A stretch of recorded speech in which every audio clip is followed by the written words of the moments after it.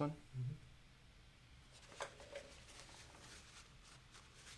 It, this right here was pretty. Which one? This one? No, this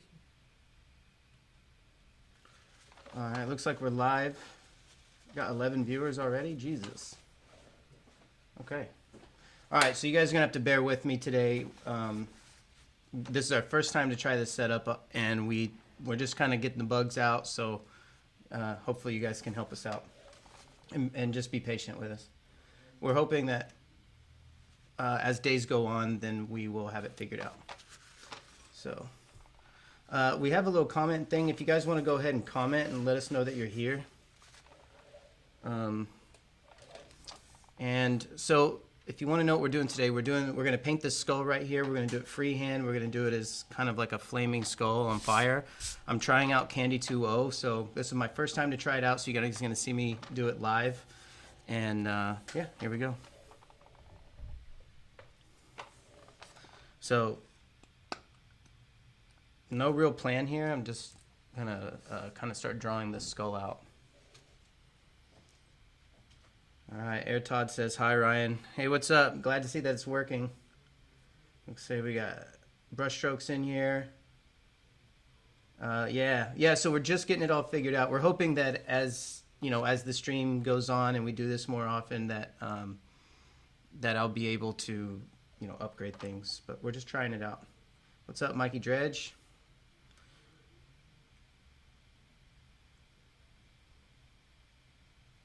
He says, is it me, but I hear you in the left skeeter? I don't know what that means. Left speaker. Well, here's the microphone. Is it working on both speakers? All right, we'll just try it out. You guys help me out with this.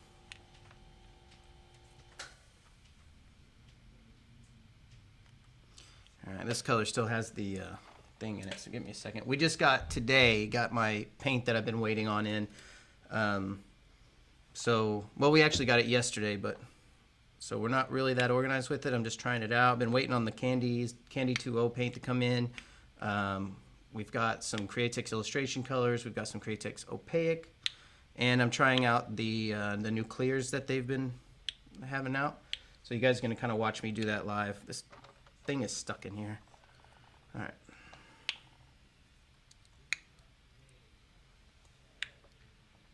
How do I get this out?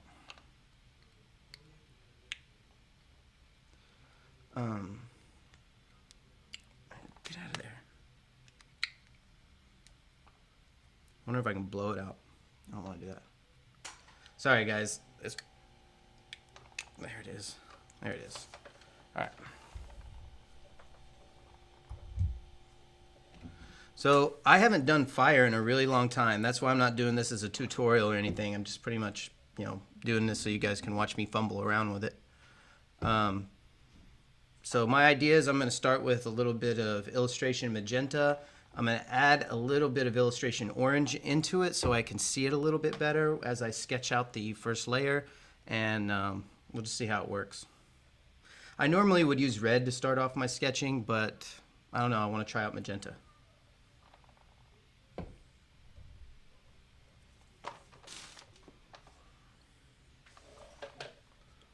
Where's my reducer?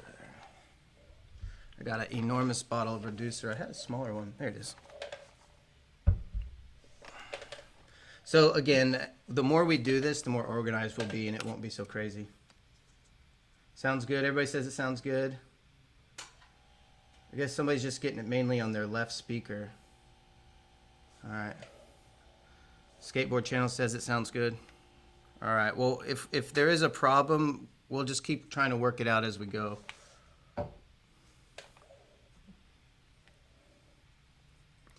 So the idea behind doing these live paintings the way that I'm doing is basically something you guys can paint along to if you want. Maybe something you can have on in the background, ask me questions. Just kind of like a hangout, really. And like I said, that's why it's not really a tutorial, because I'm just kind of making stuff up as I go here. I think I should have taken the thing out of all of them.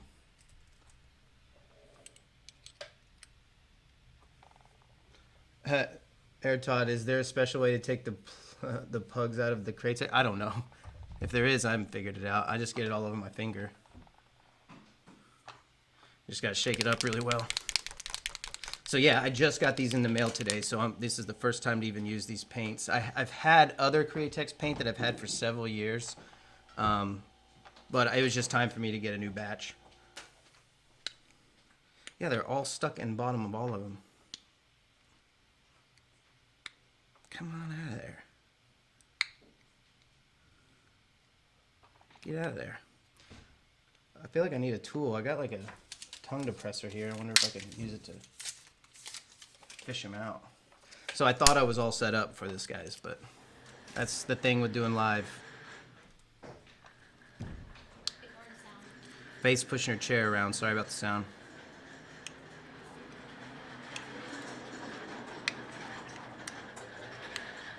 Get out of there. Oh, there's your trick. Just poke it with a stick and pull it out.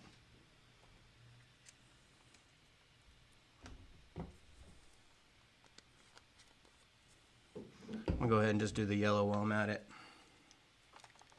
Make sure everything's working. Always shake it really well. I usually use a rag, which I probably do when I first pour it out, because you know how sometimes you get that paint that builds up on the tip of the bottle, like if you were to let this dry up. So I'll use a rag, and I should be using a rag to open and close it.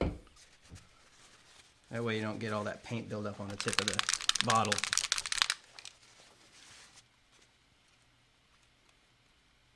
Yep, see, it's inside that one too. What a bummer. Sorry about the delay, guys. There's your trick. Poke it with a stick.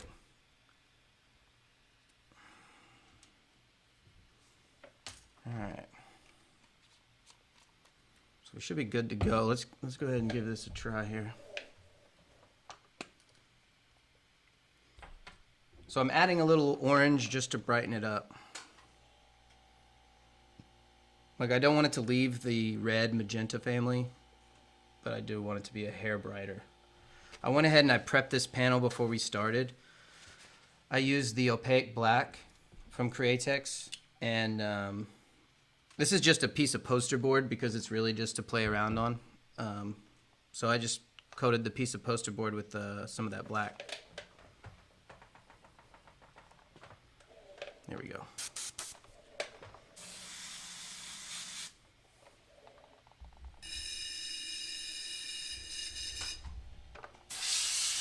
All right, let's see how this lays down.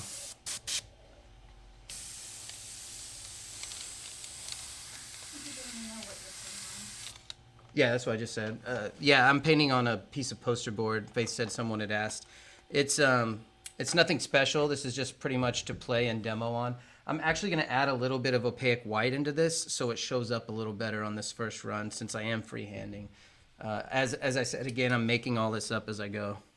But I will explain my thought process in case you guys are interested in that.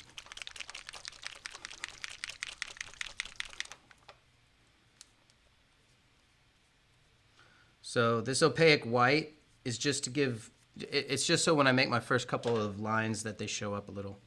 Because I'm going to be covering all of this with candy. And hopefully that goes well, because it's my first time to mix it for something like this. So, and I had to pre-mix it because the minute you put the, I think they got a new clear, it's called, I think it's 4050. The minute you put that in there, the integrity of the paint is, you know, it won't last for very long after that. Only like a day.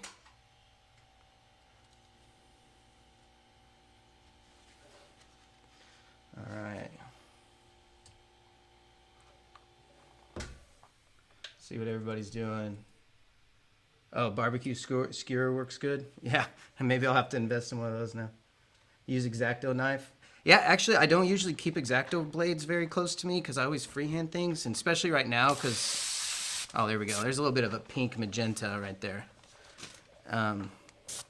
Anyway, let's go ahead and paint the skull. So I'm going to start with kind of a light dusting of a circle to represent, I don't know, the overall shape. So these are all things I'm kind of playing with. I'm gonna make tutorials and stuff later once I get it all figured out, but you guys can just watch me fool with it live.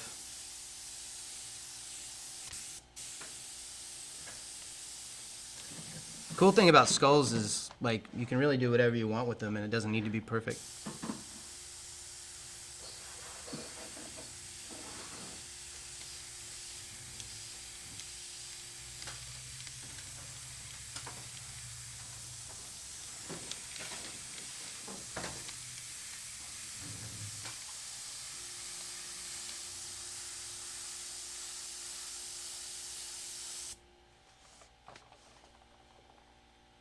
See here, I had some music going, I don't know what happened to it. Here it is. How's everybody doing? So the skateboard channel, he's monitoring from the other room, making sure everything is going good. So if you guys have any questions about that, he'll check it out for you.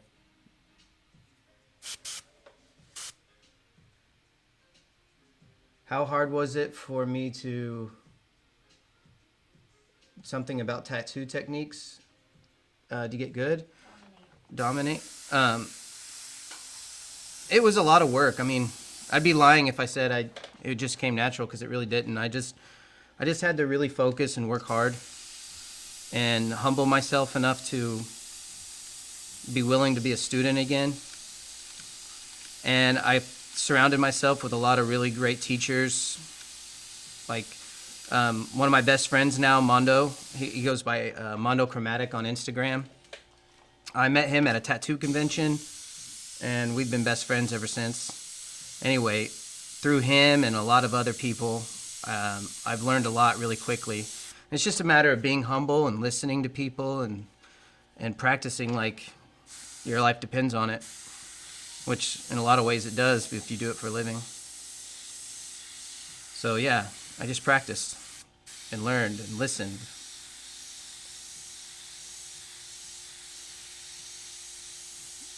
There's something about like when you're learning something, you get a lot of people that are close to you. They'll tell you how great you are all the time, but you really need to keep people who are better than you around so they put you in check all the time, so you're always on your toes.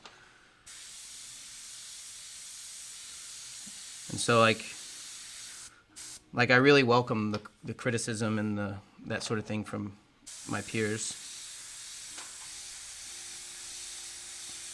It hurts sometimes, but you get over it.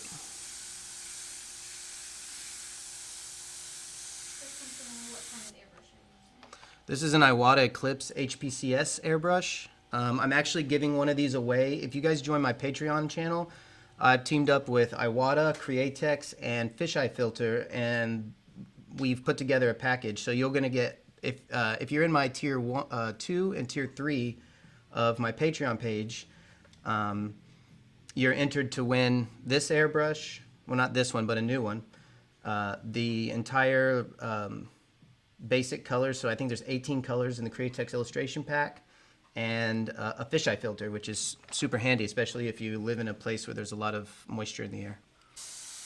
Or if you have an airline with a lot of oil in it or anything like that. So I have a fisheye filter right now. I'm in Florida. When I first started setting all this stuff up, my airbrush was just straight blowing water out, and I put a fisheye filter on it, and I haven't had a problem ever since.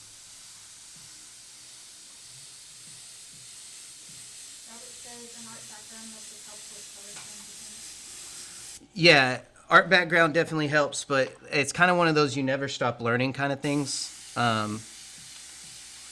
Like, if I just stuck with just my background, I probably wouldn't have gotten very far. I just kind of on-the-job training, you know, like learn as you go and talk to a lot of people.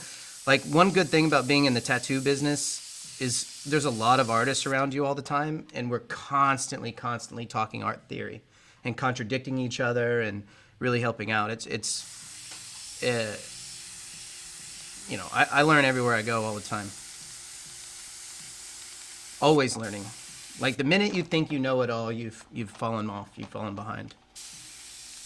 Always be open to new ideas, even if it's something. One of my best pieces of advice, if you're learning, is, and I learned this through doing YouTube years ago. it doesn't matter what level somebody is on their, whether they're a beginner or they're super advanced, there's always something to learn from everyone. Like you never know if you just listen, even if it's something you already know, you like color theory you know about, just listen, you might catch something you don't.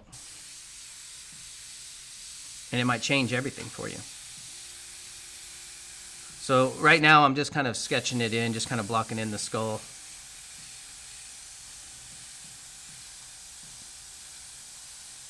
I'm using my skull over here.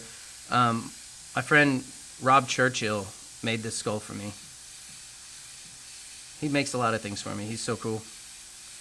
For those of you who don't know, Rob Churchill runs the Airbrush Art Circus. And I still do. I go to his house in Austin a lot, and we talk about art, and we talk about different things, and sometimes he makes me things like this skull on, it's a skull on a piston, sitting on like an air filter cover.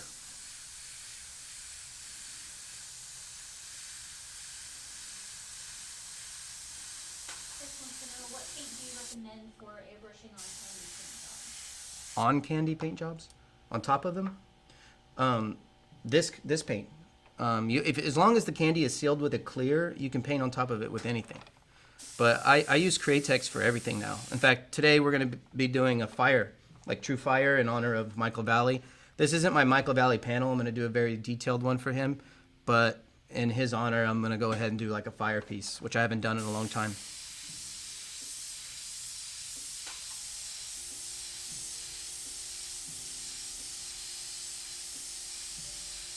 We're actually trying to work on panels. When I say we, I mean people in the airbrush community that we're going to auction off for Michael Valley and his family. For those of you who don't know, Michael Valley is the inventor. Well, he's credited as being the guy that revolutionized the technique behind true fire. And he passed away recently due to a stroke. And so, yeah, we lost a good one. David said, is airbrushing a good full-time business, or is it something that you could only do part-time while having a day job? I think airbrushing is something you should do with something else. So if you paint cars and airbrush, that's a good thing. Or if you're like me and you tattoo and you airbrush, that's a good thing. Or if you're a sign guy, if you like have a sign business and you airbrush, that's a good thing. It should always be a supplemental piece. It should be half of what you do, not all of what you do. Because then you're at the mercy of your clients and they can run you over the coals sometimes. So you should always be diversified. Like maybe that's it. Maybe you are an investor and you invest in real estate and that's your main gig and you also airbrush. Like you should always have two things. That's why I started tattooing, because when I was airbrushing full time, I only had one thing. And although I did paint cars too, like on the line like Rex, but I really only had one thing, and I needed two in order to feel comfortable financially.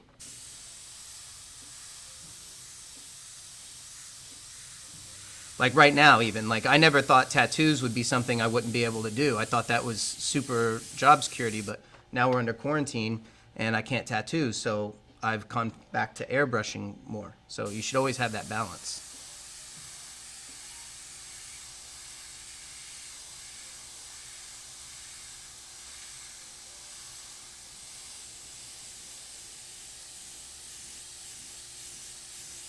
Let's see. Is that your iPad? My iPad? My iPad's right here. I was gonna share on Facebook. Oh, I did, I think. What you can do, Faith, though, is if you go on... hey, you guys, too, I posted, if you follow me on Facebook, I posted that I was going to be on here. If you guys want to help me share the actual link to this video, I can't do it, obviously, right now. I think Faith is working on it. So I made the post, but you can put in the comments section if you can post this actual link. So I posted to my channel, but I need to post to the actual video link, which I couldn't do beforehand because I hadn't set up the video yet. David said, thanks on the car spray painter looking to get into the more custom side. Say what now? David Oh. said, thanks, I'm a car spray painter looking to get into the more... Oh, yeah. I say if you already paint cars, if that's your gig, I would start with doing like tape out graphics like flames and that sort of thing. and get good with running tape and, you know, racing stripes, candy colors, metallics, pearls, all that good stuff, and then transition into airbrushing because it takes a lot of work to get good at airbrushing, which is why I'm helping you guys out with this channel. It's definitely a lot of art, you know, a lot of drawing. A lot of people think it's all tips and tricks. There's all like a secret to everything. There really isn't. It's being a good artist, knowing how to draw. And the way to do that is practice. Is the Micron SD overrated? Nope. So the only reason I'm not using a Micron is, first of all, I'm not working on a really tight, small thing. My favorite airbrush is a Micron. But I'm just not using it now because it's not convenient for me at the moment.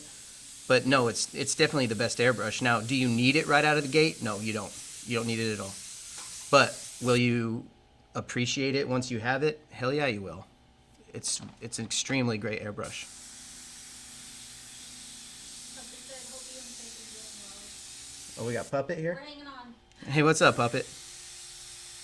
So I told you guys when I started airbrushing, I met some people that I kept really close to me. Or not airbrushing, I'm sorry, when I started tattooing. Reminds me.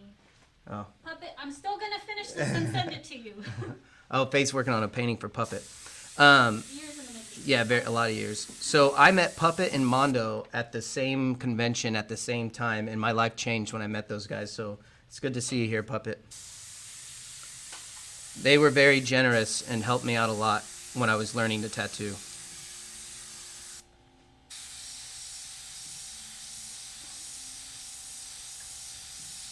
Townsend, I use Photoshop I use Photoshop and a projector. Photoshop and a what? Projector? For your stencils?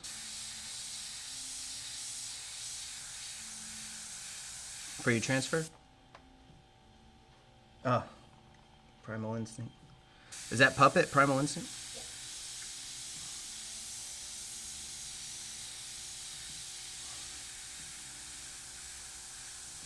So this is gonna move. This is gonna move on a little faster once I get the skull kind of sketched out. So we're just gonna kind of have fun with it today.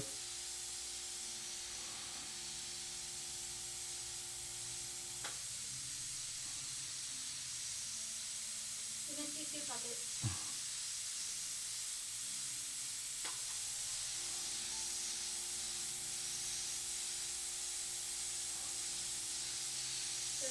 So happy to catch this now, thanks, Ryan. Happy to catch it. What? Let me see. Transparent paint. Have I ever used harder and Steamback airbrushes? No, I've honestly never used another airbrush. I used a Badger once, and it was just because somebody handed it to me and I was just playing with it. But that's about it. I've only ever used Iwata. I actually started with an Iwata TH because I started by painting cars, and when you paint cars, you're used to pulling a trigger like this, and I needed something familiar because I thought this would be impossible to learn, so I started by pulling a trigger like that.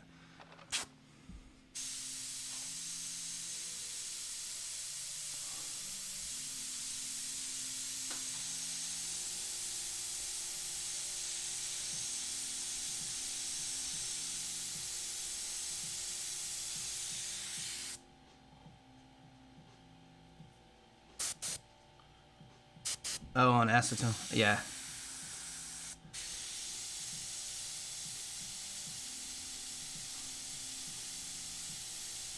I would say though, if you're not a really strong artist, sometimes it's good to practice with what I'm doing here and sketching it out. It definitely makes you better. It definitely makes you better. Like if you rely on stencils too much, you don't learn really. I mean, you learn a little. I'm not saying that it's a bad thing. I'm just saying that if you really want to get really, really good, draw it from scratch and you'll get better. It might look terrible and you'll feel bad about it, but over time you'll improve.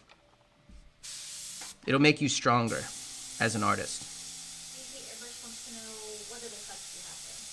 Those are the candy colors. I had to pre-mix the candy colors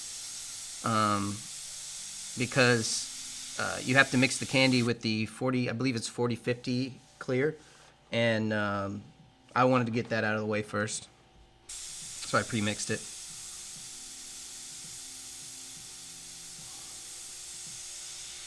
Christian wants to know what color are you using? I just made a color using magenta, a little bit of orange, and some white just to brighten it up a bit.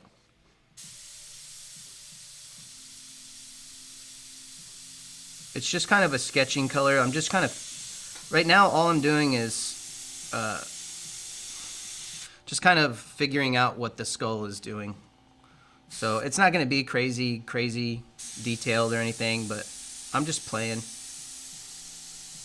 That's what I recommend, just play. You know, don't put any pressure on yourself to do any kind of, you know, crazy piece of art. Just kind of play and get good and figure it all out, you know. David and Ray would like to know what happened to part 2 of the cowgirl video. Was there not a part 2 to it? No. Oh, I don't know. Boy, that stuff's lost in the ether now. I don't know. I never thought that I didn't know that I didn't finish it. What happened was I started tattooing and I got super distracted. That's probably what happened.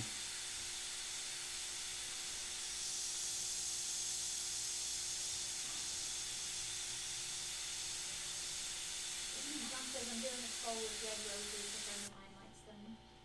Oh, I love doing skulls with roses. That's one of my favorite things. If you guys, you know, the more we do this, I might start planning out my design a little bit better, and I will bring stencils just to kind of speed things along. What type of setup are you using to live stream? Actually, I don't know. The skateboard channel is helping me out with that. It's a camera and a computer and some lights. I don't know. I know OBS is like the program we're going through.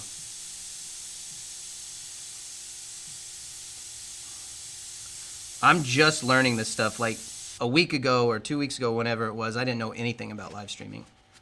Ray says the cowgirl was my first look at cutting paper stencils. Oh, really? I just did a whole live stream on me cutting a paper stencil. It wasn't like super planned out. It was like this, kind of impromptu, just kind of, you know, painting live. But yeah, I still use the paper stencils for sure.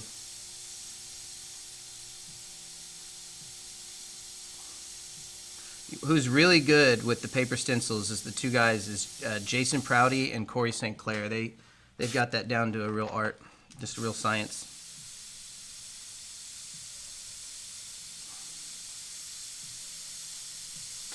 I am so not good at planning anything that I end up freehanding a lot of stuff just because I don't. I'm not much of a planner. I'm just a kind of a doer.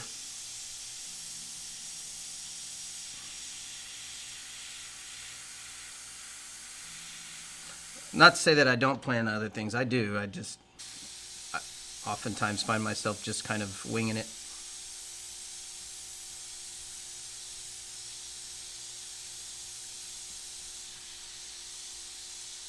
You guys can see that skull that's next to me. That's what I'm using for reference.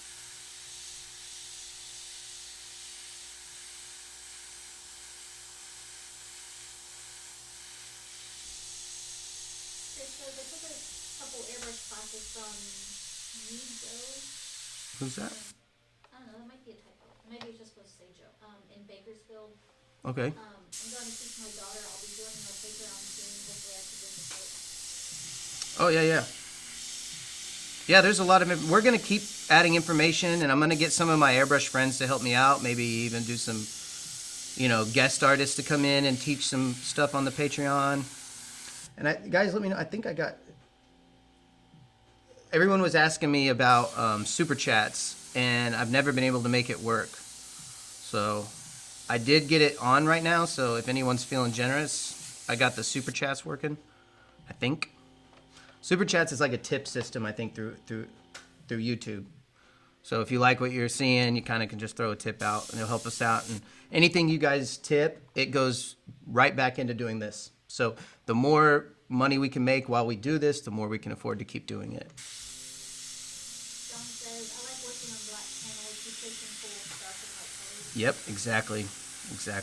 Yep. That- Airbrush bed, I like that too. Yeah, I love the push and pull because you can play with it for days. Like, you're not committed to anything. You just kind of let it go and do whatever you want.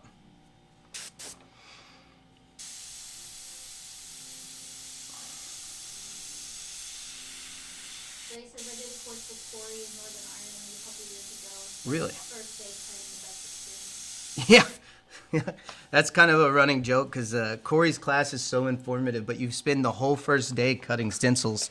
So we like to give them a hard time about it. But they end up with a really neat piece if they're patient.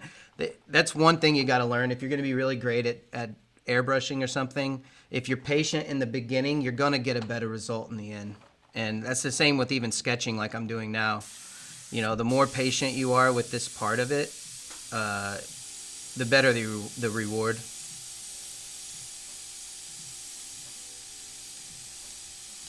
But I think I'm gonna. So Corey is trying to get his Patreon working and his videos because I'm trying to talk him into doing this with me. He's definitely. I think we're gonna have him out at some point, and he and I might paint together. And do something together, and we'll just kind of treat it like a paint-along podcast where he and I will hang out and we'll paint and we'll talk shop and that sort of thing. I just barely started talking to him about it, but I'm trying to get it organized. I'm gonna have to con him into doing it with me. He's game, I know, but it'll be an excuse to get him out here to Florida to hang out too.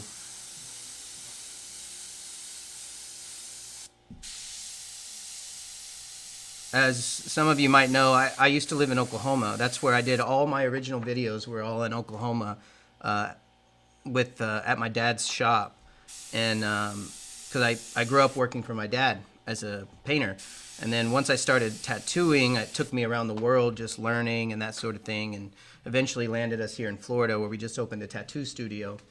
Oh, it's cool. The super chat works. Thanks, Christian. Man, that's awesome. Cool. Thank you. But anyway, what was I saying?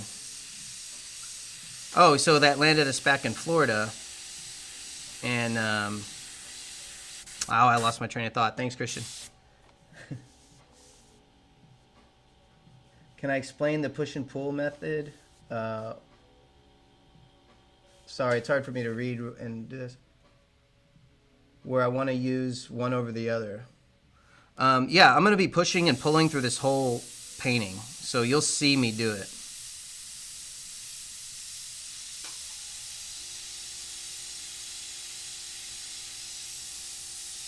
So right now we're just in the sketch portion, which is just a slow build. So there's not a lot of pushing and pulling going on right now. It's more just pulling.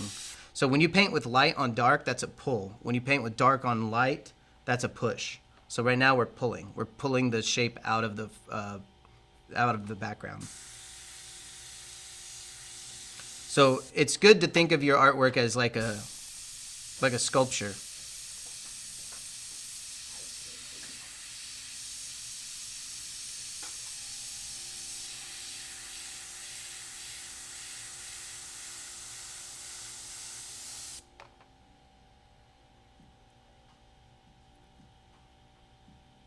Thanks, Robert.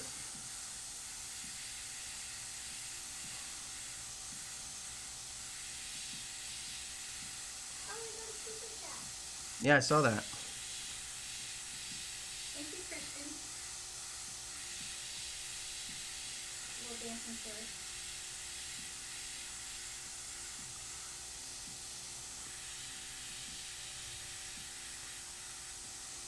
So yeah, in future videos, we're gonna take input as you guys watch us. You know, what's entertaining? Like, do you like to see me sketch stuff out, or would you rather me stencil it and move faster, or would you? I don't know, whatever.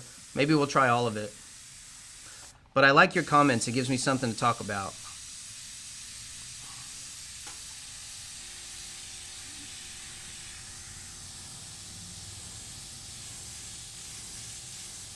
Actually, I think you guys can tell me so my new tattoo studio that Faith and I just put together is called Eden's Edge Tattoo.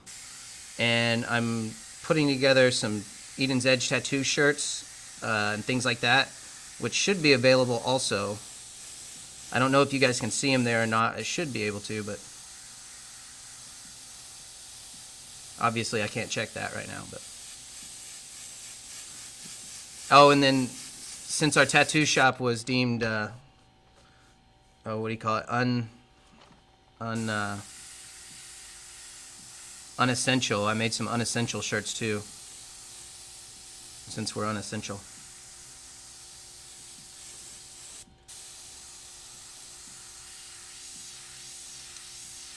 It's funny the timing on that. We just opened the shop like 2 weeks before that whole coronavirus thing started up.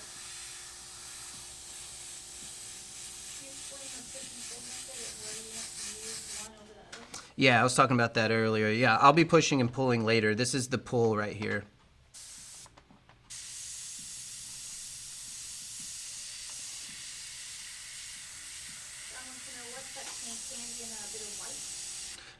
This is no candy at all.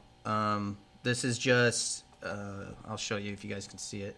It's illustration magenta, and I'm using illustration yellow and a little bit of opaque white, which is this bottle right here. The opaque white is just so it shows up a little better. How can I get better at hair? Is this as hard as tattooing stuff that you have in magic? Get better at hair with a tattoo machine. You want to sculpt the hair.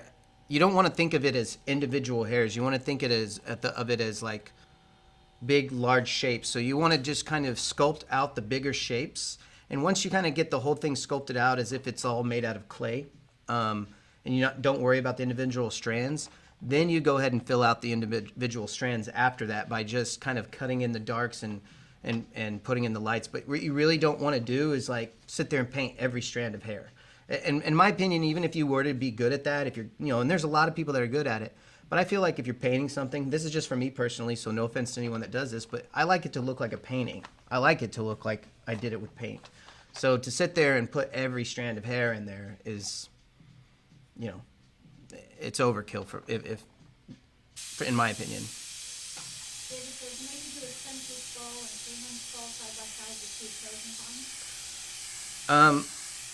It's hard to say pros and cons. I can just tell you what the pros and cons are. The pros of using a stencil is you don't have to do this step that I'm doing right now. You just get your image on there fast. It's faster. It's more efficient. The cons are, first of all, you have to have a stencil to begin with, so you have to cut paper and all these other things. You're also limited to the stencil. When you're freehanding it, you can make decisions on the fly.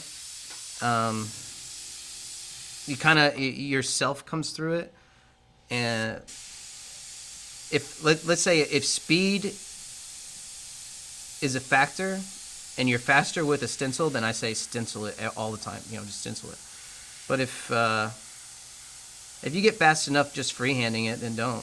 I did a whole car one time, or not a whole car, but a whole bagger, nothing but freehand skulls, and they were like ultra realistic.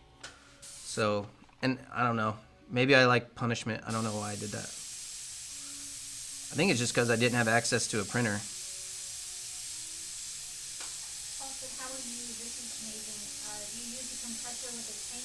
I have just an high water compressor. Right now I'm using a silent air compressor from the company Silent Air. So this compressor uses, it's only like a 1 gallon tank, and the tank is actually the handle that you carry the compressor with. It's ultra quiet. It's the same motor that your refrigerator uses, so it's very, very quiet.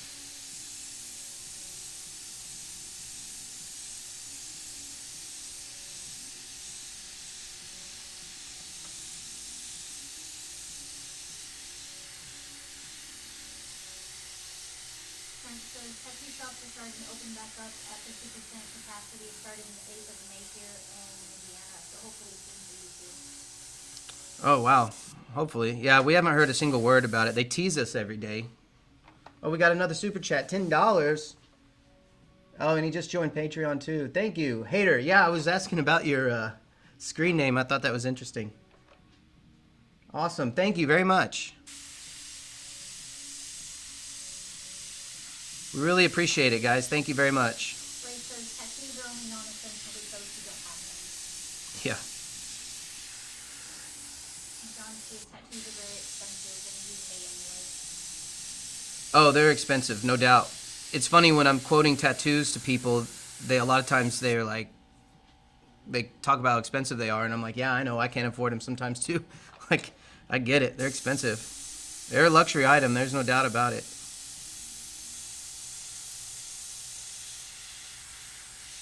But well, go ahead. Ian said, what's up, glad to see the videos rolling out, man. Always put out great content. This food is awesome, helps me huge when I started. Awesome. Thanks, Ian.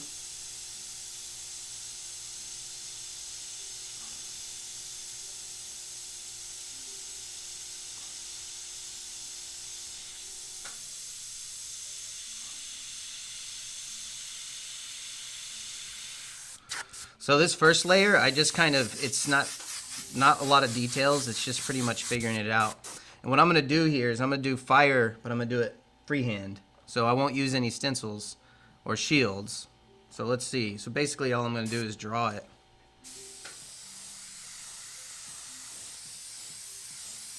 And you guys bear with me if I fail at this. I haven't painted fire in probably 6 years or something. Thank you, Primal Instinct, with the super chat. Thank you. I'm glad that's working. Thank you very much.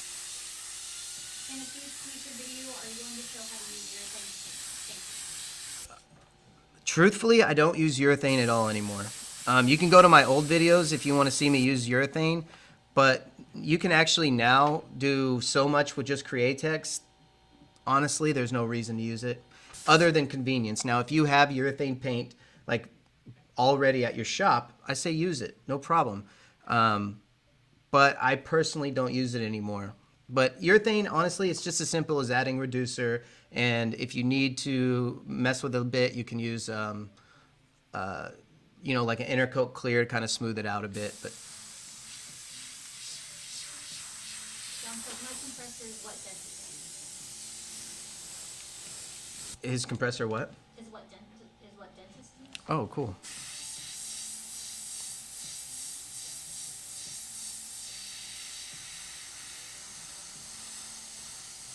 Right now I'm just sketching out the fire. Again, I have a fire reference over here because it's been so long since I've done it.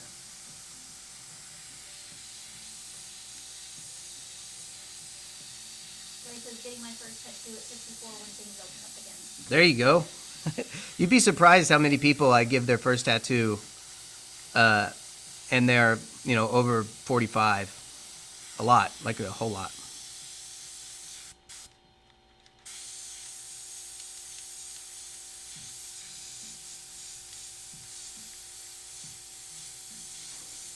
Airbrush goes, okay, airbrush is similar to tattoos in my opinion. Well, technique-wise is different. Technique, that's really the only difference. It's just learning a new tool and new techniques and things like that. But your art background, it still translates just fine.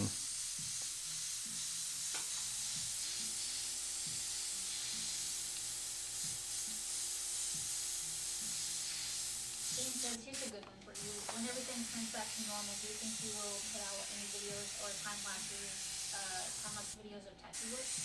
Yes, we do have plans. I have to limit it to friends and close clients because I have to run a business. And I don't want to sit here doing this, talking and whatnot while everybody else is trying to work.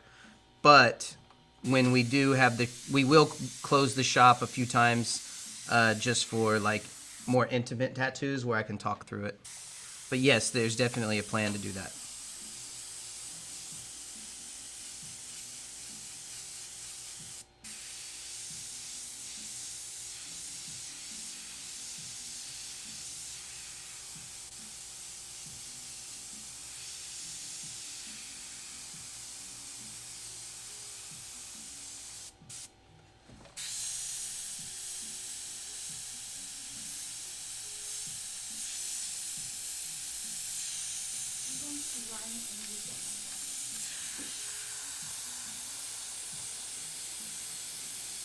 What else we got here?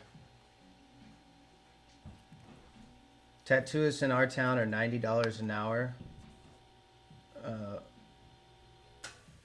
Or 112. Yeah, that's actually cheap. That's a good deal.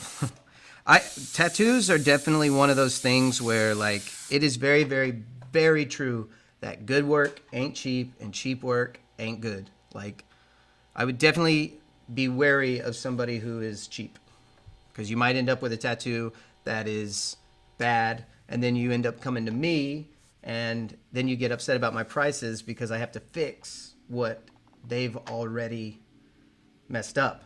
And it's better to just get it right the first time. But I'm not saying whoever that is bad. I'm not saying that at all. I'm just saying make sure you double check.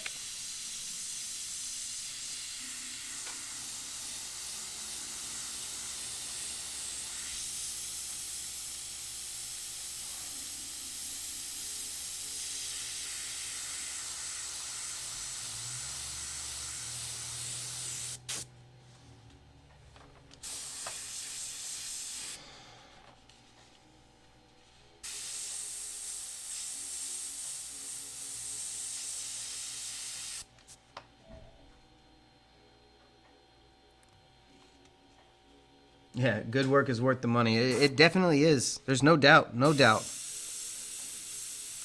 I tell you, man, being an artist for a living, it's a great job. It's awesome. But, man, people can be sometimes pretty insulting when it comes to money.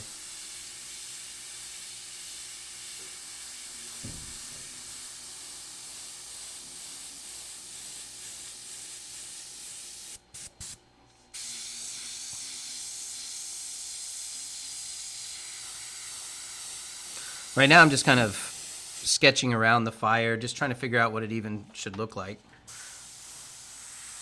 Normally what I would do is I use shields and I make these little shapes like this, you know. And it kind of helps, which you can use your finger.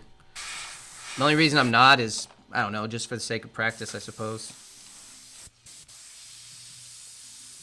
But you can use, like, even if you don't have like a fire shield, like one of Michael Valley's shields, if you don't have one available, you can use a manila envelope and just cut it up and use that.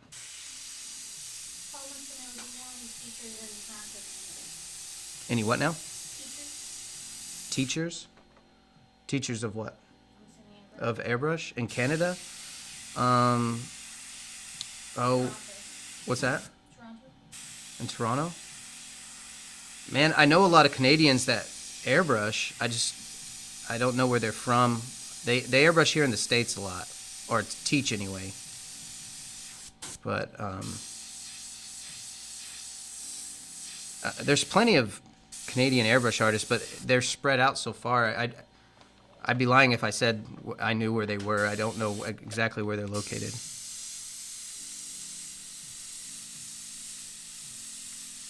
I think, yeah. What pressure are you expecting? I think I'm at about 20 right now. Yeah, I can't see, the thing's not facing me, but I feel like it's about somewhere around 22, maybe 23. What's a decent airbrush to use for art on, for example, Vans, the Eclipse HPCS. This is the best airbrush for all around everything. Oh, see, John got another super chat. Thank you. $5 from John. Thank you. I appreciate it. Thank you so much. Yeah, and if you guys have any questions, keep them coming. I'm here to answer.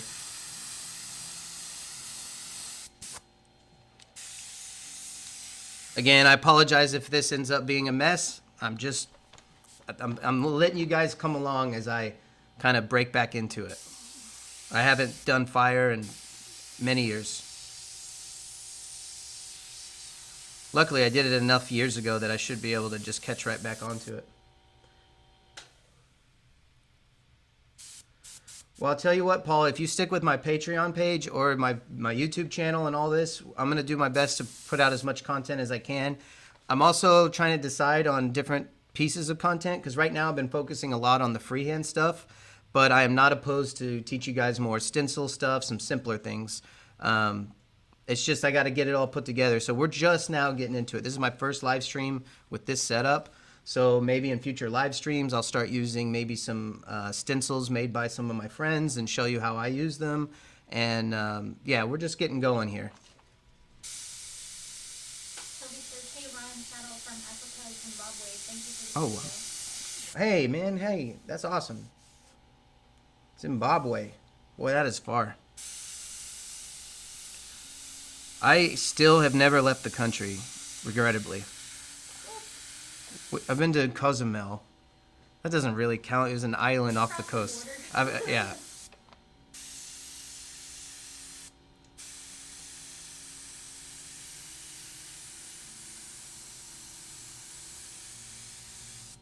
Tell you what I'm gonna do. Oh, my Apple Pencil dropped. I'm gonna move my fire right here. Hopefully that's not too distracting, so I can kind of reference it.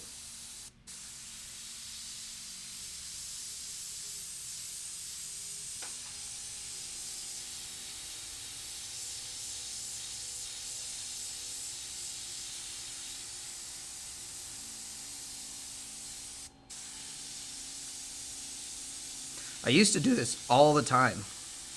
All the time.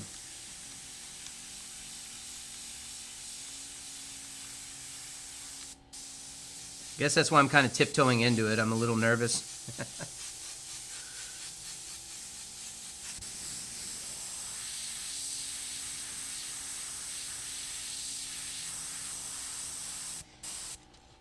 I love the little like streamers, you know. Michael Valley does this a lot where you hit like these little like blowout streamers and you just kind of chase them. They like give a lot of motion. You just put like a bright spot in there and then you chase it around.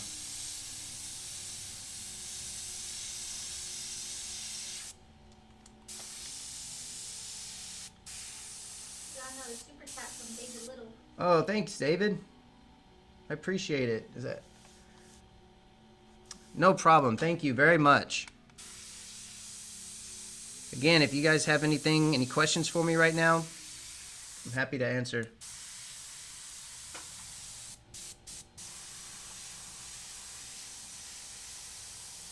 Paul says, will you be doing any online courses? I don't know if you answered that. I am doing online courses. In fact, if you guys haven't been on my Patreon page yet, if you go to Patreon and you search for Ryan Townsend, so I think it's patreon.com/Ryan Townsend. Faith and I have already posted, and my friend Alex, who's also here in the chat with us, we made a 30-part, well, it's like 34-part portrait tutorial. Well, Faith, you want to grab the portrait and show them? It's up there on the wall. I'll show you guys. So we detailed everything that went into doing this portrait, and it's online through Patreon. You can access it for $5, and you get perks for 10 and 20. What? Which camera? Just put it right here. I'll grab it. So let me put it right here. So this is the portrait that I did. It's my monochromatic portrait technique. I run through every single detail. So you can start with that one. We're making more classes as we speak. Right now we're just technically getting set up for it. So that's kind of what today is for, just kind of practicing with our gear, you know, trying to figure out how everything works. Here you go, Faith.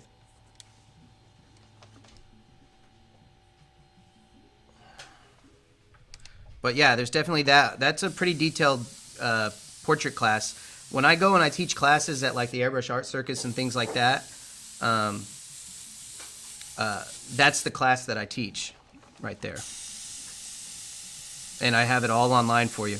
And there's ways that we have like, if you're a certain tier Patreon, then I will go into little private chats with you guys and kind of help you in one-on-one basis. Or actually, it's more like 4 or 5 on 1. Yeah, it looks like a photo. Yeah, and all the details are there. And yes, I prefer the Iwata HPCH. Paul says, excuse my language, but I like this shit. Thank you. Dennis wants to know, do you know anyone at Bloodshot Airbrushing? I don't.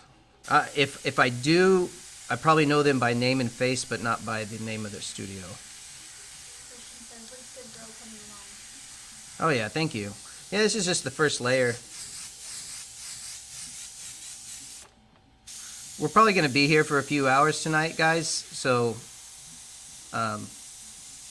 my hope is to have this looking cool in a few hours. I'm kind of thinking about treating this more like a podcast in the sense that, you know, I'm just painting and talking, and you guys can hang out and put it on the background if you want, whatever. I'm hoping that in the future, once we get a set schedule with it, that you guys will paint along with me.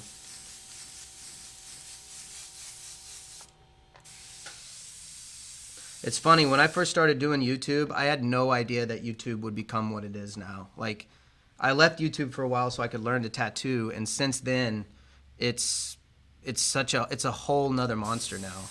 And I'm so excited to be back with the live streaming. Live streaming is so much easier than what I used to do. I used to have to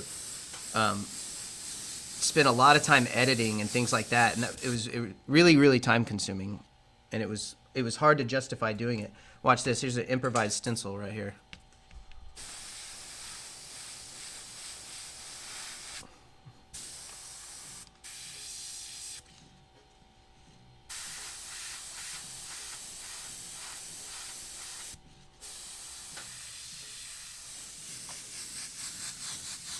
I do remember I used to fog it out with the red first, just to have a good background glow once I start adding in all the craziness. Follow Ryan's Instagram is Ryan Townsend Tattoo. Yeah, Instagram, Ryan Townsend Tattoo. Ian says if you come do some guest spots in Canada for tattooing, you would book up fast. Thank you. Yeah, I'm down to do it. I know right now the virus has slowed things down for us, so the first thing I'm going to have to do is get our shop back on its feet again, so I'll probably be here for a while. But as soon as the shop's back on its feet and we're caught up, then I definitely want to go visit Canada and a lot of other places too. When painting a car or metal painted surface, do you do any prep work? Yeah. On strips before applying the paint? Absolutely. Like on a car? Or metal surface is painted. Yeah, I always do prep work. You always need to prime it. You always need to sand it. That's a whole thing. Painted surface. Already painted, you need to sand it with at least 400 grit sandpaper. I would go 320 maybe to 400, but if it's already painted and it's already cleared, maybe you can use about 800 grit sandpaper and get away with it. You're fine. And make it smooth. Try not to bust through the clear, because once you bust through the clear, you're going to have all kinds of problems.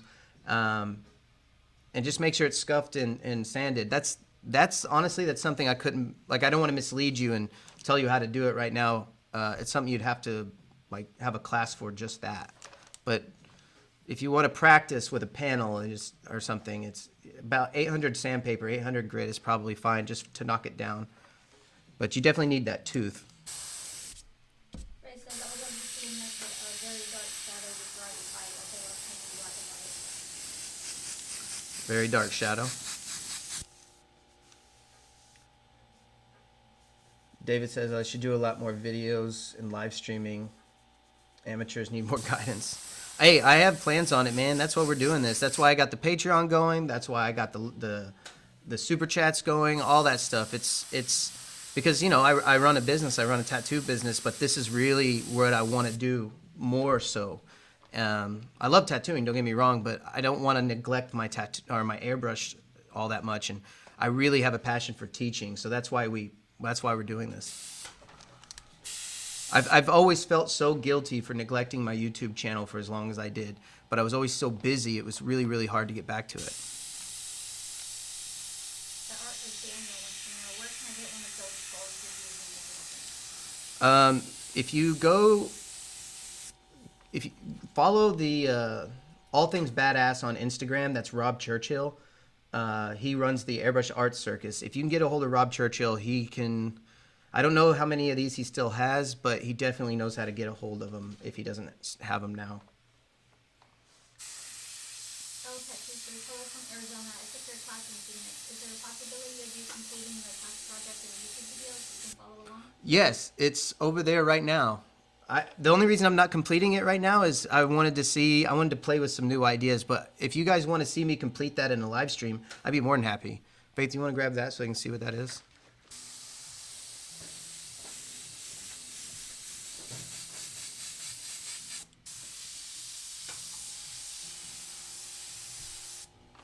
So when we did our class in Phoenix, we painted this right here.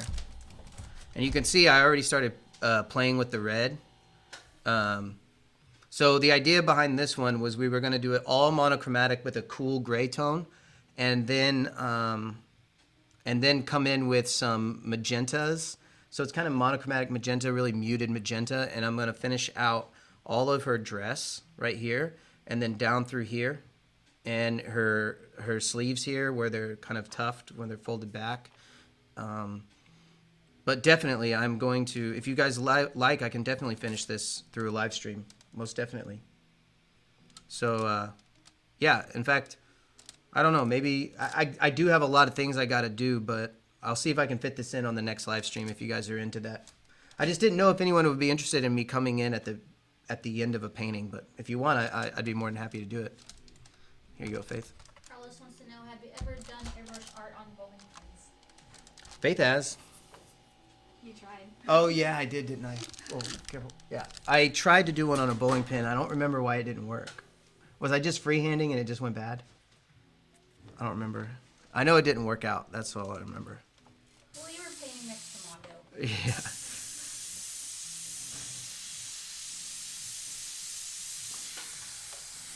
It was, so when you freehand the way that I'm doing right now, you know, you win some and you lose some. And, you know, I lost that one. John says it's obvious you're a natural teacher. Thank you. Robert says, freaking wicked. Wow, the details. Daniel says, dude, that's amazing. Thank you, guys. John wants to know how long that took for you. I was teaching it at the time. The class was, and you guys can help me out with this, I think the class was 4 or 5 days long. And we started the first day with a lot of warm-up stuff. And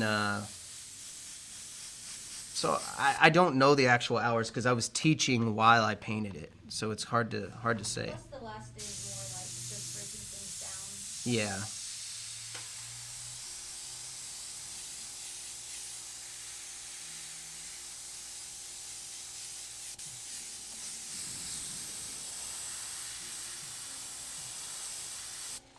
I love all these, like, when you, like, these little places that, I guess where it, like, folds over and then kicks back up.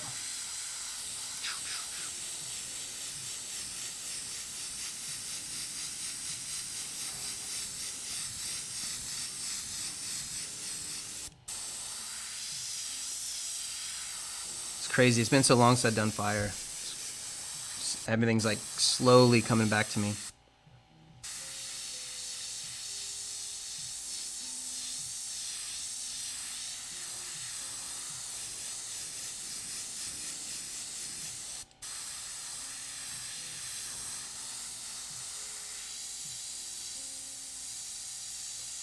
John says, you guys in the States have so much better access to decent airbrush supplies than us here in the UK. Oh, really?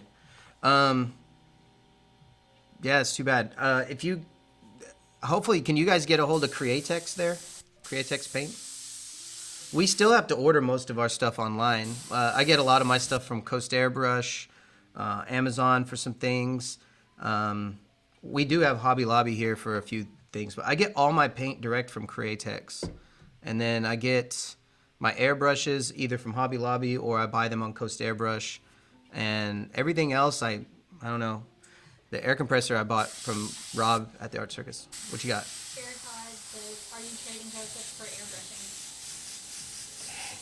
airbrushing? No. So We're quarantined with a hairstylist. yeah, we're quarantined. So our tattoo shop has an apartment attached to it. And Faith and I, we've lived in our RV for some years because we've been traveling around, and that's a whole thing. We kind of live the RV life, which you guys got to see our RV. It's freaking amazing. And well, since the quarantine happened, we all had to hunker down in place, so we all moved into the apartment and we put our RV in storage. And so we're living with a hairdresser right now, and so he freshens me up. So, or a hairstylist.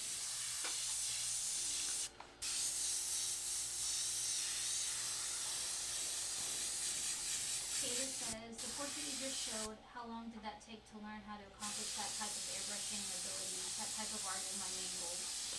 Okay, so that was a style or a technique that I developed over several years, and it was just a lot of trial and error. So I say it took me about 5 or 6 years, maybe something like that, before I was able to get to that level, I suppose. And then from there, it was about refining my technique.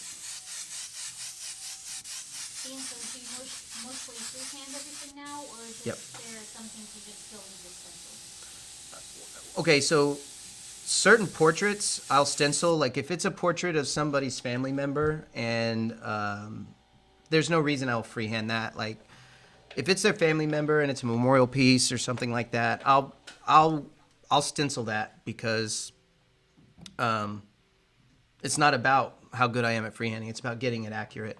And I also use stencils if time, like if I'm working, like I got to go paint a lowrider in a few weeks, and I don't have time to sit there and scribble on the side of his lowrider like I'm doing right now. I just need to get in there, lay everything out and paint it efficiently. So I will use some cut paper stencils for the lowrider.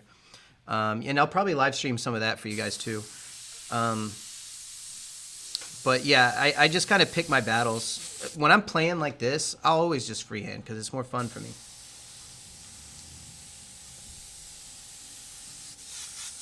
So right now what I'm going to do is I'm probably going to add a little more,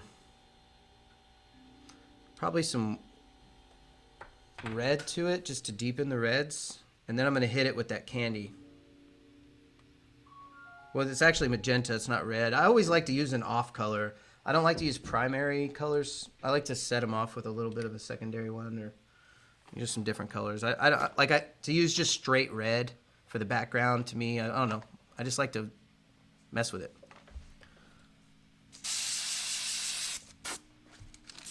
See, that's kind of cool too if you do splatters. I accidentally splattered, but you can do that and it adds like a little bit of...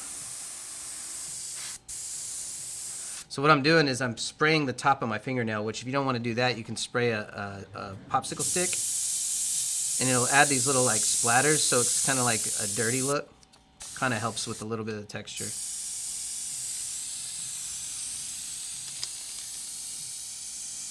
Another thing you can do is you can turn your air pressure down, which I don't have a Mac valve on this, otherwise I would turn the air pressure down and that'll splatter it too.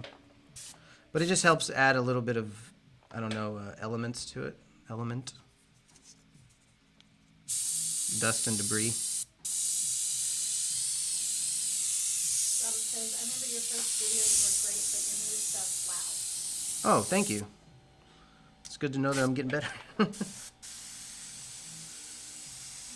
he had a commission portrait. A commission portrait? I would definitely use a stencil for commission portraits, unless they ask for me to freehand it, then I'll freehand it.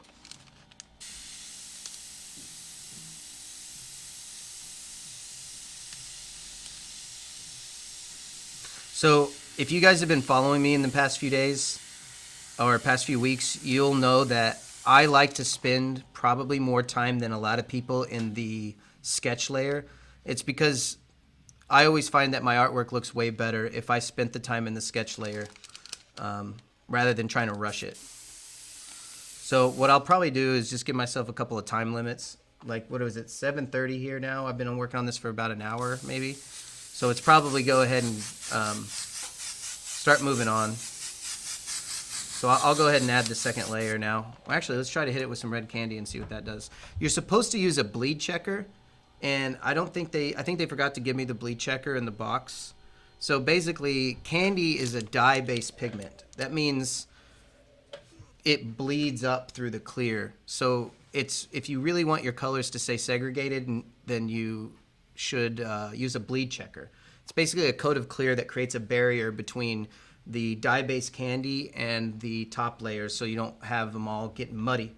That what you'll find is if you don't properly seal the layers, the color will get really like orangey muddy.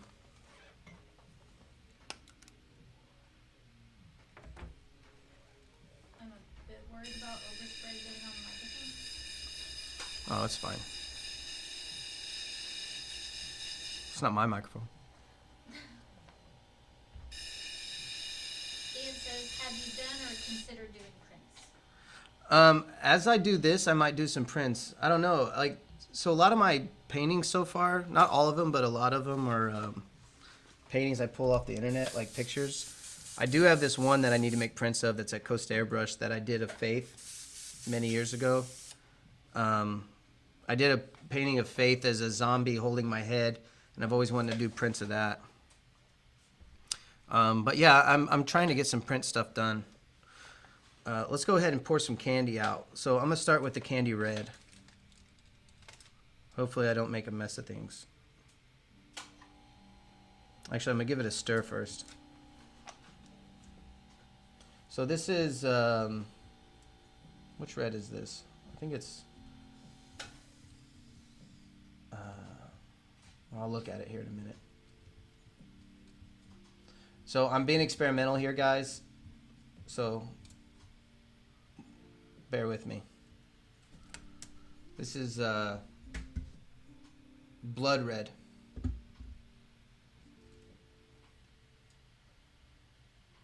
I don't want it. Let's do it over the black. There we go.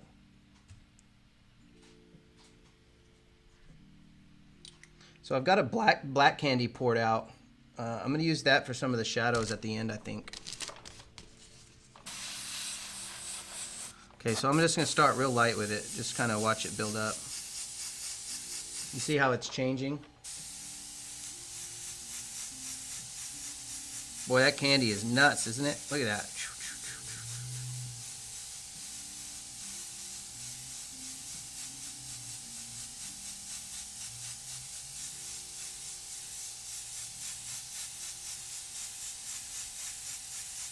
Boy, it's been so long since I painted like this.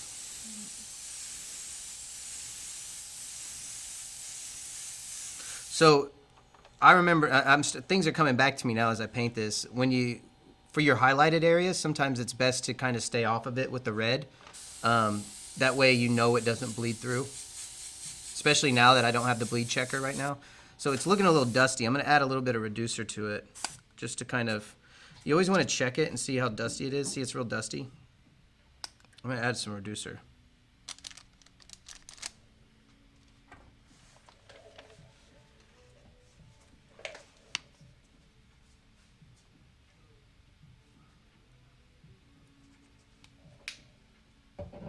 Just to kind of smooth it out.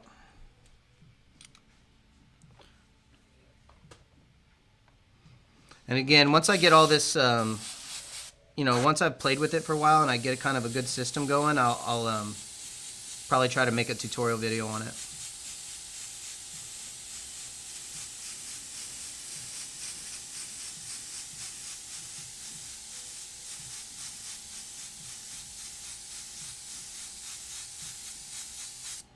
Yeah, I do end up using a lot more air, don't I, when I do fire.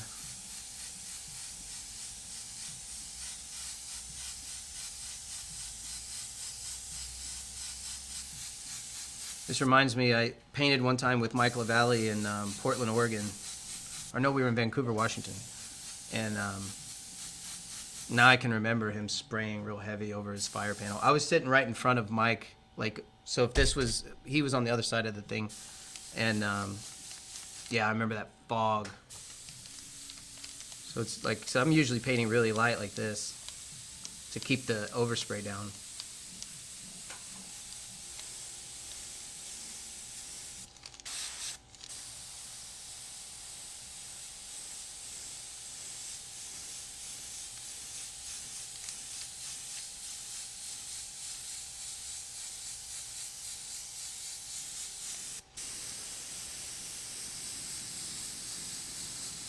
Again, this is just a piece of poster board, so I don't plan on keeping this after I'm done with it. It's more just a experiment.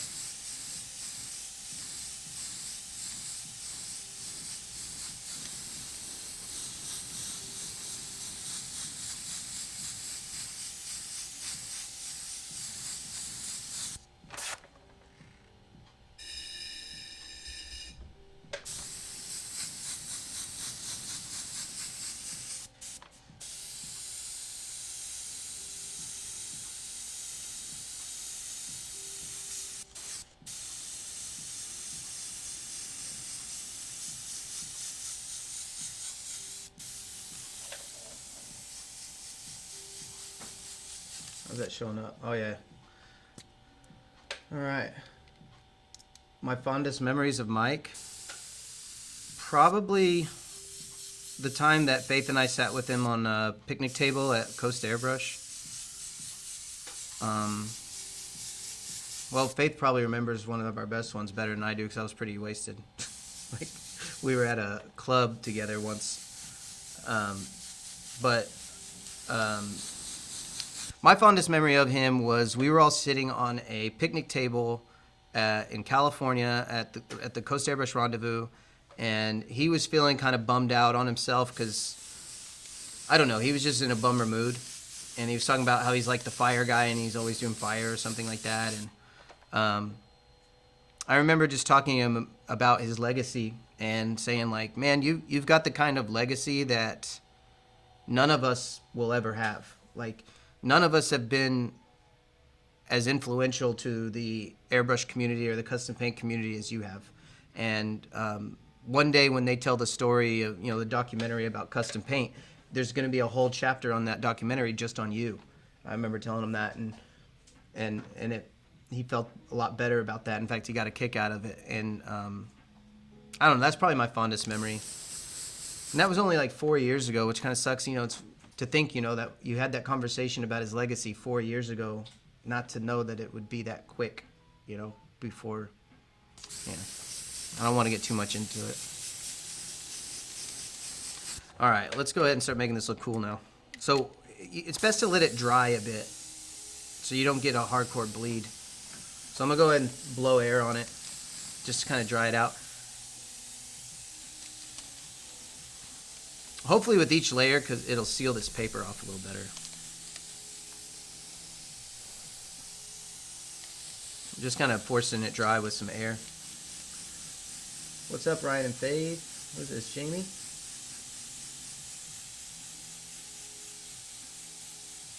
Well, it's good to have you here. All right.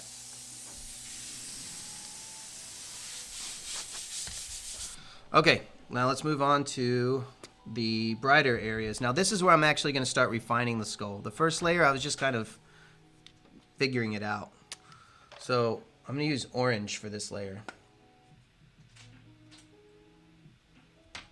So I need to dump this out. Babe, will you grab, there's a cup with a rag in it over there.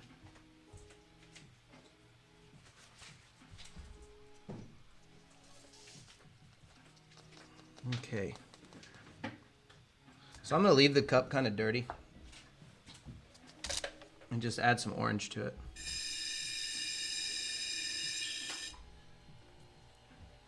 See what we got here. We've got illustration orange. Let's see if that one's open.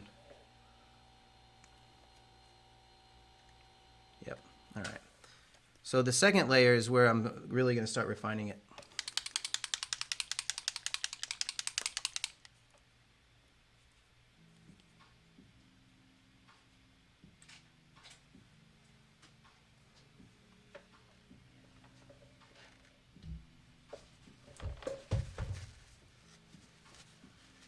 So I know when we do this again, I'll probably start, you know, building some shelves and things, so I'm not like reaching for things everywhere.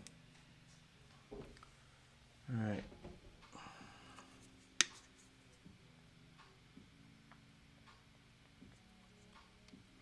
A little reducer in there. Let's get some details up in this. All right.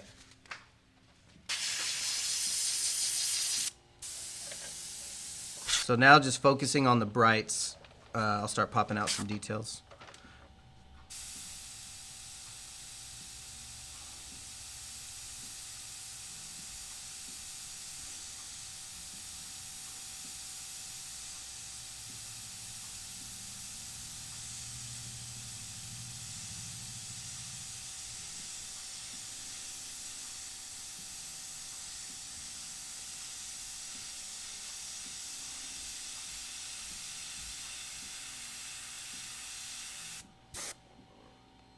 I feel like I should use an opaque orange. What's this one? opaque orange. Yeah, let's make it a little bit stronger. So I think when you're doing fire, it's probably better to stay in the opaques rather than the transparents when it comes to building up.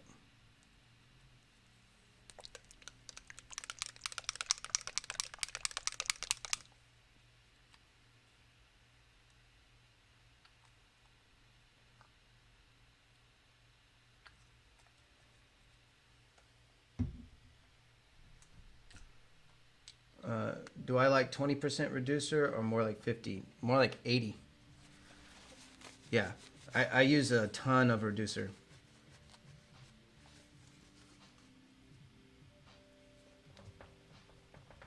Yeah, I did do a video with him. That was a lot of years ago.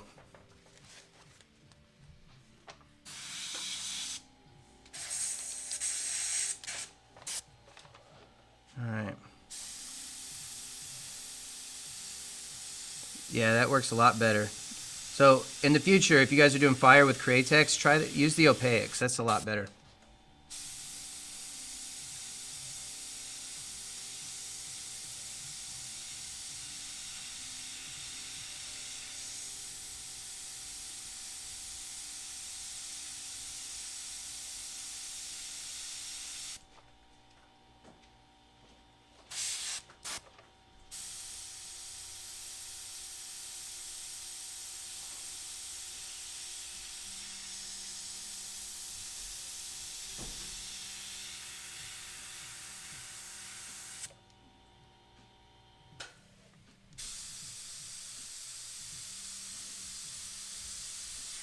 So I need a little more reducer in it. It's not spraying too well.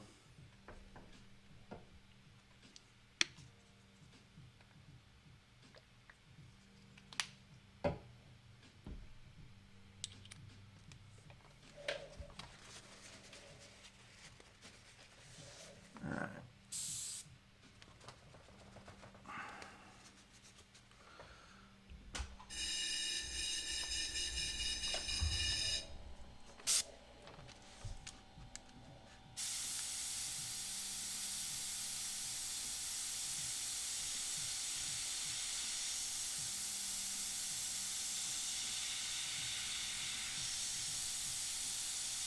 So this is where we're going to get into the push and pull that we were talking about earlier. Like I'm still pulling, but I'm going to push here in just a bit.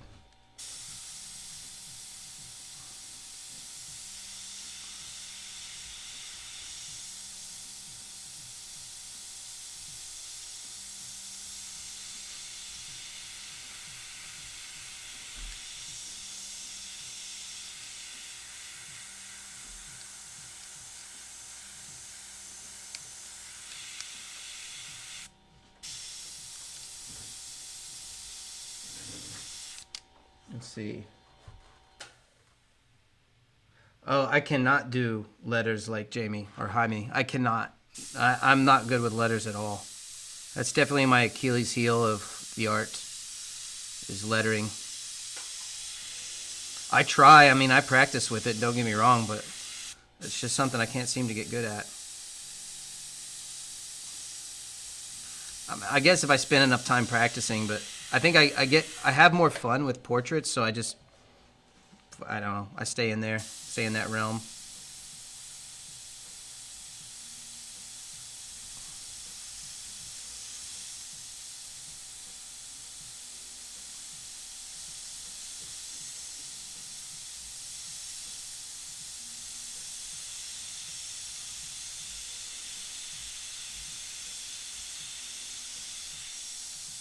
I definitely need to get good with letters because it's handy to have even in the tattoo business.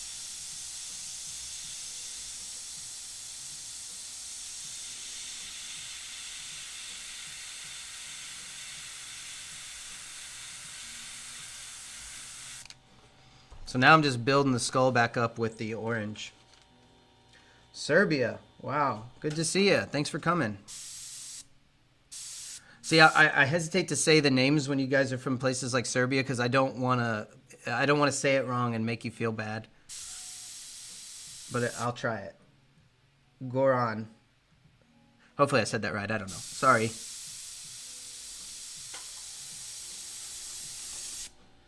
Carlos.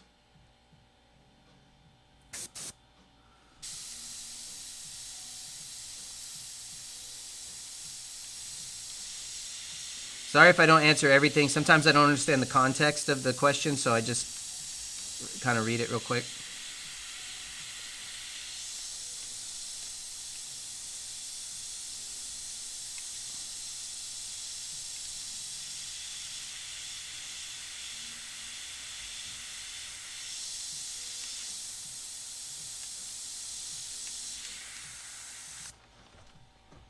So yeah, just building that orange back up. The red was basically more or less just for background.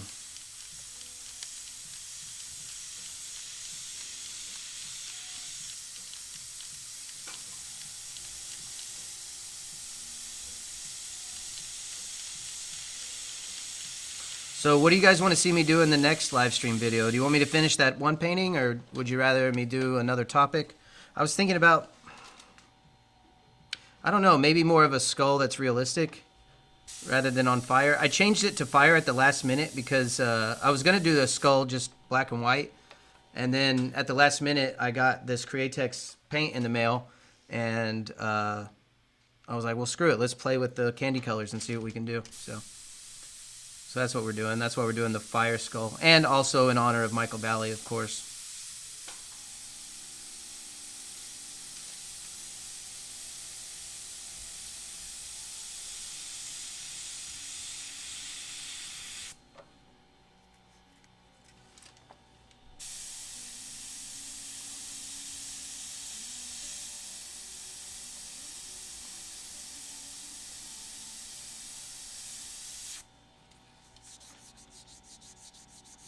You want to see me do a colored portrait? All right. The realistic skull? Yeah, okay. That could be the paint party. The paint party, like the realistic skull or the portrait? I am going to do a live portrait of Faith here pretty soon, where it's going to be a long one. So it'll probably be several hours, 20 hours we're talking about, where she's just going to sit in front of me and I'm going to paint her. And paint her from life. It'll be a 24-hour paint party. Yeah, 24-hour paint party. So that'll definitely be one where everybody just, Get hyped up on caffeine. yeah. That's definitely one I want everyone to paint along. You don't have to paint Faith, obviously, but it'll be more of a hangout all day long. What's up, Sammy? Arma says 80% even on the illustration paints. Yeah, I do. And then I back off of it from there. And sometimes when I go 80%, I'll add a little bit of 40-30, or now I'm trying out some 40-50 intercoat clear, or like a balancing clear, just to kind of give it back its body but maintain its transparency.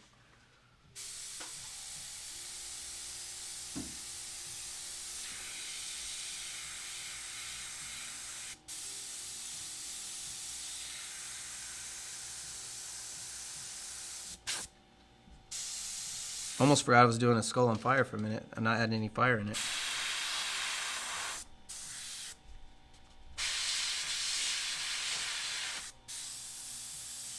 John said he would love to see you finish the dog. Oh, the dog's sitting right here. It's ready to be finished. I just was trying to throw variety in, but I have it right here. I can do that too. And he says, good evening, Ryan. Good evening, everyone.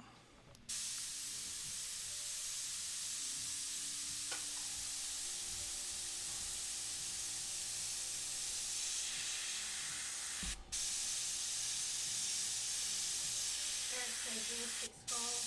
Can't say color that would be awesome.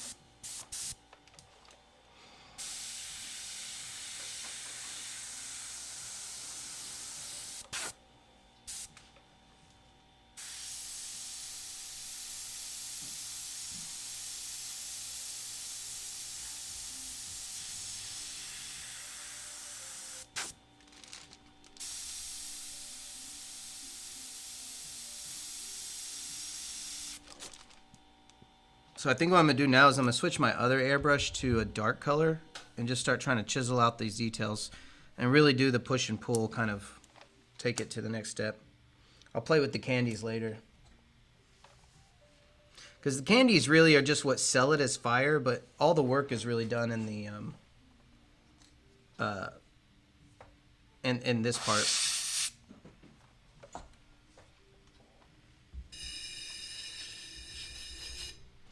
So what I'm going to add in this is probably Is there some black? Faith, will you see if there's some black sitting around? Ultraviolet. What? Oh, here's opaque black right here. This will work. Maybe this is kind of a stupid question, but can you make paint transparent by over-reducing it? Yes. So, it's not going to be transparent in the sense that you can see through it like a candy. Like candy's, it's fully transparent, but you can make it work like a transparent paint. So basically, what you do is you add. The new formula is like a lot of 4011 reducer, maybe about 80%. But what happens is you break down the paint too far once you've added too much reducer, and in that case, you can add what I. Again, this is all new. It used to be 4030 is what I added to it, which is a balancing clear. But I think they're moving that over to 4050, which is a different type of balancing clear. And all this, I'm experimenting it with it for the first time today. So basically what I'm saying is once you've over-reduced it so far, you add a balancing clear back to it just to give it back body again, so it's paint. It's the glue that makes the paint work.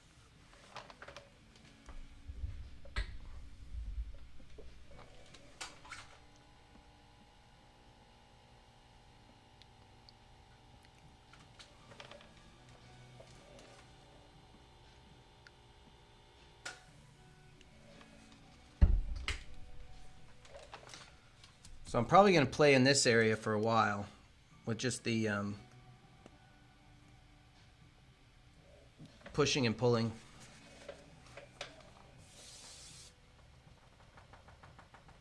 In fact, I think what I'm going to do is add a little bit of red into my black just to, so it's not so black.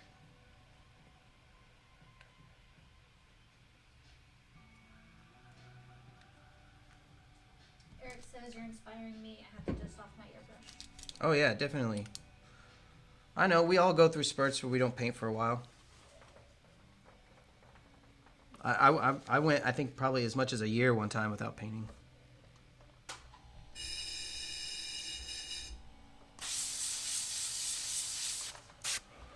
All right, let's see how this is.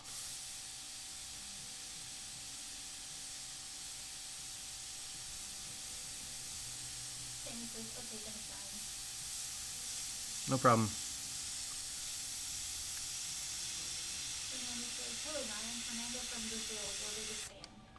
Well, hello, Fernando. How you doing? Thank you.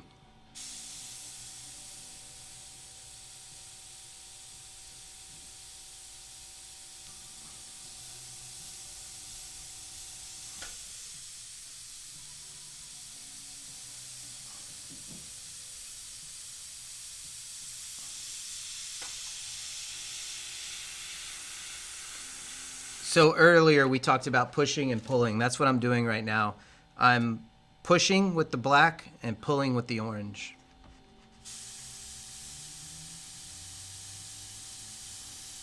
I think Craig fixed the 4030 from getting solid, right? Yeah. So the first run of the 4030 had a problem with it would get solid and kind of get ruined, which I had. It's funny how it happened. Like all of my batches, they all seized up all at the same time. But I think that's why we're moving over into the 4040. I don't want to talk about it as if I know what I'm talking about yet because I'm just barely getting back into it.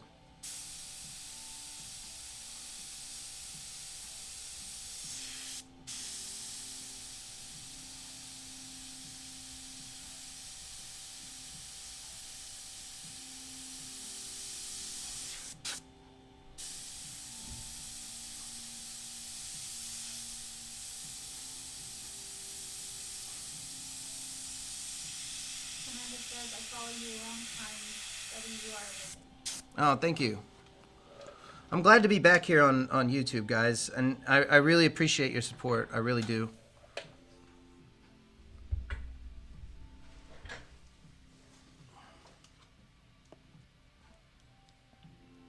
I've been meaning to come back to YouTube for a very long time. It's just, you know how it is with life and all that. Just time gets away from you.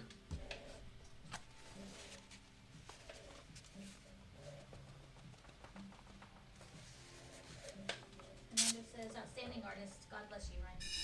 Thank you, Fernando.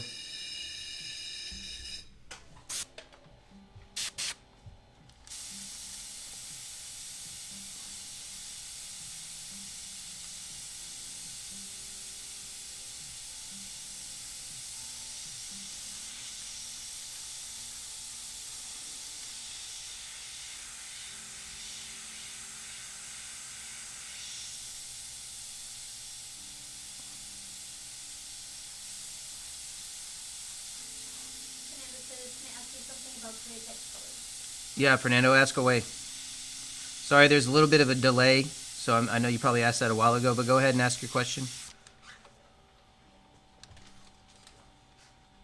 John said that happened to him with the 40-30. Yeah, with it season up. Yeah.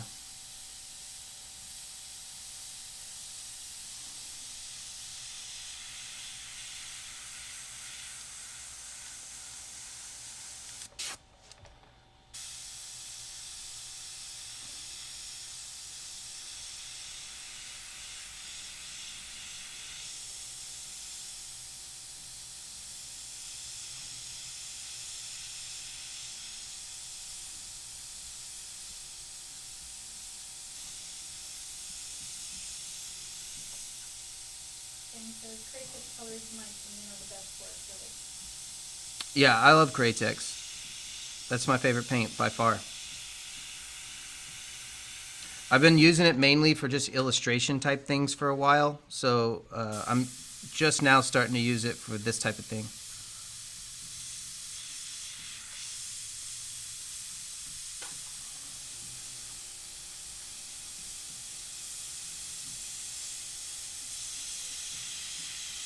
So you guys are coming along with me for the kind of the practice, just kind of feeling it out.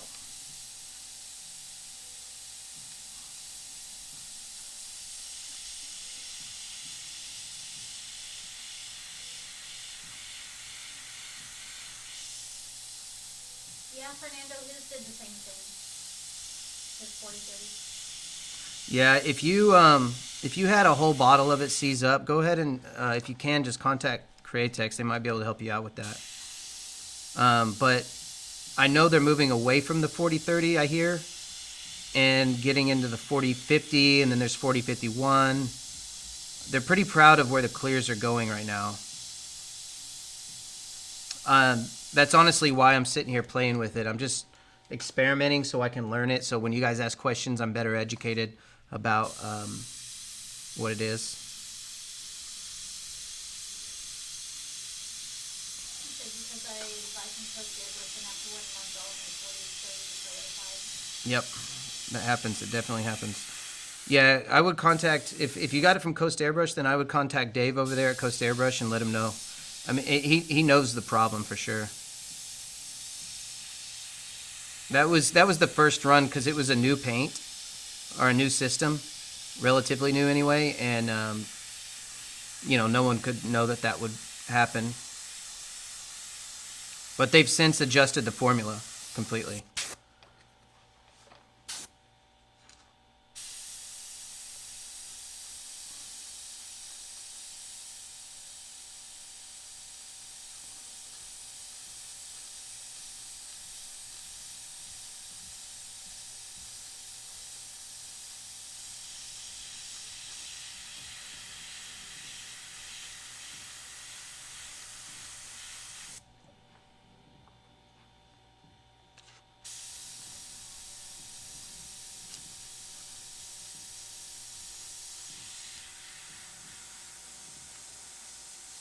He thought it was a problem with the water in Brazil, or the weather in Brazil. No, I thought so too. I thought it was a problem because when mine seized up on me, Faith and I were traveling in RV. We were going from East Coast to West Coast, and it seized up. Like all my paint seized up. I thought it was the weather too, but apparently everybody was having that problem. And I can't sit there and I can't explain it to you because I don't really know what happened, but I do know that they're aware of it.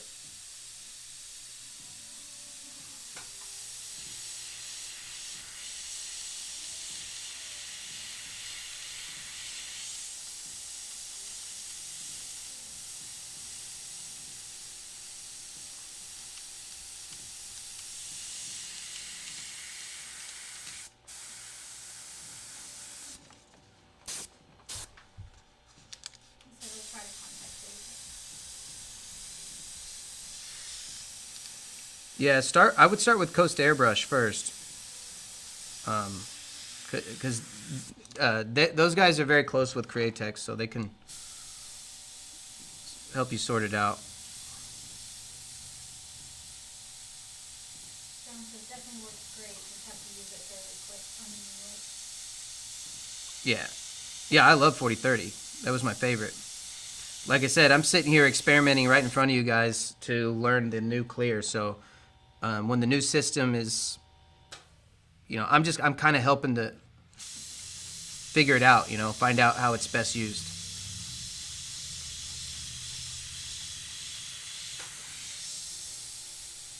Amanda says, thanks for your help, and let's see this amazing trip. Well, I'll keep live streaming and filling you guys in on how things are going with all that.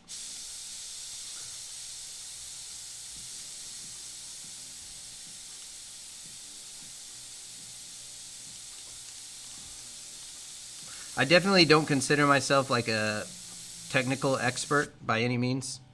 I just do my best to understand and make it work.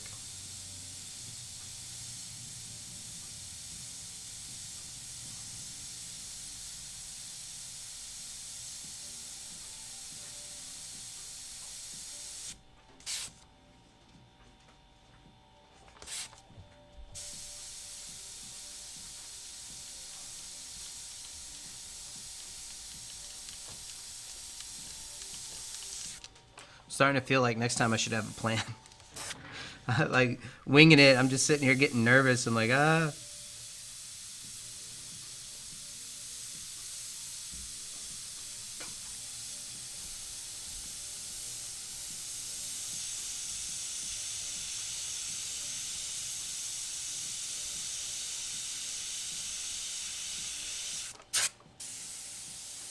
Amanda says, don't say that, Ryan.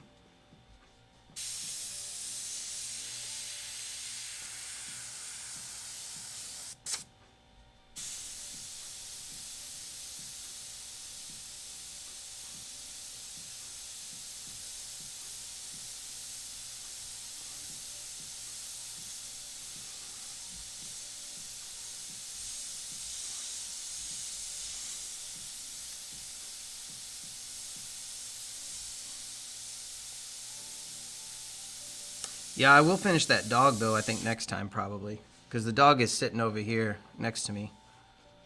Um,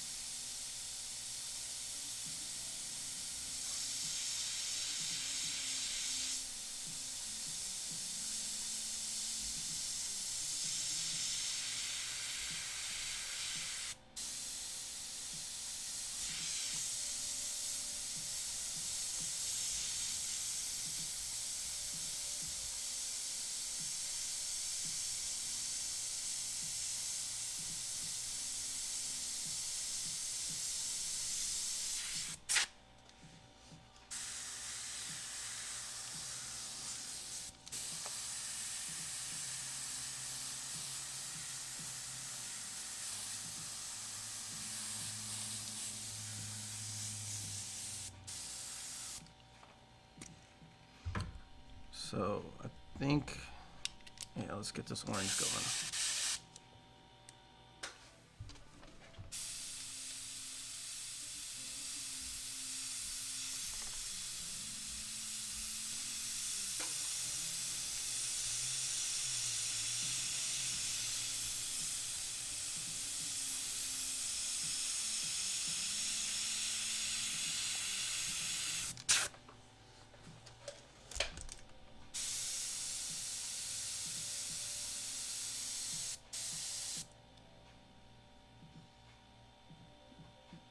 Do I have a problem with small detail? No, I don't.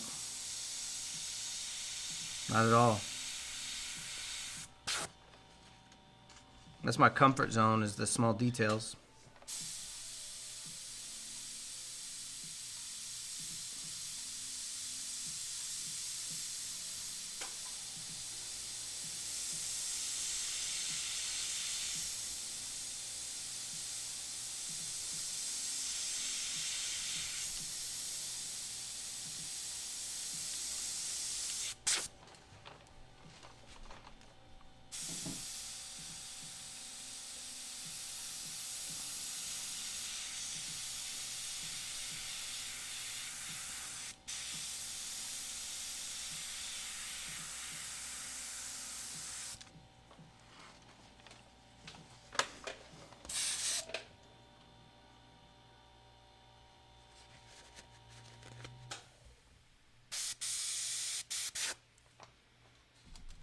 Sometimes if it isn't spraying like you like it, it's because you need to open up the vent on the top.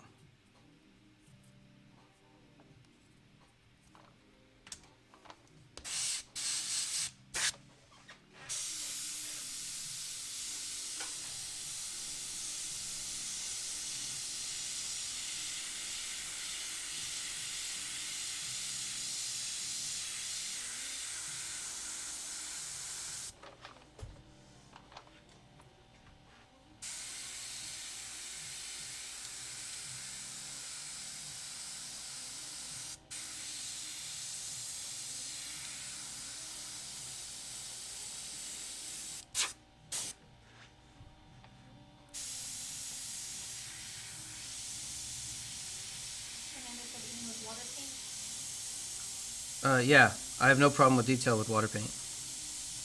I use Createx illustration colors.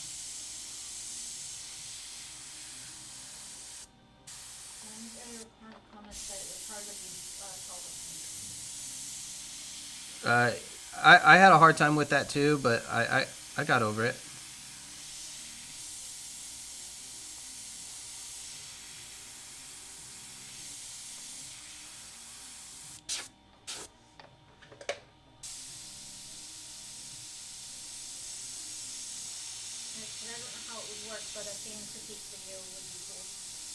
I can definitely do that, yeah. I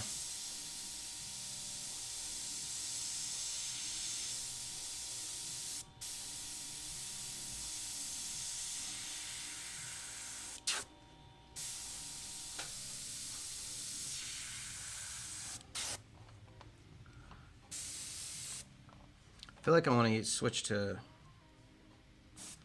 So I'm not liking the way that this orange is stacking on here.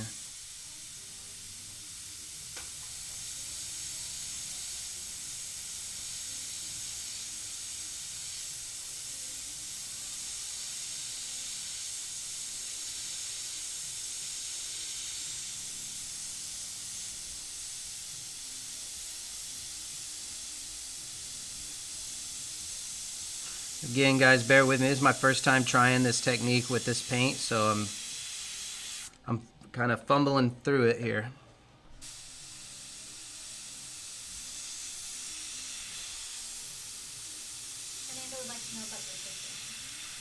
So on my Patreon page, I teach my monochromatic techniques, my realism, and anything else. What I'm using right now for the live streaming, I'm just kind of feeling you guys out, just kind of seeing what you guys want to see, what what you're interested in, and I'm trying to get ideas for content so I can teach my classes to anyone.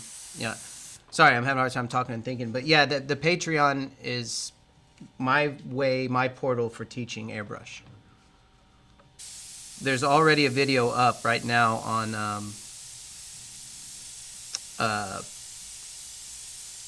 my monochromatic realism. So if you go to patreon.com/Ryan Townsend, you'll find it.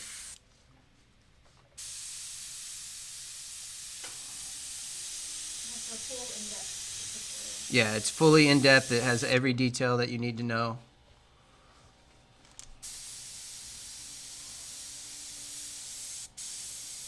the airbrush said, I can't get the fine detail like I do with your thing.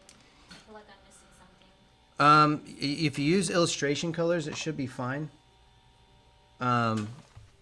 Illustration colors, and I can show you in some of my future videos, or maybe even this one. Right now, I'm trying to get this painting right now to a place where I can mess with it more. I think what I'm going to do is add white, because I'm really not happy with the way that it's looking. Fernando says almost like an airbrush class then. It is an airbrush class. Definitely, it's full on an airbrush class. So if you go to my Patreon page, you'll see all the information about how it works.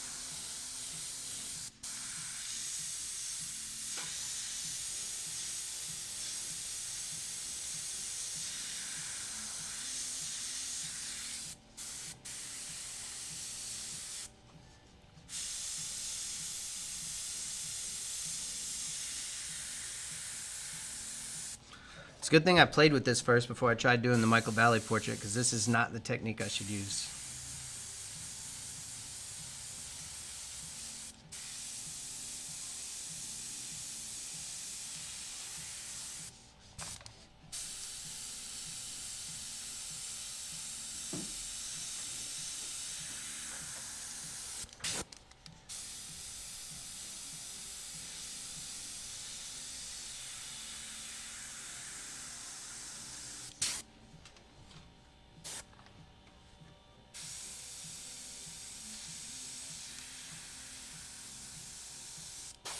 Daniel Power says, hey Ryan. Daniel Power, man, I was thinking about you the other day, wondering what you've been up to. How you been? Yeah, Fernando, on the Patreon, the first tier gets you the video, or the tutorial, and then the benefits just go up from there. The second tier and third tier, you get weekly Q&As that are live, and then the top tier you get a private monthly demo, or more depending on when you can do more. But you can, on his Patreon, you can ask him any questions, no matter what tier you are. Yeah, so Faith is running the Patreon. I'm adding the content. And so, oh, that's why it's not working. Yeah, so I'm having some problems with this paint for sure right now. I think it's,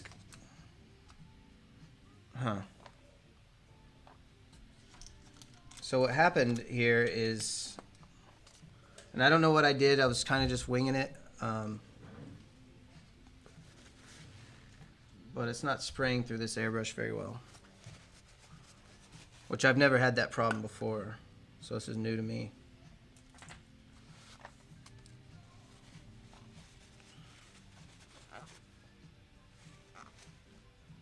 Yeah, I think this airbrush is kaput. So what happened just now is, and that's why nothing was working for me. I must have mixed the paint wrong. So I was mixing opaques together with the regular illustration line. And something happened to it, and it started kind of getting hard inside the cup.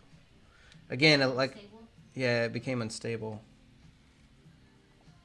And I haven't had that problem. Usually what I use is, I use illustration colors with the 4012 reducer, and I was using the 4011. I'm not quite sure what happened there. So that's why everything was spraying all funny.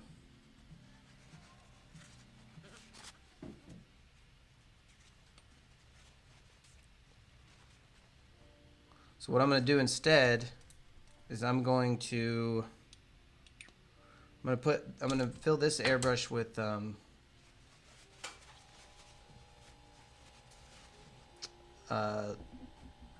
just regular illustration yellow with white, and build this another way. Either that or I can just abandon the whole idea. If you want, I can start another one just with the regular realistic skull, because this is not working for me, so I'm gonna have to mess with it and figure out what's going on. So that's live, guys. Sorry, I'm a little embarrassed by it, but what we can do instead is I'll start a realistic skull. It's a lot easier for me to work without the candies right now. So,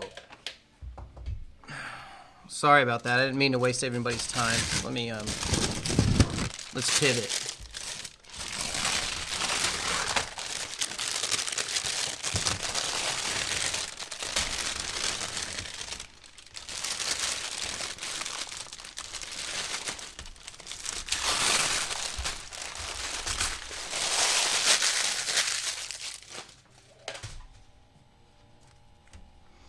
What I'm going to do instead is I'm going to start the skull with just, which is what I was going to do originally before the paint came in. I was going to just do a monochromatic skull. And I don't know, I got too excited about the paint, and I think I need to mess with it some more and learn it a little better. Because like I said, I haven't used this specific line yet.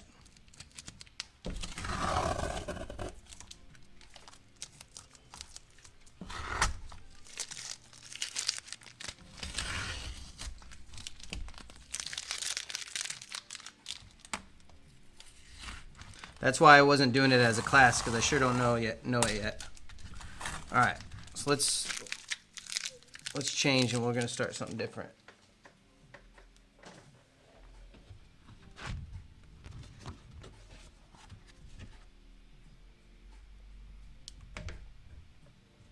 So I apologize, everybody. Yeah, so they're thick and pigment heavy. Yeah, so I've never had a problem with mixing them before when I was using the 4012 reducer, but I'm having a problem with them today. So what Brushstrokes is saying is that the opaque colors, because I was using opaques, they're really heavy and the pigments will fall to the bottom of the cup, and what happened is they probably collected at the bottom of the cup and then they got crammed at the bottom. And because I was mixing the two, again, being experimental, I caused the airbrush to clog up and nothing was spraying right for me. So instead what I'm going to do is I'm going to stick with the illustration colors. I'm going to do a monochromatic skull and maybe use a little bit of black smoke around it. And then I'm going to come up with another solution on how to do this another time.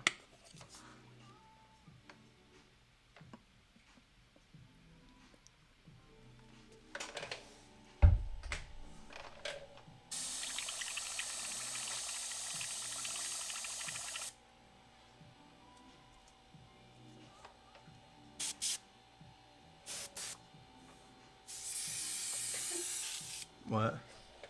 Daniel says, what are you doing wasting people's time? Don't you know people have places to go, people to see? Oh, wait. No, we don't. Hey, Daniel. Yeah, I'm right now I got the paint in the mail and I got all excited about it, and I needed something to, paint while I live stream, so I thought I'd play around with it. And yeah. So failure. Okay. So let's switch to transparents. Faith, is there a illustration black over there? So what I like to do sometimes is add blue into my black. So there's illustration black and illustration blue. And illustration white. So this whole thing is gonna go for now. Yeah, everyone's so busy these days. Yeah, right. Well, thanks for watching me fumble a little bit. Yeah, not a failure if we learn from it. Hey, you know what? Somebody was asking me earlier about my painting techniques and how long it took me to learn certain things. It took me long enough to fail a whole bunch of times. Most of my best techniques I came up with through fixing a failure or through failing. Like sometimes you do something and you get the incorrect result, but then you remember in the future that that incorrect result is actually a correct thing for some other place. So you recreate your imperfection. I just need black and is there white? Just illustration white. I think it's right there on the top.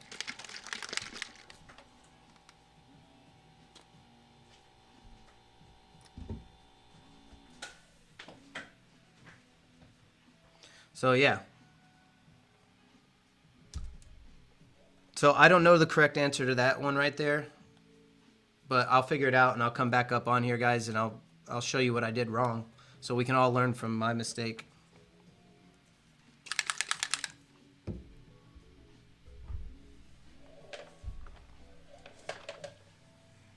So now what I'm going to do instead is I'm going to sketch the skull out just with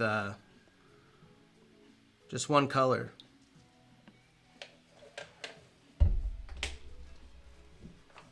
Now this is a technique I'm far more familiar with. In fact, this is my go-to technique for everything, which is just starting with a gray, sketching it out, and then using a bluish black to kind of figure out all the details. Which in this case, instead of using blue, I think I'm going to use magenta. So it'll be on the warmer side of things, not on the cooler side.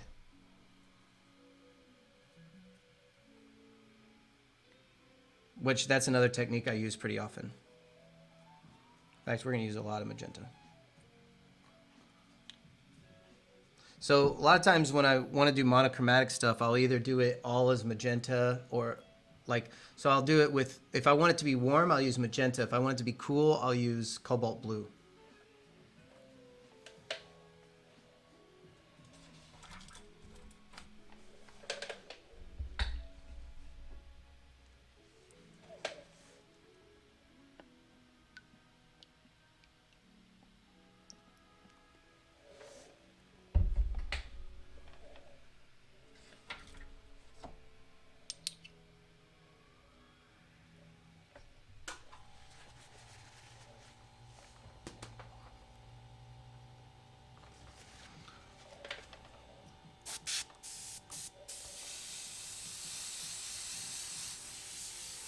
Okay.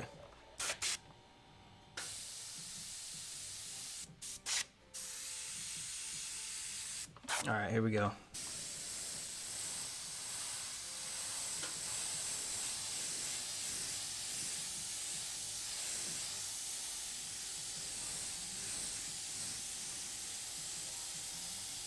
What's your opinion on the sharpen area of the sharpener? It's amazing. The only reason I don't have it now is I lost it when we moved from Oklahoma, but or no, from Texas. I had it when we were in Texas. But the Sharpen Air is an amazing tool. Works great.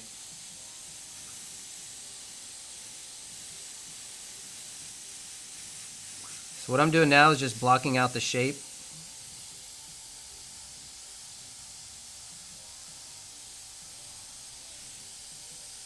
Same as before, except I'm doing it with a dark color.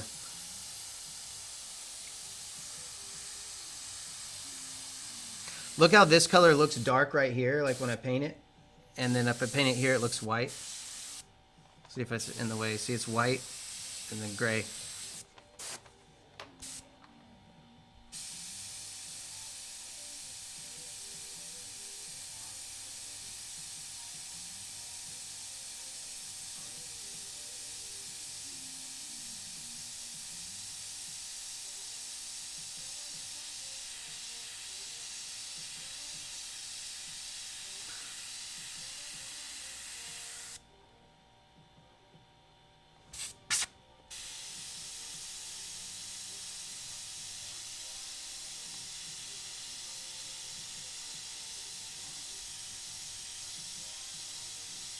Sharpen out airs for any earbud, I believe so, yeah.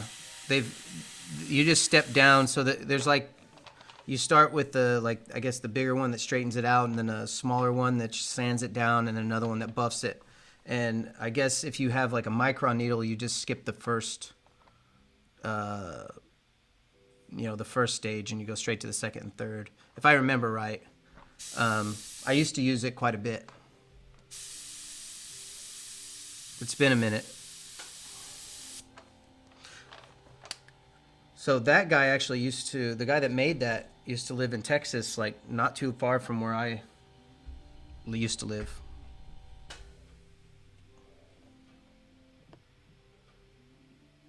Oh, Jesus. And I met him, I think I met him, did I meet him at the, I think I met him at a getaway, an airbrush action getaway.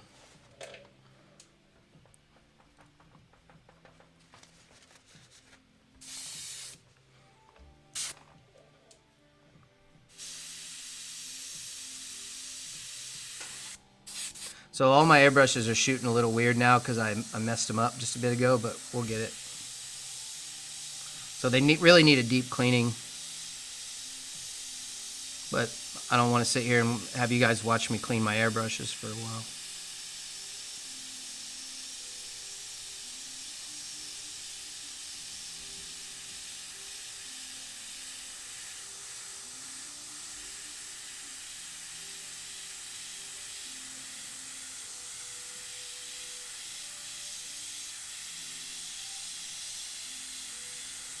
So one thing I'm working on is I want to do a full skull class where we break down the skull using the Loomis method, kind of how we would do in art school.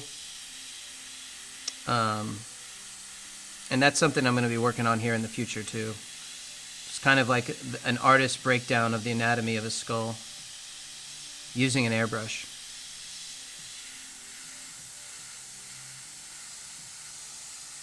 It's a technique that should get you to be able to do skulls out of your head pretty easily.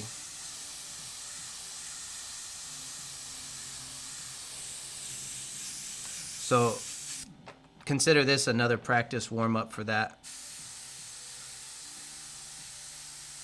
Could be a good idea for a video, a proper and thorough cleaning. A proper what? A proper and thorough cleaning. Oh yeah, good idea for a video.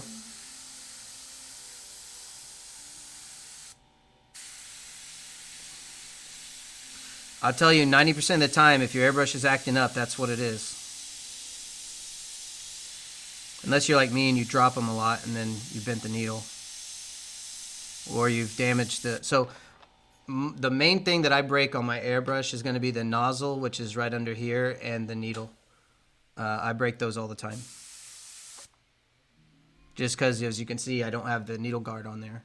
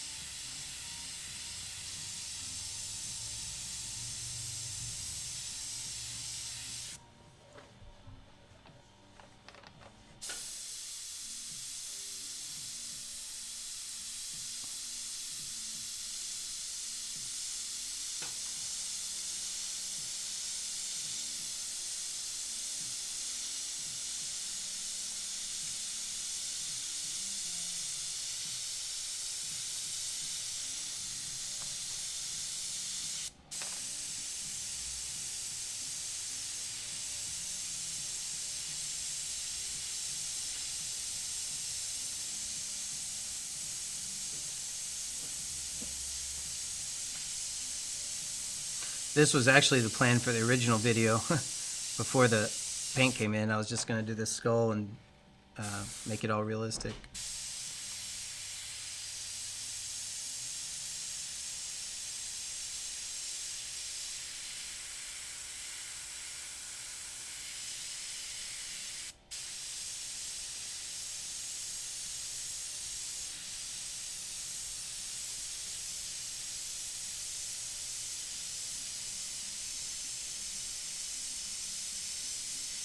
See what we got here. Daniel says wrapping the hose around my arm. Yeah, I've never actually done it. I've seen other guys do that.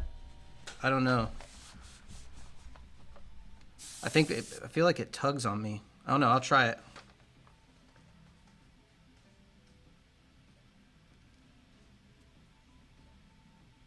Oh, so if you wrap the hose around your arm, so you're saying if you do one of these, then if you drop it, well, that's usually the way when I drop it, it's not dropping it out of my hand. It's because knocking it off of something. But yeah, I can try that. It's probably a good habit to get into, huh?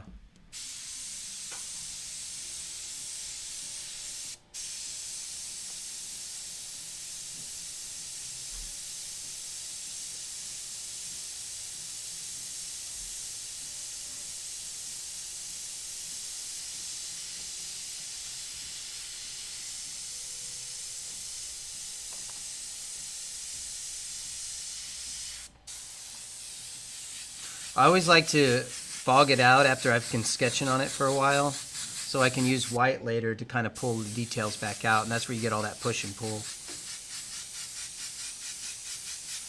Because I like to be able to go back and forth. I don't like just simply pushing the whole time.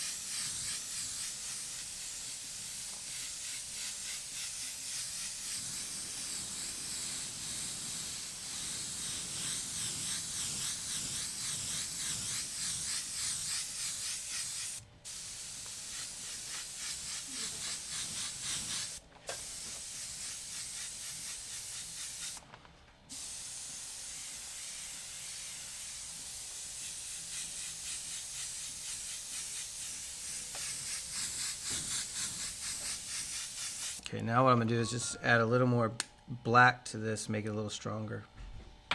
See, this is very, very gray, very light. I guess it looks pretty light on the screen too.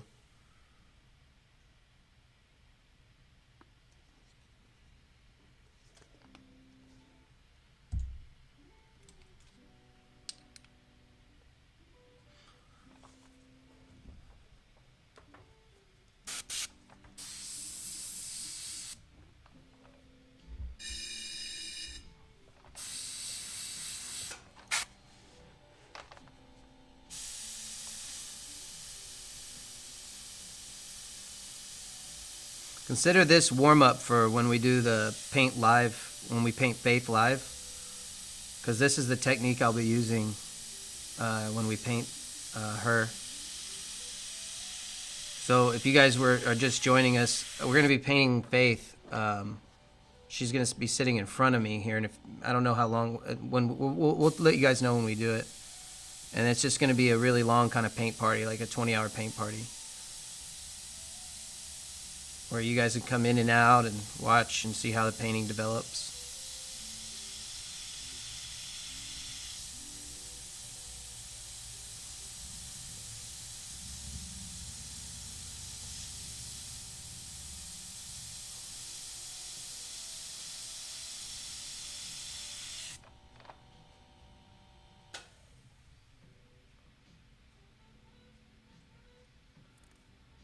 What's up, Sammy?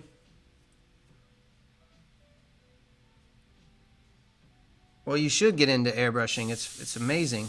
It'll change your world.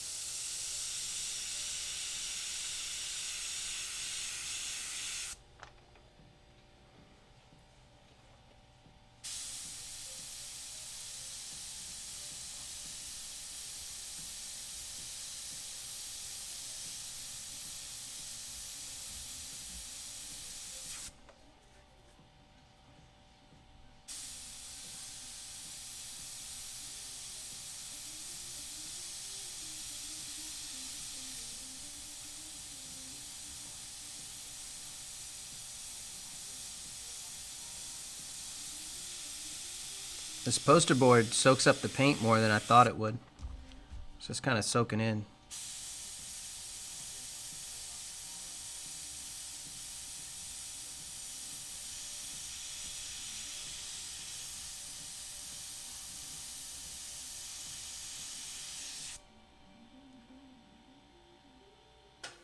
Super Killer says he's here for all the secrets. Well, there's no secrets yet. I've been kind of just fumbling through today. Kind of having an off day for sure.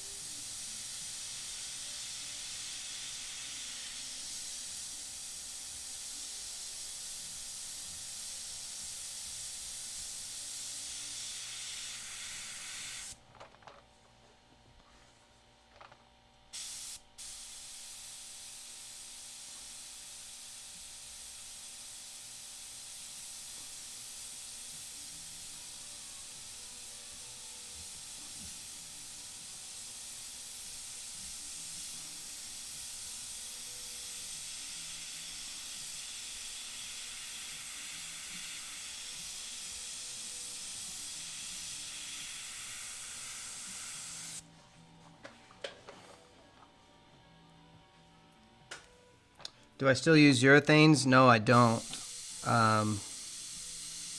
I use only pretty much Createx colors, and I mainly use illustration colors.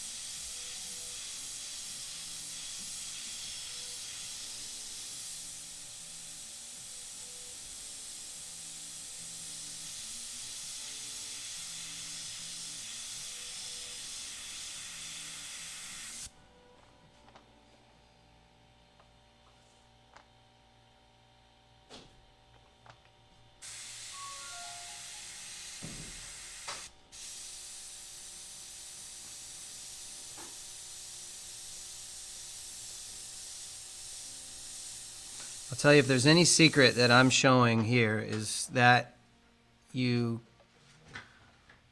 can control the paint with just one airbrush and a couple of colors. Mastering freehand techniques makes you so much better when it comes to using the stencils.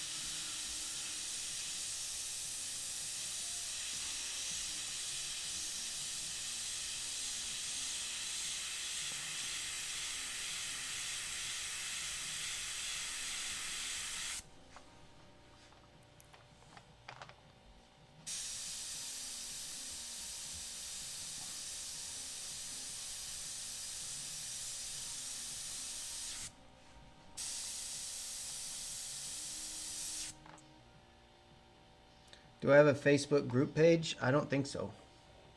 No, I don't. Am I getting the same performance? I am. Now, I was playing around on this. I was trying to do a flaming skull, and I was playing with a I was playing with some colors that I wasn't really that familiar with, so no, I was not getting the same performance over here. But that's just because I haven't learned the paint yet. When I first started using illustration colors, I wasn't getting a good performance out of them because I was trying to use them the same way I would with my urethane paints. But after I got to know the colors a lot better, I was able to manipulate them and make them do whatever I wanted, and it became very intuitive. So again, I've actually never done a candy piece with Candy20 at all before. So that's probably why I failed at that one. What's up, hater? You got 20 bucks. Thank you very much. Thank you. I feel good about that because I was feeling really guilty about kind of, not doing a good job on this other one. But thank you very much. I appreciate it. We got a super chat from Hater. That's awesome.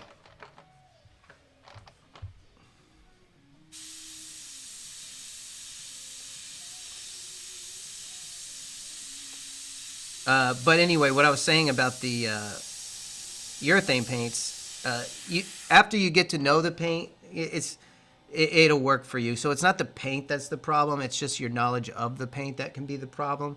And that's why I'm going to revisit this using candy colors later. And once I get to know it better, I'm going to revisit doing the Flaming Skull once I know the Candy20 a little bit better. And of course, I think I've definitely messed up using the opaque paints with the transparent paints because we had the issue with the two paint pigments kind of fighting with each other, weighing it down. But that's a kind of a live and learn kind of thing.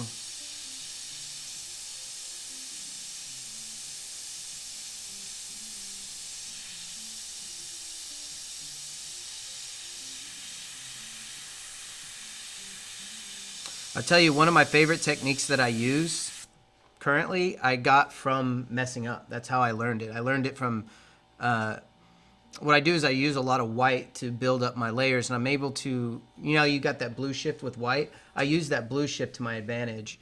And that's just from, messing up your painting a bunch of times and having to fix it using white.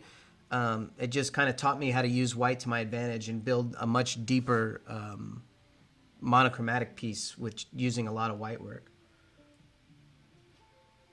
Hater says, I got him airbrushing. Watched my old YouTube videos and thought I was done airbrushing, so I watched old ones. Yeah, no, I never was finished airbrushing. I just had to focus on my tattoos for a while.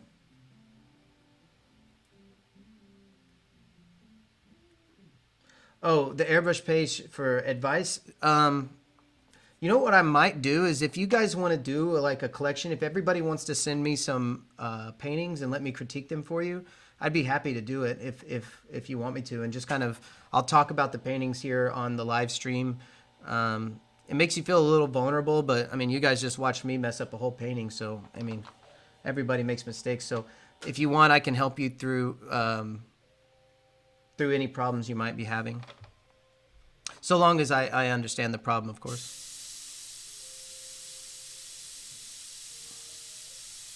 Or give you advice about how to improve.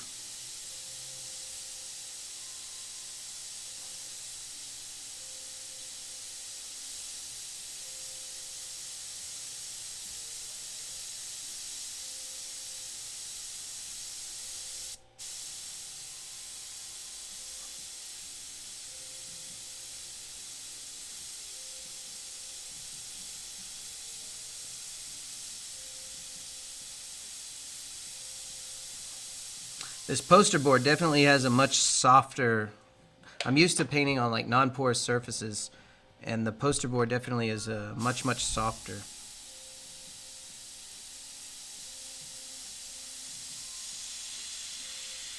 So it makes everything look a little out of focus.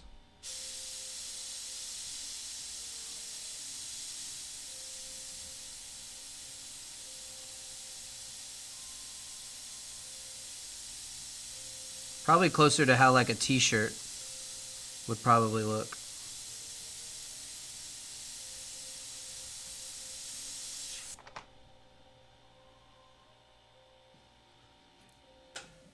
Where do you send them? Maybe we should do it through my Patreon page. If you see, if I don't know if you're a patron, I don't know. Try. Do you not have like a? Are you not following me on Facebook? Because you could send it through my regular Facebook page.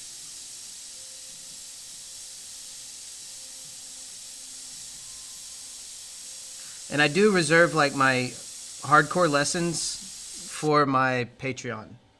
So if you're a patron on my Patreon page, that's where you get more in-depth lessons, I suppose. More one-on-one, more like a classroom, as much as I can over the internet anyway.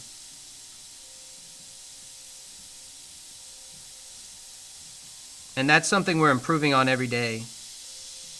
That's kind of why I'm letting you guys in on my experiments here. This is just an experiment with live streaming. We're kind of learning how to do it.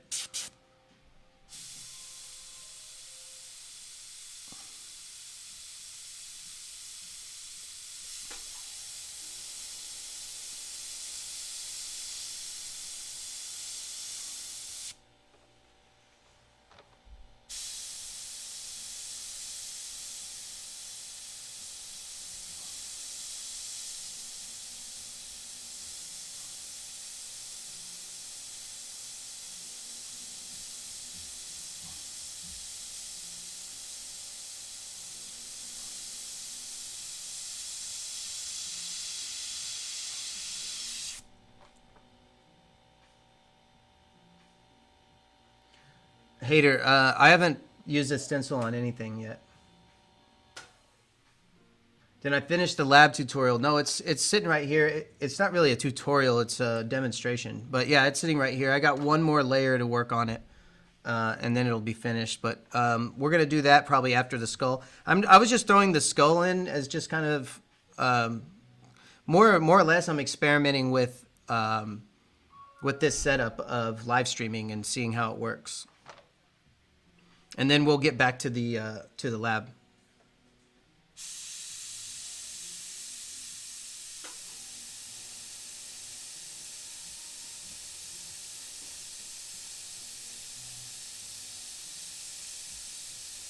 So for those of you who haven't seen, I've been working on a Labrador painting for about 3 live streams now. All right, Sammy, I'll look out for it. You said, can I send you a Facebook link? I can't send it right now, Sammy, but if you look me up on Facebook. Your personal or my personal? or your page? Probably the best is my personal, which is, I think if you just look me up as Ryan Townsend, airbrush or something, you should be able to find me. Faith is looking for it right now. So I'll let you guys know, like, when I do a live stream that's a lot more in depth, I'm definitely just gonna, I'll give you guys plenty of updates.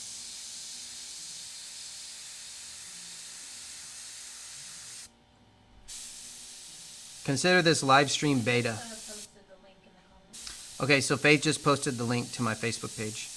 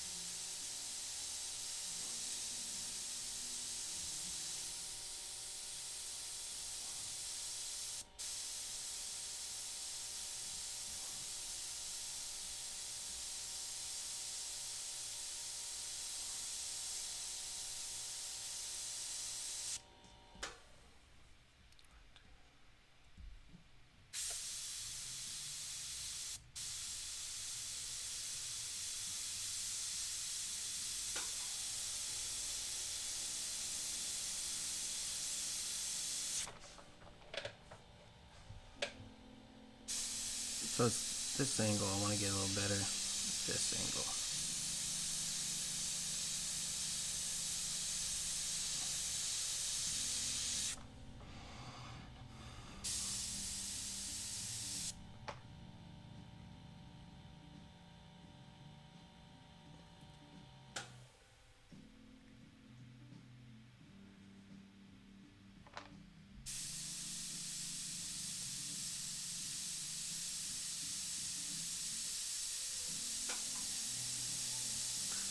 You know, I was looking at you guys talking about model cars. That might be something fun to try out.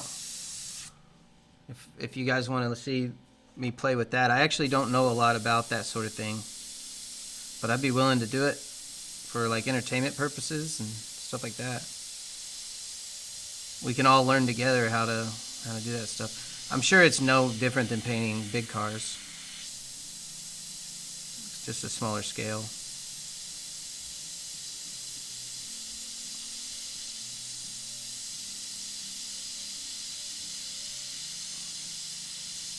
So this chin definitely needs to be brought down, way down.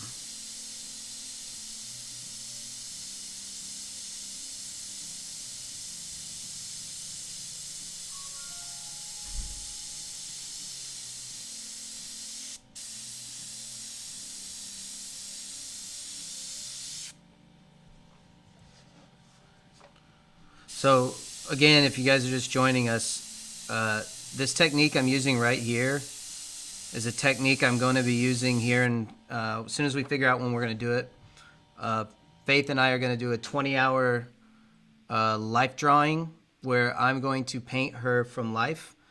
She's going to sit in front of me, and basically what I'm doing right here with this skull, I'm going to do a painting of her. Instead of skull, will be my face. It'll be Faith's face and some of her body, if not all of it. I don't know how much.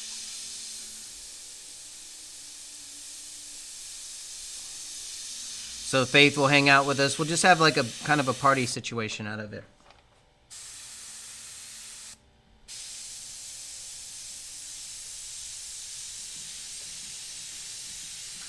But we want to let everyone know ahead of time. So if you guys want to get your paints ready or whatever, that way we can all kind of just hang out and paint together.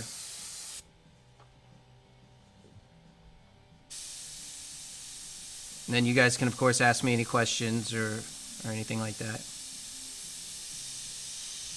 I'm also going to be working on my new Patreon lesson. So my Patreon is for more like lesson-based things, more like a classroom atmosphere. And the next one is going to be about a mermaid. And right now we're just trying to get everything situated to start that tutorial. But if you guys don't already know, there's already a tutorial up where I did a monochromatic piece that's full realism. Kind of that old Hollywood look. And yeah, so we got a lot of things planned for airbrushing.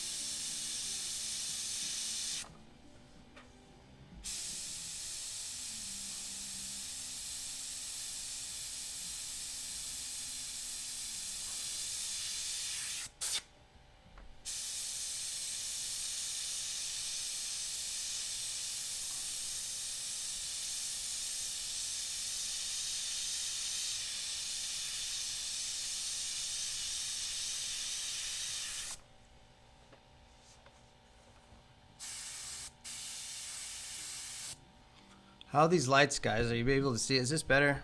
Let me see. Do you guys like the light like this, or do you like it more bright? Like about like that.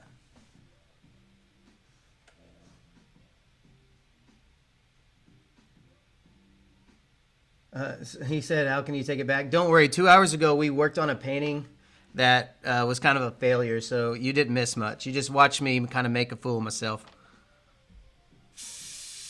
Can you Explain explain your Patreon again? the Patreon?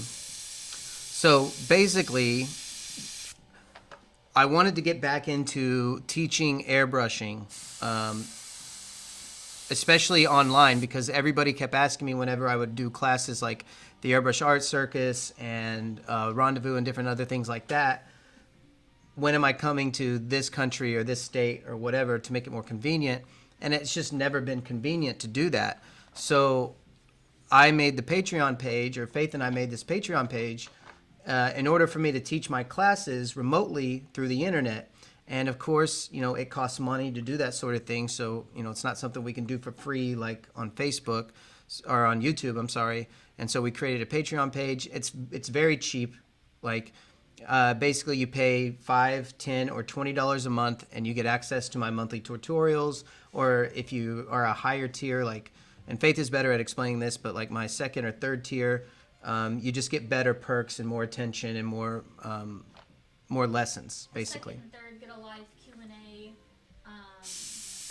and then the third tier gets a live monthly demo. And we even post the reference photos in the link, so you can actually download the reference photos and paint right along with them and ask any questions that you have during it. So that is a really good way to have like an intimate kind of class. And it's a great value too. Like when you consider how much it costs to attend like the rendezvous or the getaway or any of those, which I definitely think those are the best way. One-on-one, I can sit down with you and I can actually dissect your problem. But if that's something that you just absolutely can't do, then my Patreon page is I'm going to try to do my best to put as much information in it as possible. Everyone likes the dim lights. The dim lights, so like when I go down a bit? Like that better, or probably like that? I'm going to leave it like that for a minute and let you guys chime in.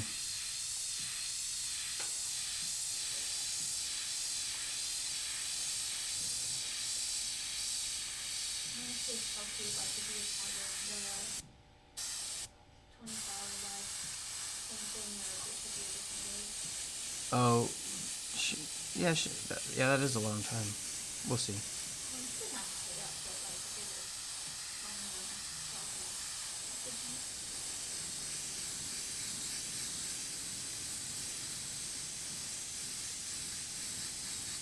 So is that lighting better now? You guys like it? Oh, he says he lives in OKC too. Well, actually, I used to live in Oklahoma City. That's where I grew up. I grew up in Arcadia, Oklahoma. That's where I grew up. And now I live in Florida.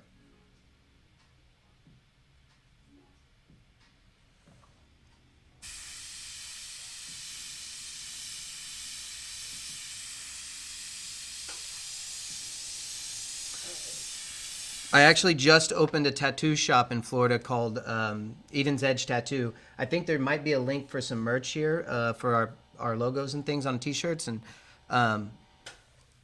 we moved to Florida to open Eden's Edge. And so now my tattoo studio, I'm able to do both my tattoos and my airbrush work. So it's a really cool deal. And if anyone here wants to get a tattoo from me, this is where you come to do it. Come over here to Florida. You get to vacation. We're right on the water, so you can come here, go to the beach, have a great time, and then finish your vacation off with a tattoo from me.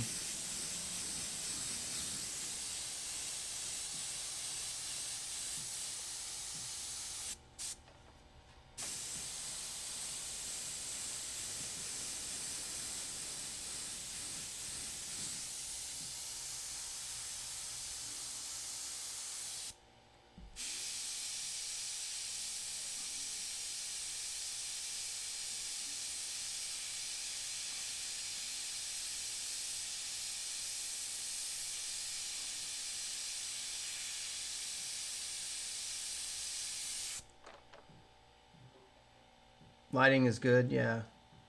Oh, you're in Edmond, or by Edmond. Yeah, me too. Then we grew up in the same place. Used to camp at Lake Arcadia. Yep, me too. That's my lake. I used to ride my bike to Lake Arcadia when I was real young.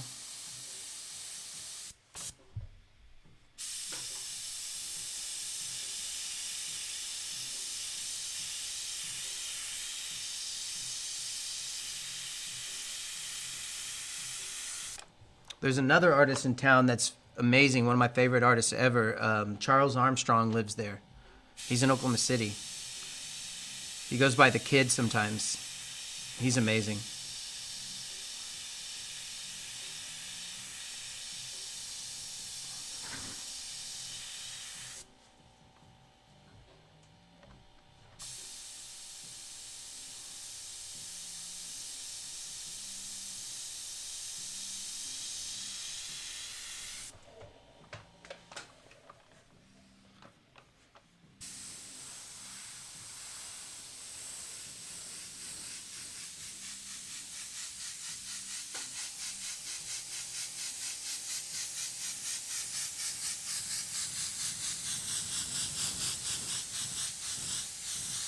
So what I do is I always fog it down and then I start pulling up my brights. Because So I like to get rid of I don't like the white that comes through the board. I like to kind of knock it back.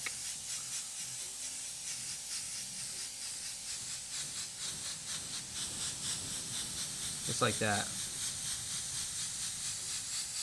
Then I'll come in the background, kick that back a little.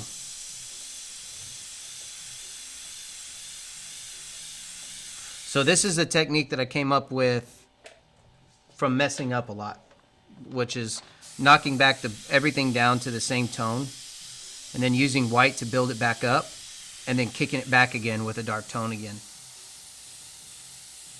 And you get a lot of depth to it that way.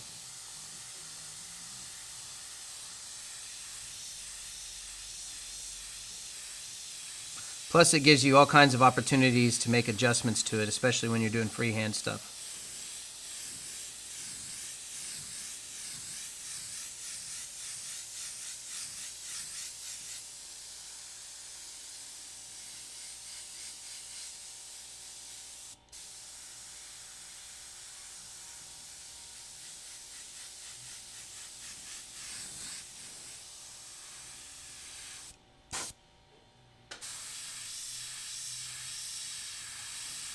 There's actually, if you go in my Instagram page, you'll see there's a goblin there that I did.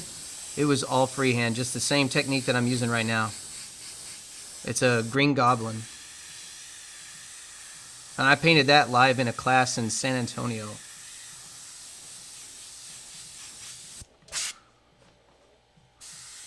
It serves me right for doing a technique I wasn't unfamiliar with. Now I'm back to my familiar area and everything feels a lot more comfortable.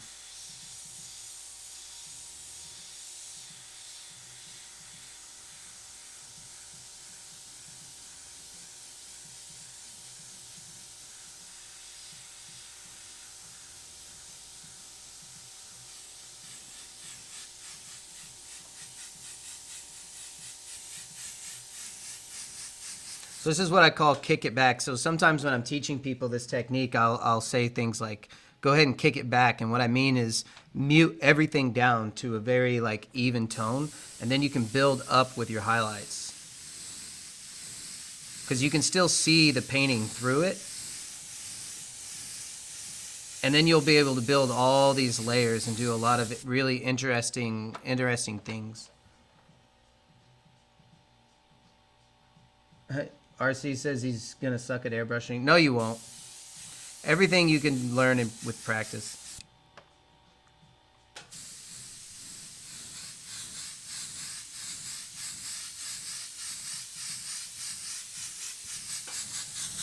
All right, so now what I'm going to do is I'm going to switch it up and go to white.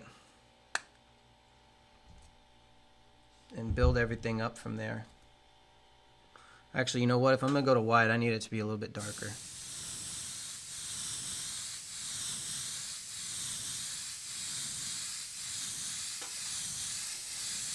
You see how everything is now muted down?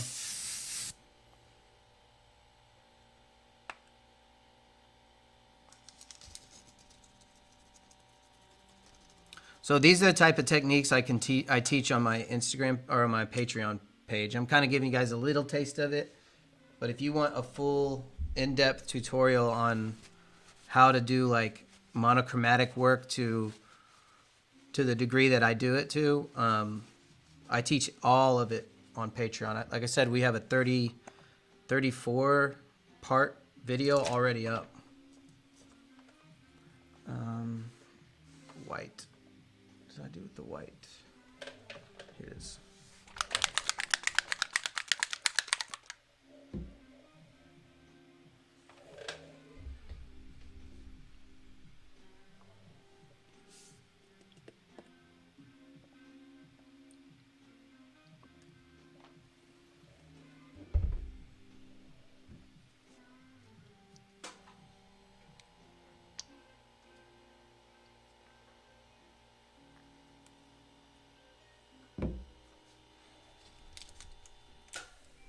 What's my opinion on trying that same idea of starting with the middle gray with diluted black versus actual grays?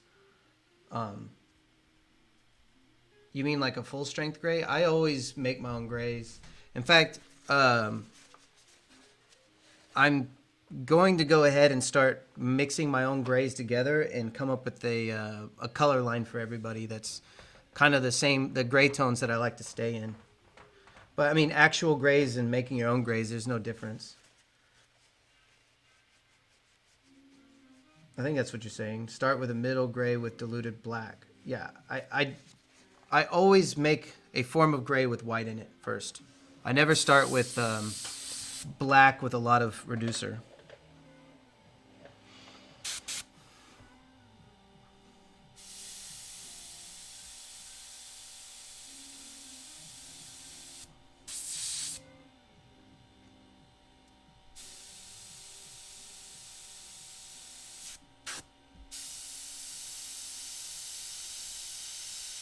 So you'll notice here, this is going to show you the blue shift that a lot of people are afraid of. We're going to use the blue shift to our advantage.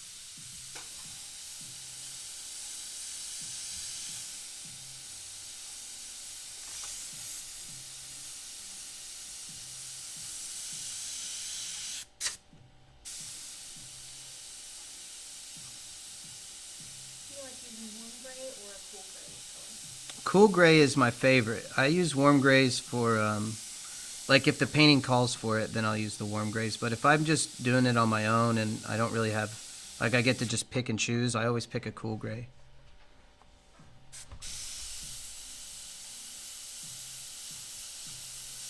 Can you use any reducer for anything? No. You definitely want to use recommended reducer for what paint you're using.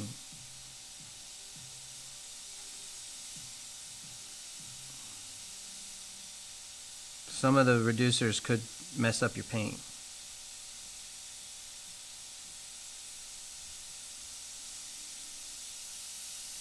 As we learned today, if you start mixing stuff at will, you could run into some issues.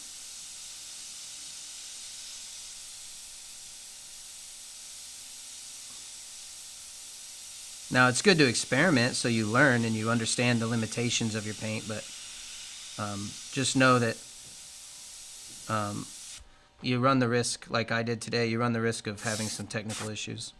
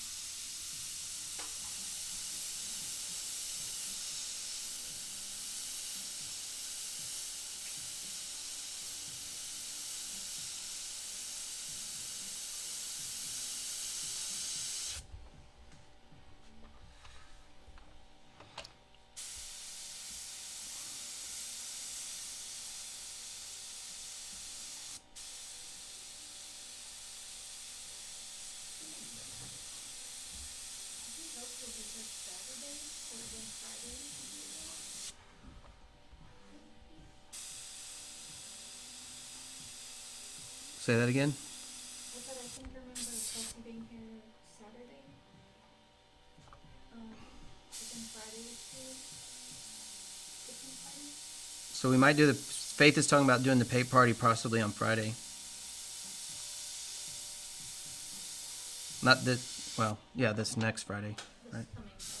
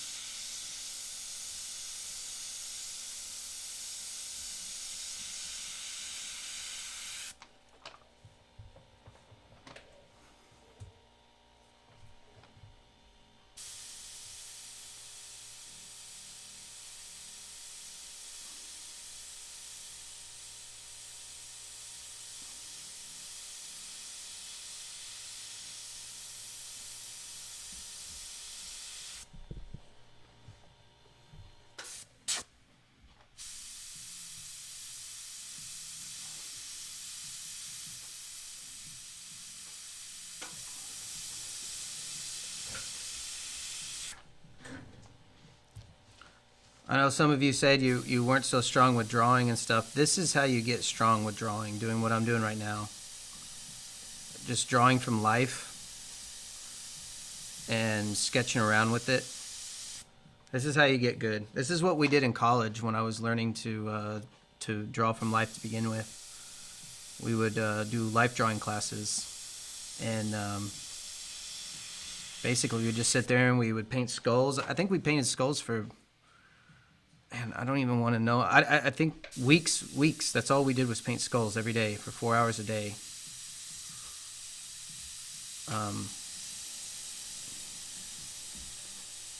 I got to where I could do them out of my head. I still don't paint skulls out of my head because I'm always aiming for this level of realism that it's kind of difficult to get just straight out of your head. But I could paint a skull out of my memory pretty accurately.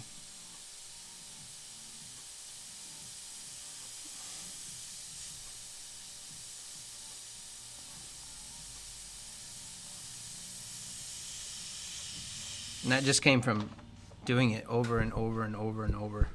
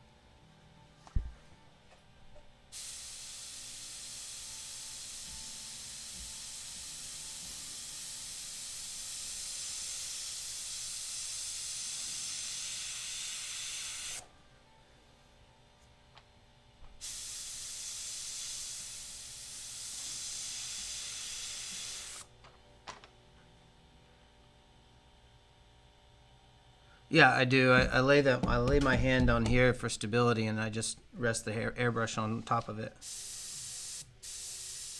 I can't say that's something I consciously started doing. It's just something I ended up doing. Make sure you don't have paint on your hands. Yeah.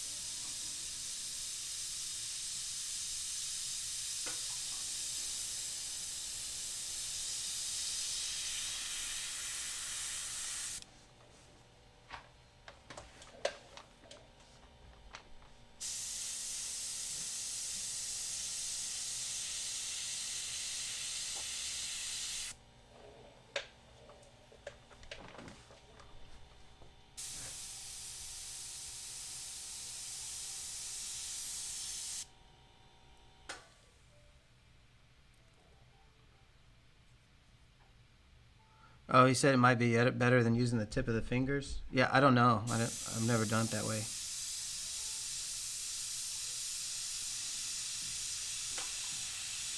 Like this? I don't know.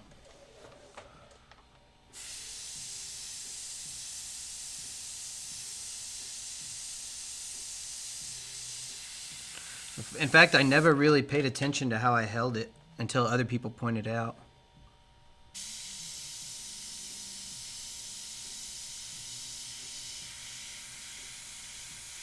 You know, sometimes I'll do the freehand stuff. Like, if I need to step back and, like, sketch more, I'm back here like this, one-handed. But then if I'm in the detail, then I get on it like that. And then sometimes you can add texture just by letting it kind of skate around.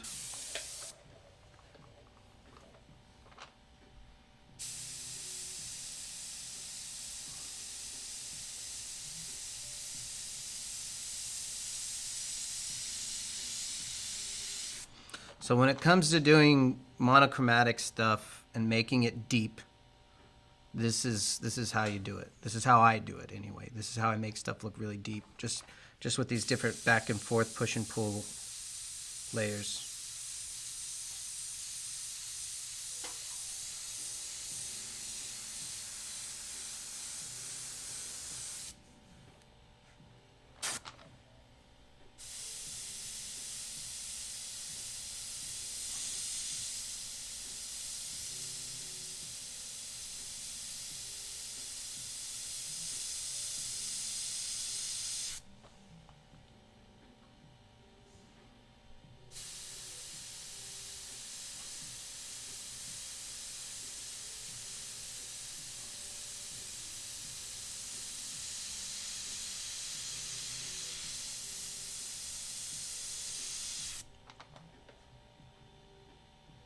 See you later, RC.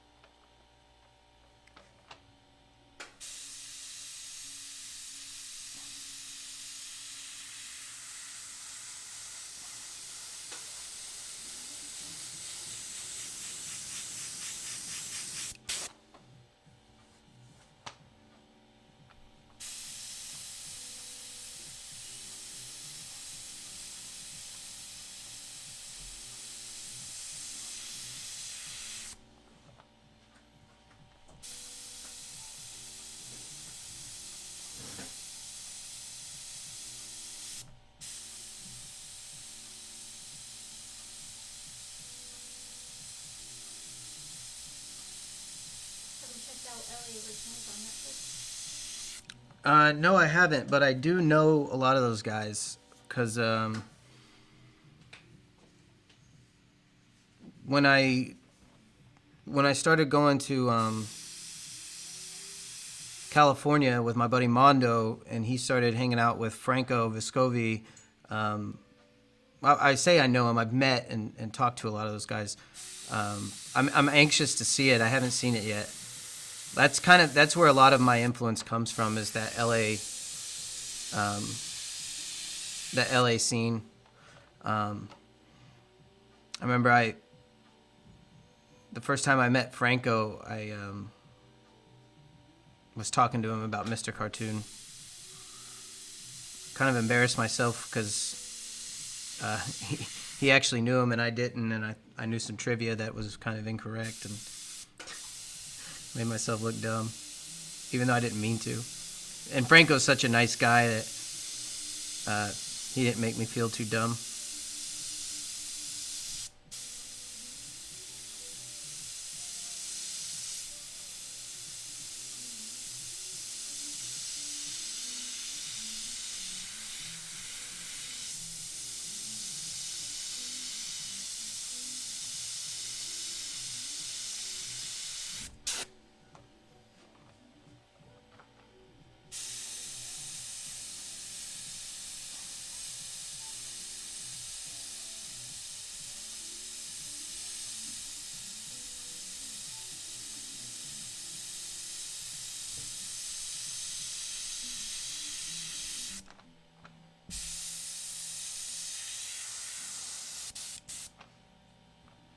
But yeah, I think if I were to take an influence, artistically speaking, from any like geographical area, it would probably be a lot of the LA artists, the lowrider scene.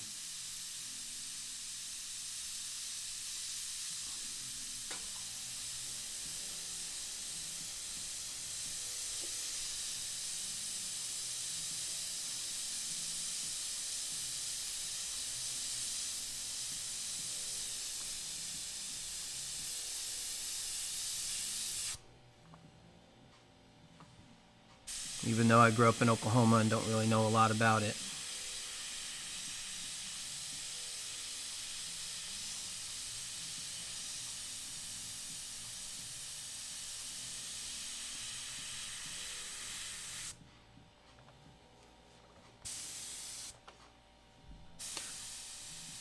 I am lucky enough that I've been fortunate with the people that I've been able to meet and surround myself with in my artistic career.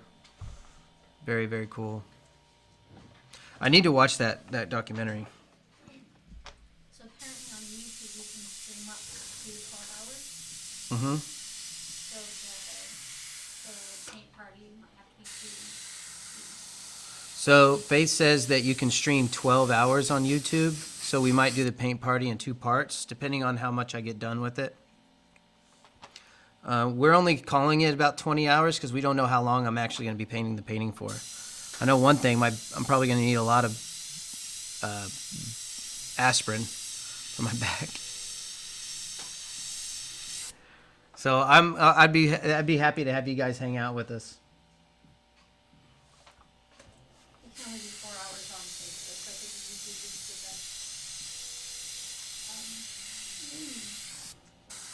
best. Yeah, so we're developing this idea right here in front of you guys. So the idea is I paint for 20 hours straight, or as long as I can last, and I'm going to be painting a picture of Faith live to my full ability. And but pretty much what I'm doing with this skull right here, I'm going to be doing that with Faith, but I'm going to have the entire day to work on it, from like morning till night or afternoon till late evening or into the wee hours, and just see how far I get with it. And then you guys are invited along to just observe and be a part of it and hang out.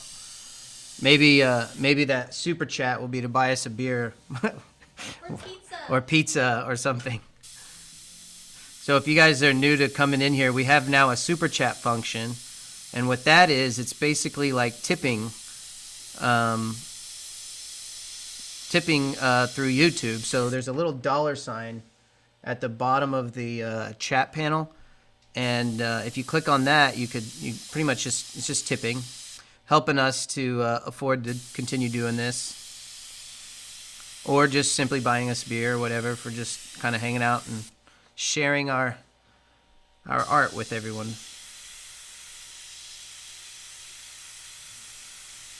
When I say we, I'm talking about Faith and the both of us.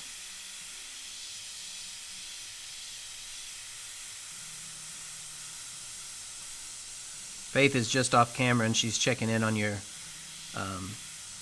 chat and scheming up different ideas for. Although I think I'm delayed. Oh, she's a little delayed, but yeah, she's coming up with different ideas for different live streams. And so if you guys have any ideas, just go ahead and put them in chat. Faith is sitting here, and she kind of helps me organize my thoughts. I'm not very good at it myself, so she helps me with that, stay organized, and comes up with ideas, you know that.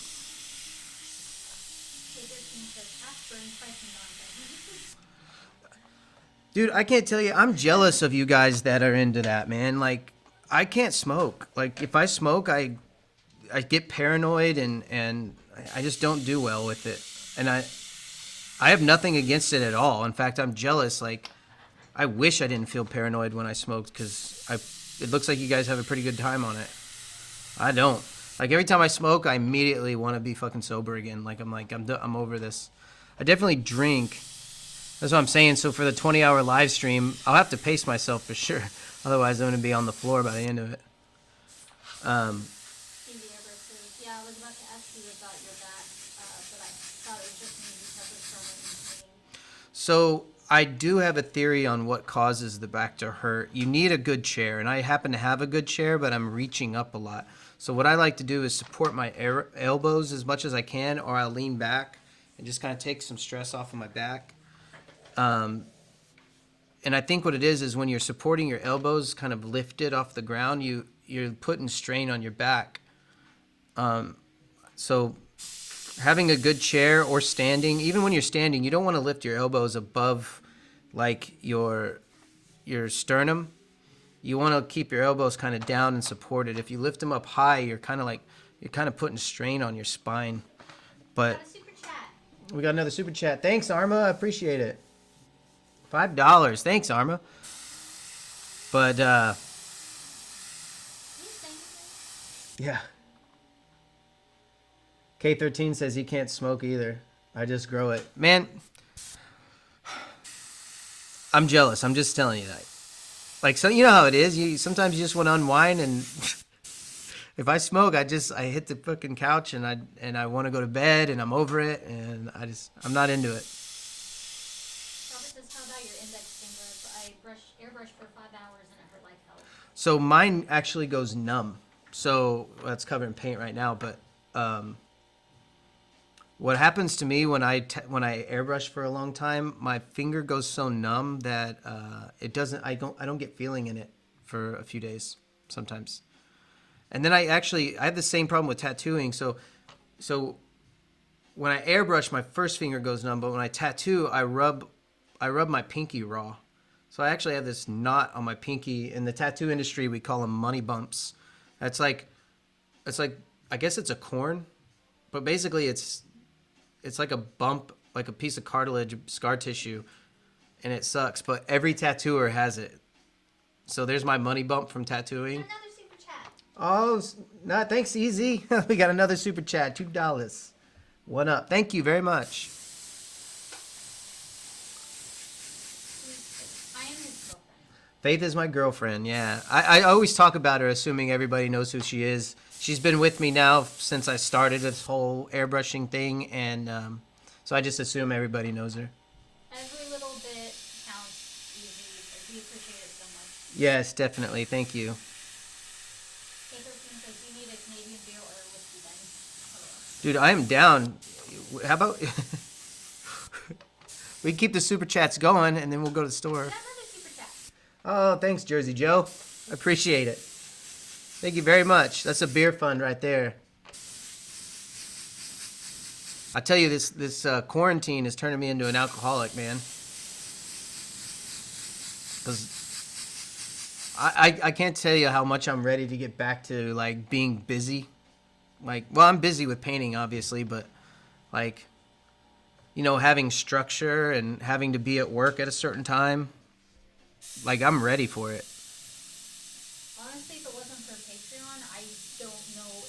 I don't think I'd be able to keep track of what days. Yeah, so part of Patreon has given us kind of makes it feel like we have purpose again. It feels like we have a job, and because when we're in quarantine, man, I can't just sit there. And I know we can do little jobs here and there, and we hesitate to get a real job because we don't know when they're going to open our tattoo shop back up again. Also, too, I don't want to. Yeah, it's yeah. So we can't.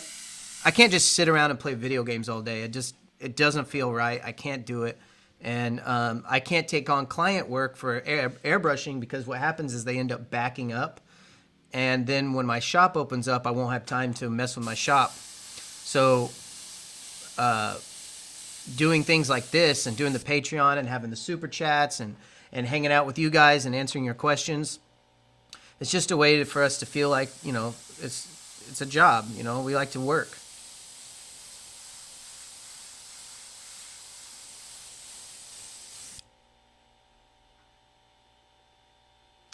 Jersey Joe says he's glad I'm back. Seemed like I was only doing tattoos. Well, I've always been painting. I just didn't have time to film anything.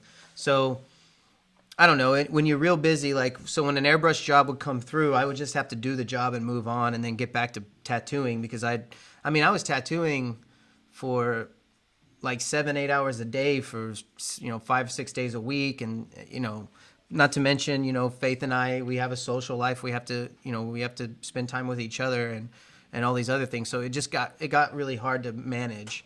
But now we're trying to find a medium to where we can manage both the tattoo shop and my tattoo schedule. I will also have a schedule set up, which we were talking about today, a set time for me to stream and everything. So it's like a job. And as long as I can treat it like that, I don't have to neglect it again. And that's the idea. That's why these super chats and you guys going to Patreon and all these things are awesome because it helps us to spend the time that we need to continue to do paintings like this. And my paintings are just going to get better. Like I said, today was more or less an experiment with this new streaming setup, an experiment with talking to you guys. And then as we get better at it, then I'll start doing more complicated paintings, more in-depth tutorials, and all these other things to make it better. We're just starting, so it only goes up from here.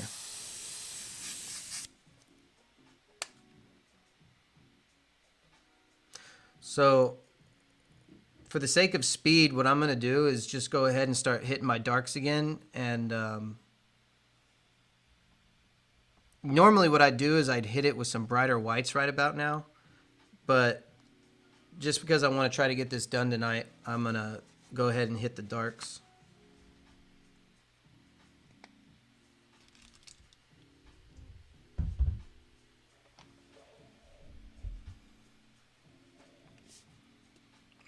So basically, I'm skipping some steps.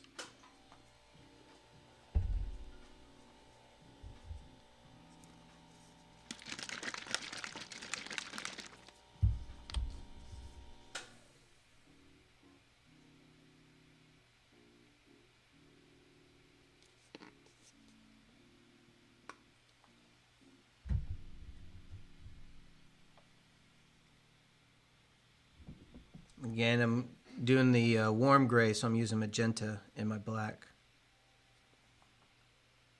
Robert says, I do mostly big trucks since this COV happened.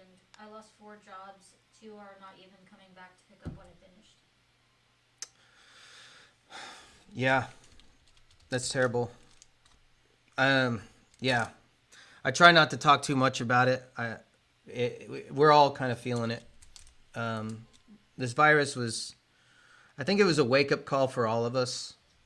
Time for us to reevaluate you know, how we value our time and money and job and everything. Like, I know I'm going to be a lot smarter with things going forward because it's just not something you would anticipate ever happening, is the, you know, being forced to stay at home. Like, and again, I don't want anyone talking about politics. I don't want any of that going on. It's just, we're all kind of feeling it together.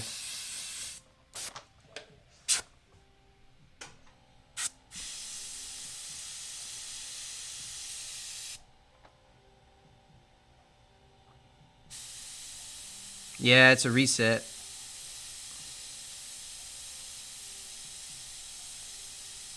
But it's maybe a necessary reset, and it sucks for those of us. You know, there's a lot of people that, you know, are getting hit pretty hard by this whole thing, ourselves included. I mean, luckily I'm an airbrush artist, but if I didn't have airbrushing, I don't know. It could have been devastating. And I have a landlord who's being very good about it, but I mean, just imagine if our landlord wasn't being cool or anything like that. Like, it would have been devastating. Like, just have your entire business just closed. Like, it's crazy.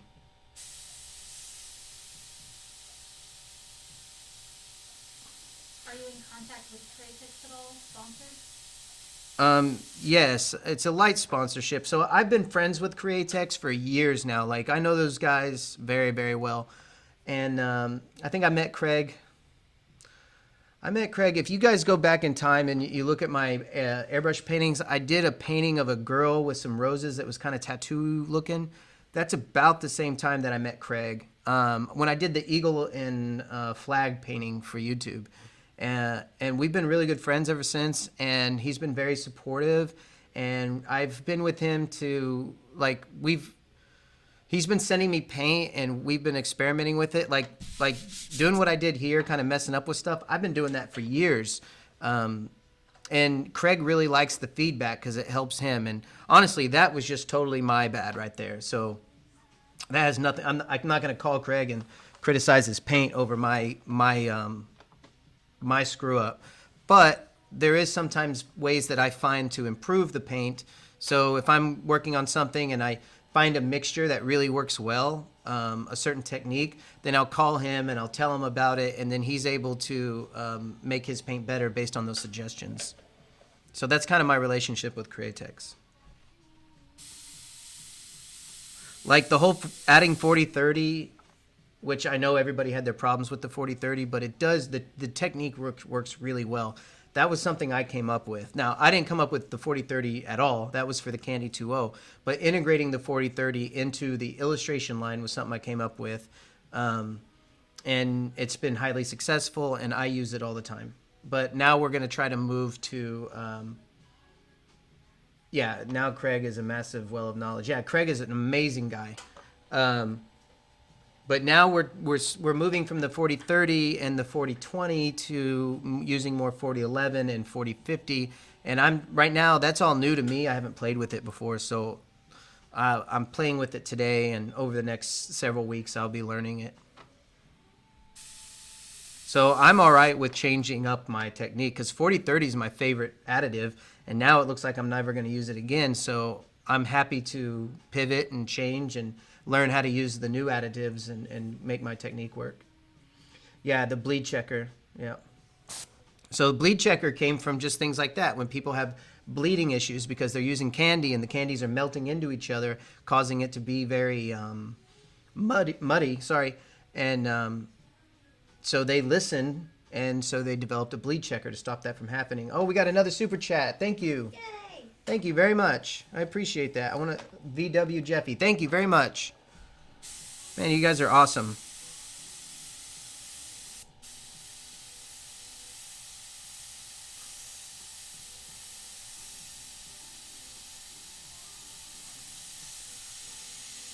I'm trying to balance talking and painting at the same time.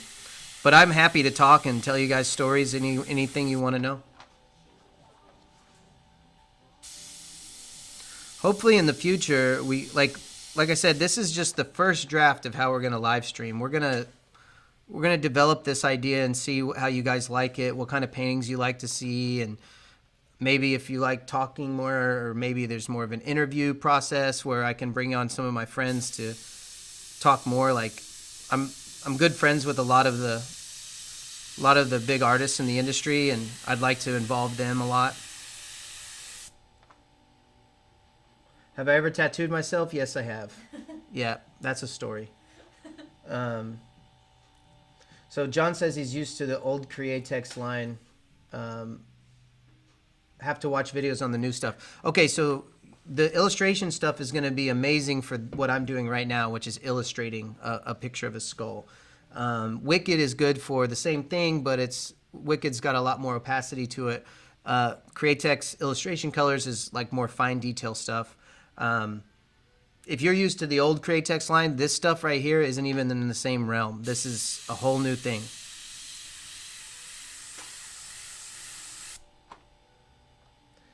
How was I able to break out of Oklahoma and end up meeting so many big names? So I started by just working on myself, right? So back in the day when I started, it was when Facebook and all those things and MySpace and all that was going on.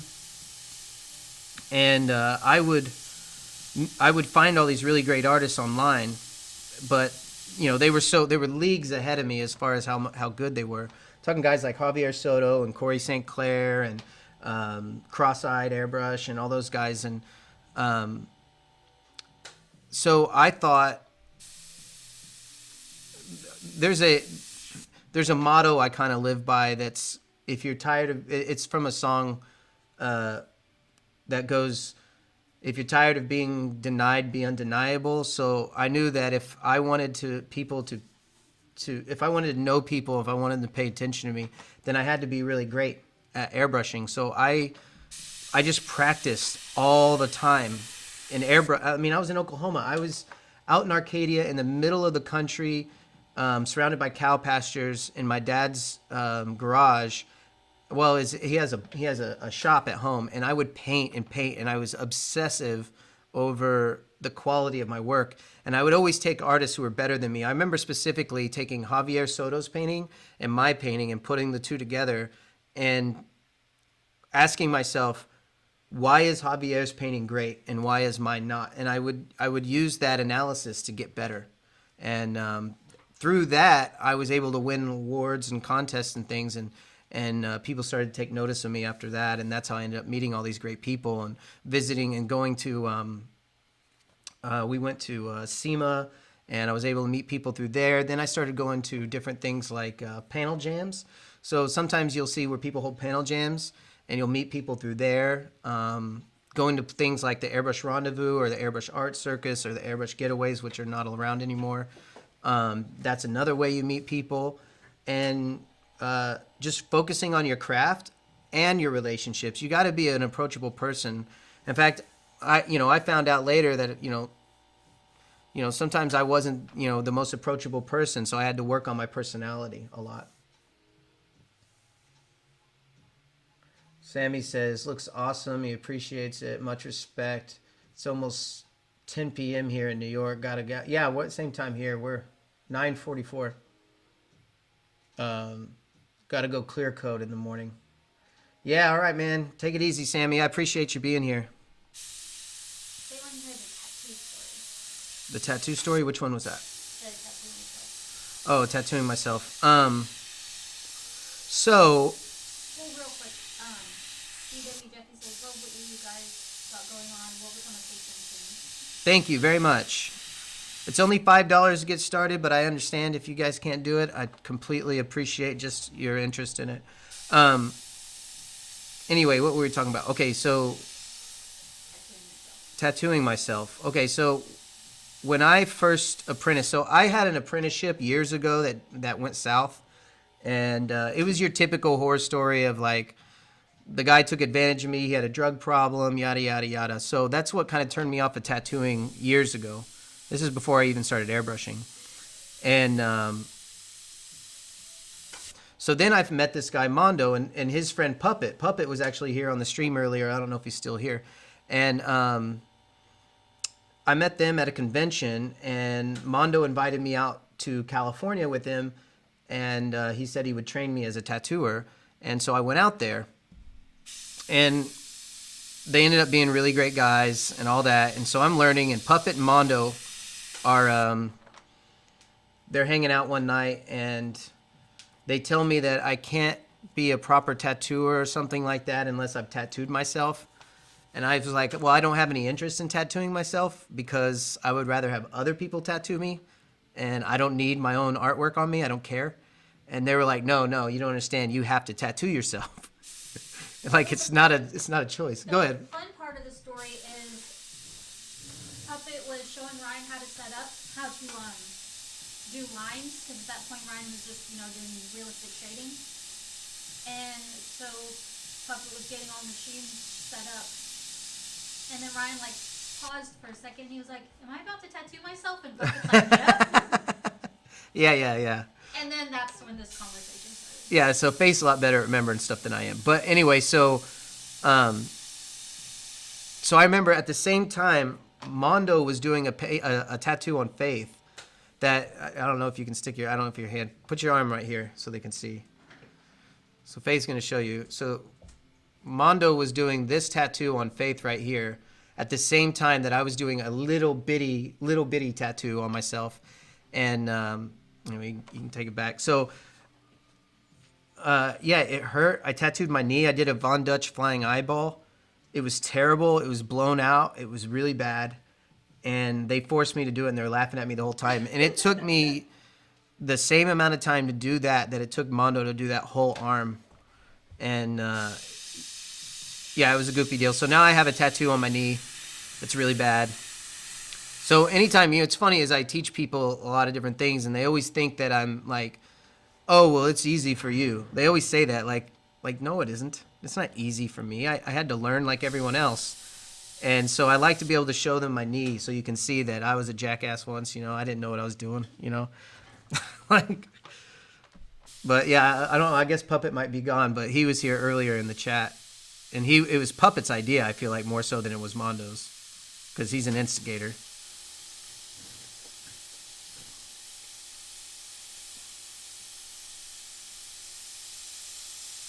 Puppet's also a tattoo artist. Yeah, I met both of them at a convention at the same time. Puppet has a tattoo shop in Victoria, Texas, I believe.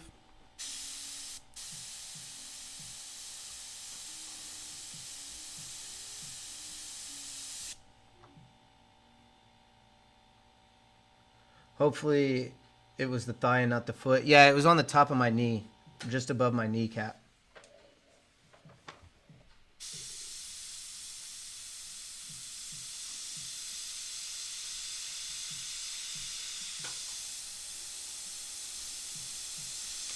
Well, I tell you, this is my comfort zone here, doing monochromatic stuff on just freehand.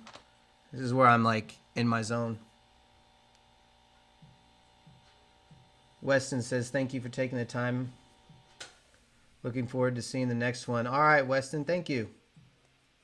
Thanks, Francisco.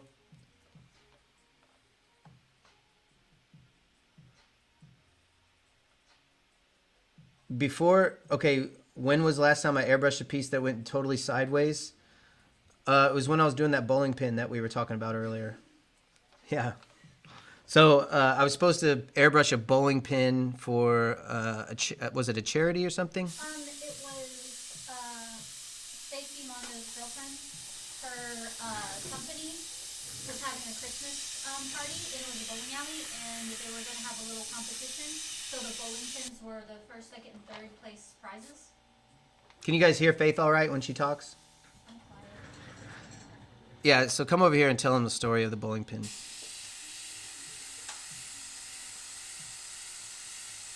She remembers this better than I do, but I know I botched it pretty bad. Well, Mondo's girlfriend, Ryan's mentor, her company was having a business party for Christmas, and she thought of the idea if they have a bowling competition like they do every year, she wanted to give bowling pins as a first, second, and third place prize.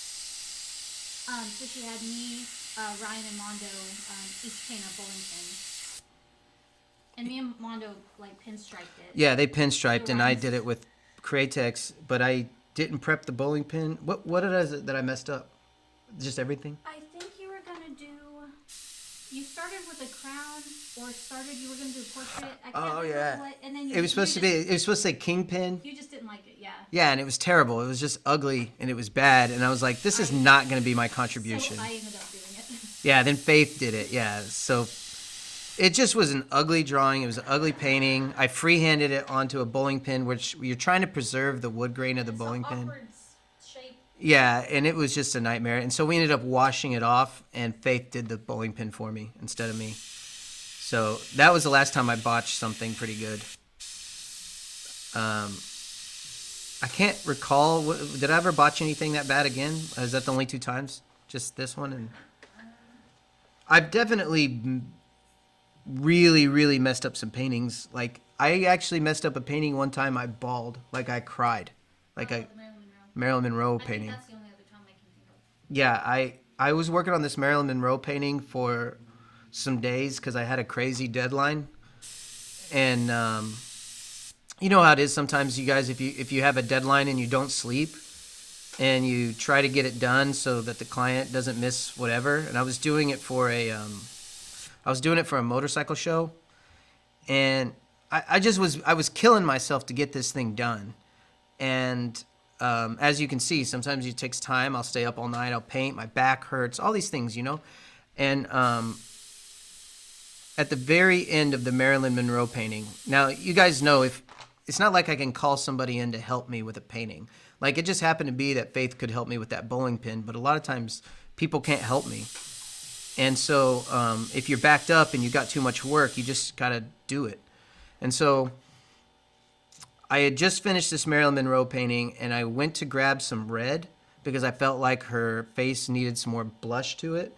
And as I grabbed the red, the cap was not on. So when I picked it up off the ground, or off the table, it came up with the cap until it loosened up and fell. It fell and it hit the table, and it splashed all over my Marilyn Monroe painting, which I could have called done at that point. Like, I just was being picky, and I wanted to put a little bit of blush in her face, and it covered her completely, and I had to wipe it all off and start over from scratch. And I was so upset that I actually started like crying tears. Like, it made me like that hyperventilating stuff. Like I had like a mental breakdown, I think, over it. But that's probably one of the worst experiences I had. But I mean, I ended up, because it's the thing, you have to just like get upset and then be done with it. Then you have to like, once you're upset, then you have to just pick up your airbrush and start over. Like, you don't have time, because I was still under the deadline. So I didn't even have time to be upset. I couldn't just go home and be like, you know, well, we'll just do it again tomorrow. No, it's like, nope. Pick up your airbrush and start over right now, you know? That was bad. I mean, I got over it emotionally like pretty quick, but that first traumatizing second that you splashed on it was that was a lot.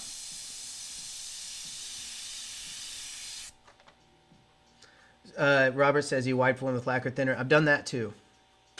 In fact, regrettably, Faith and I one time, I feel really bad about this because I'm not really good at this situation. So I felt such like an asshole. But so Faith wanted to help me. I was painting this tailgate one time. I feel like I'm gonna have to jump in on this. You can jump in on it, but I'll start the story. okay. So once upon a time, I wanted to try to airbrush until it's like very hard, and I will eventually get it down. And I also wanted to learn how to do all the body work, all the prepping, everything. So instead of Ryan like holding my hand through it, he was kind of like, well, you know what to do. And I was like, he was just like, well, you gotta clean it off or something. I can't remember what he was doing. You know, wax and grease remover. So I told her, I was like, I was working on one side of the tailgate, and I needed the other side to have some wax and grease remover on it. And she was like, how can I help? And she's being really cute, and we're having this cute little like couples moment or whatever. And she grabs the lacquer thinner, instead of the wax and grease remover. In my defense, both cans are the same shape and they are both covered in paint. So Yeah. I can't tell what's what. And I was like, this, and he's just like, yeah. We would use our wax and grease remover and our lacquer thinner cans to hold up like helmets. So if we were painting a helmet or a fender or something like that, we would set them on the cans. And so the bottoms of the cans where the labels are would always have paint on them. And I just knew what they were because I knew what they looked like. And it just didn't occur to me. I didn't think about it that it had that it was the lacquer thinner, and she wiped it off. And I didn't react very well. I didn't get mad or anything. I just like, I was visibly upset, and it wasn't mad at her. I was just mad. I was, you know how it is, like, oh my God. And it made her upset. And then I realized, wait, I should be more conscious of face emotions because she thinks she just messed up my painting. Well, I did. She did, yeah, but it wasn't her fault, and I didn't think about it that way when I reacted. So that was definitely a lesson for me.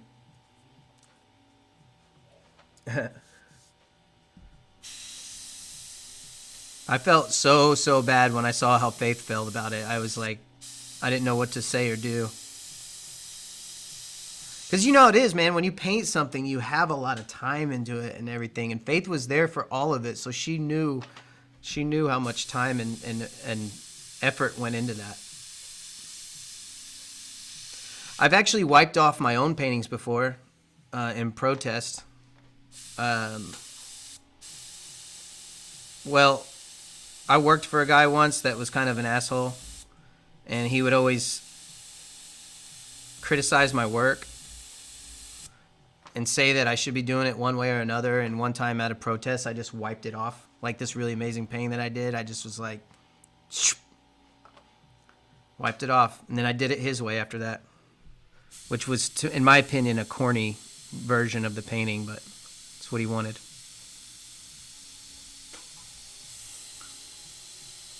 And then he got mad at me. He told me he wanted me to post it on Facebook too.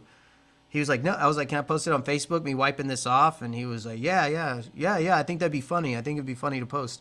Then I posted it, and everyone got mad at him. And then he got mad at me as if I did that on, like I did. I was like, dude, you were there. What? Don't make me look bad on the internet. I'm like, What's the charge on the laptop? I just noticed the charger is kind of not plugged in. the laptop's full, 100%. Let's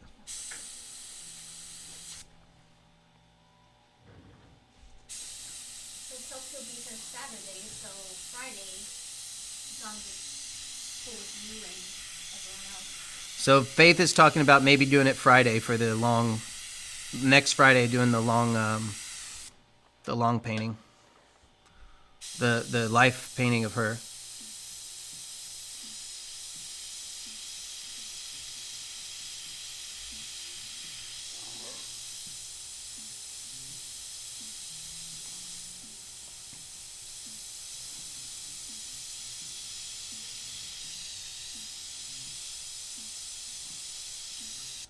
Robert says you'll be or been there.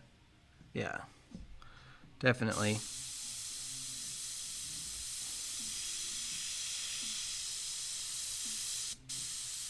Oh shit. My needle got stuck. I think I worked off my needle chuck, but yeah, I did. Almost messed up pretty big.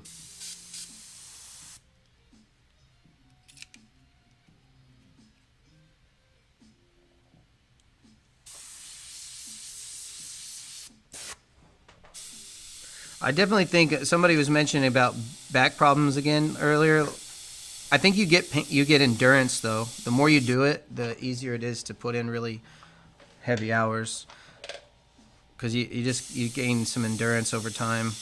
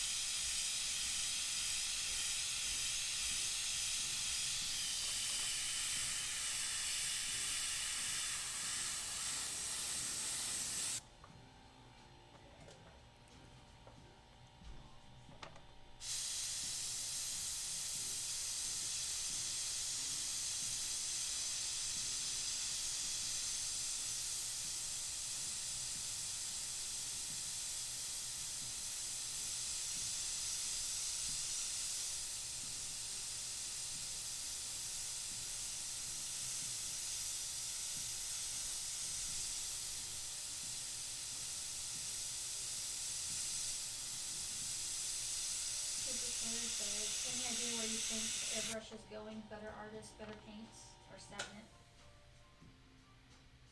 Is it stagnant? It's definitely moving forward. I mean, I like to think that I'm helping with that. I don't know, like, I don't know where it's going trend wise, like pop culture wise. But I know the technology is definitely improving a lot. Like, I mean, it improves all the time. That's what we're doing here tonight. Is we're experimenting with some new technology, just seeing how it works. But it's definitely not stagnant. I mean, if you just take when I started airbrushing as opposed I don't to, think he's saying it's stagnant. I think, he's talking about the technology. well, it said, do you think it's going to be better artists, better paints, or stagnant? I think there'll be better artists. I'm hoping that what I'm doing right now inspires better artists. Like, I'm not like hoarding any of my secrets, I guess if you call them that. I'm encouraging people to be better and to lift us all up and help the whole industry. I know I was talking with Corey St. Clair about it not too long ago, where we want to influence people to take this on. We want to inspire different tattooers and things like that. Like, I know Corey just did this really beautiful mural at Vatican Studios, and there are a lot of really, really great artists that come through that studio, and we're hoping that they get really inspired and they want to join us in our little club of, airbrushers. And so I think it's going to grow, and it really takes people like us, what we're doing here, to help it grow. Support what we enjoy. And I think airbrushing is probably one of the most versatile tools when it comes to artwork there is. It's just kind of hard for people to use, so they don't get into it.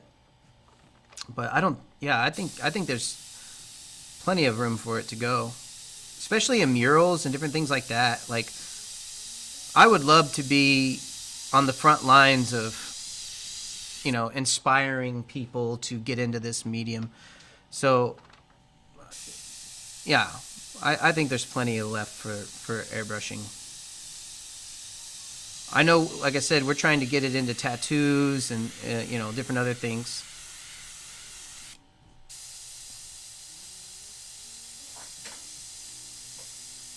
I'd like to do more fine art. In fact, among other things, one of the reasons that this Patreon exists and why this YouTube videos, these live streamings exist, is when I start getting into my fine art stuff, I would love to have the support of everyone watching so you guys can share it and inspire other people.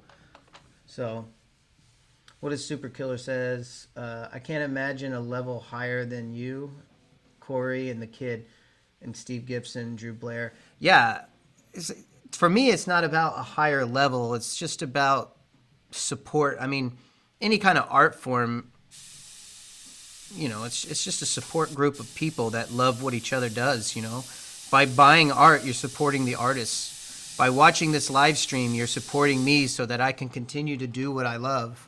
That's why it's just a group of like-minded people. But yeah, I'm happy to know and be friends with, all the guys on that list. Actually, I don't know Drew Blair that well. I've actually been in the same room as him a few times, but I can't recall ever saying more than 2 words to him. Not for any reason, it just never came about. But I would consider Corey St. Clair a best friend of mine. The kid, me and him are super tight. But yeah.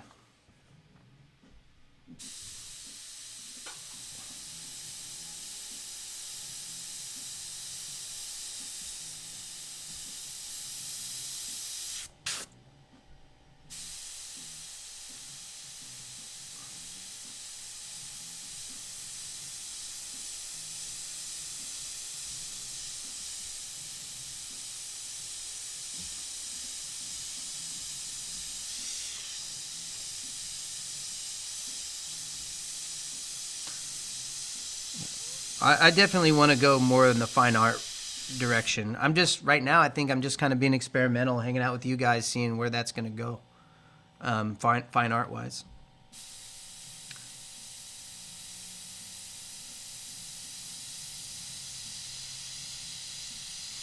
I hope that you guys will be with me as I develop my fine art techniques too. That's what this is. That's why we're freehanding, you know, just kind of treating it like a classic oil painter would.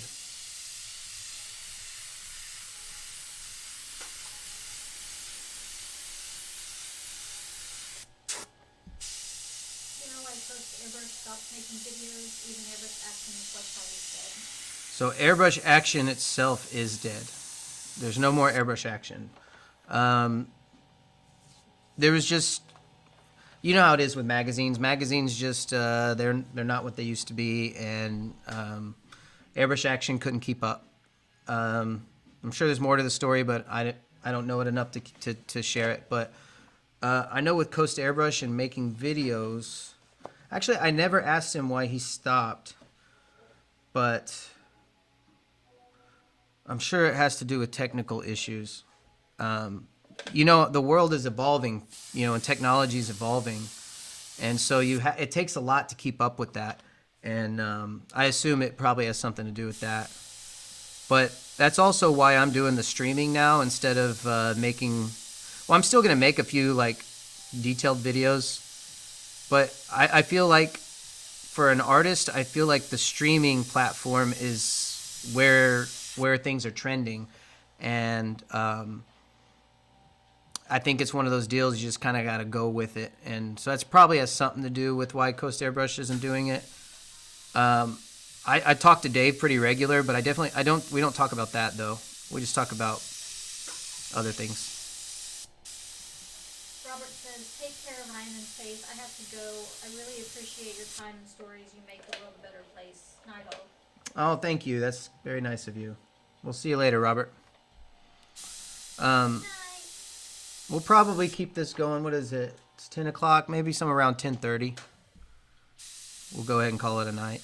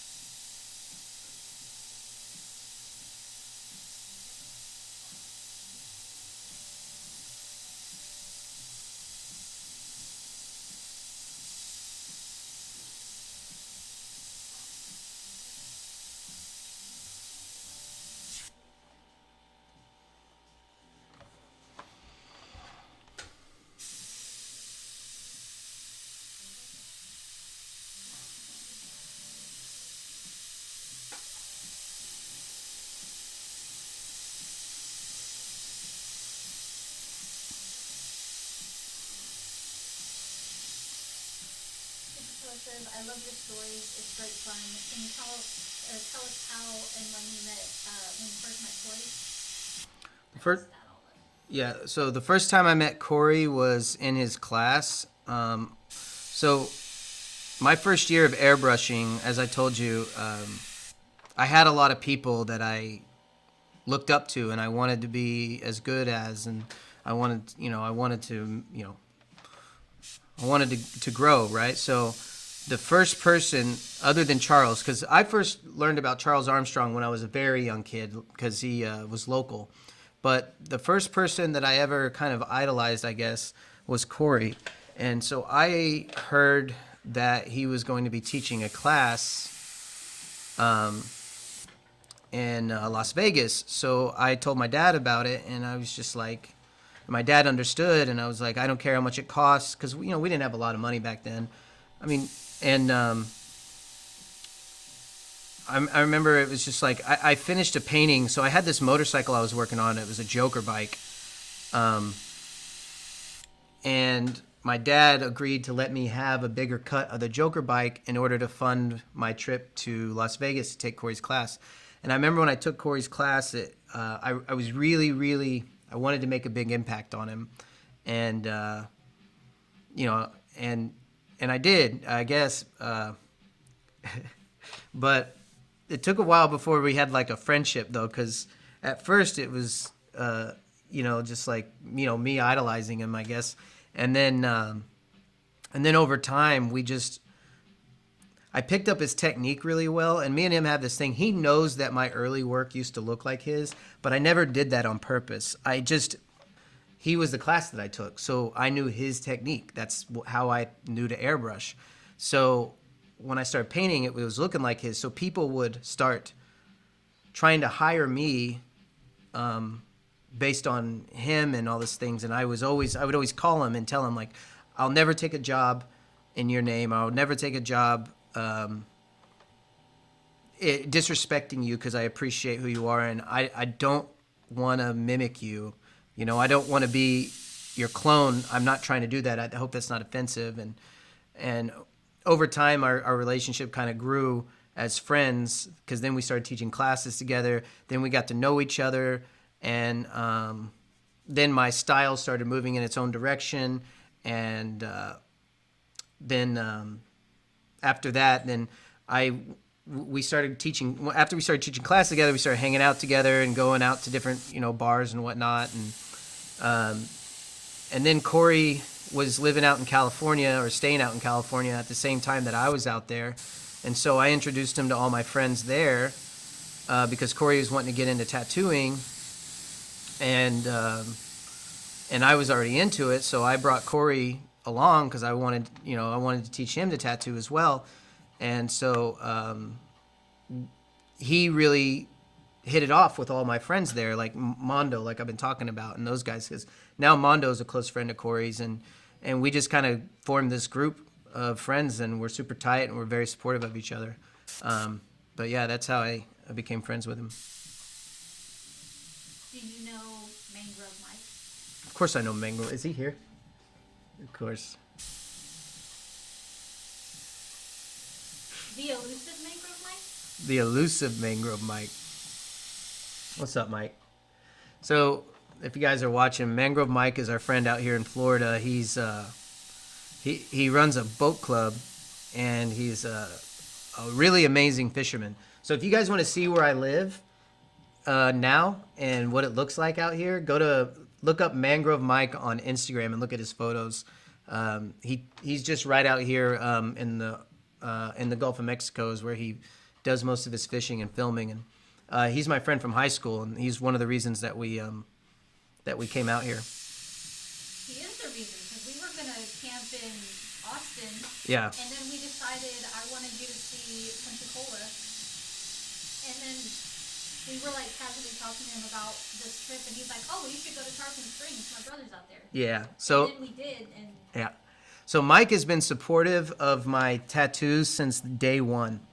And he was the first one that got us out here to Florida. We fell in love with Florida, and now he's here. So I definitely go to Instagram.com, look up Mangrove Mike, and look at his photos that he posts. He's the Mangrove. Is it the Mangrove Mike? Yeah, he's amazing. His photos are amazing. His fishing is amazing, and he needs to come pick us up tomorrow. The Mangrove Mike. So we can go out on the water. It's Sunday. Oh, or Monday. I don't know, Mike. Come get us.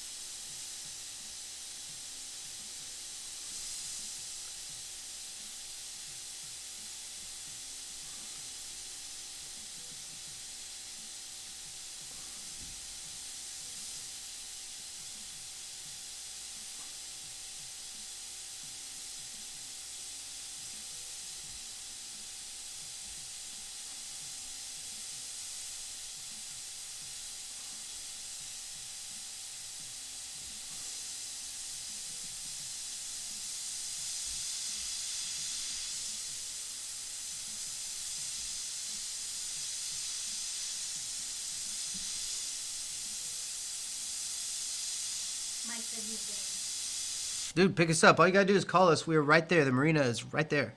We just walk to it. Take us 15 minutes. So Mike has the boat, so he's the guy that we bug. You know how it is. He actually runs a boat club that we're hoping to join soon. Hopefully when we have visitors. So if you guys ever come visit, any of you know, if you guys want to come get a tattoo from me or whatever, maybe we might make some time to go out on the water. But when this coronavirus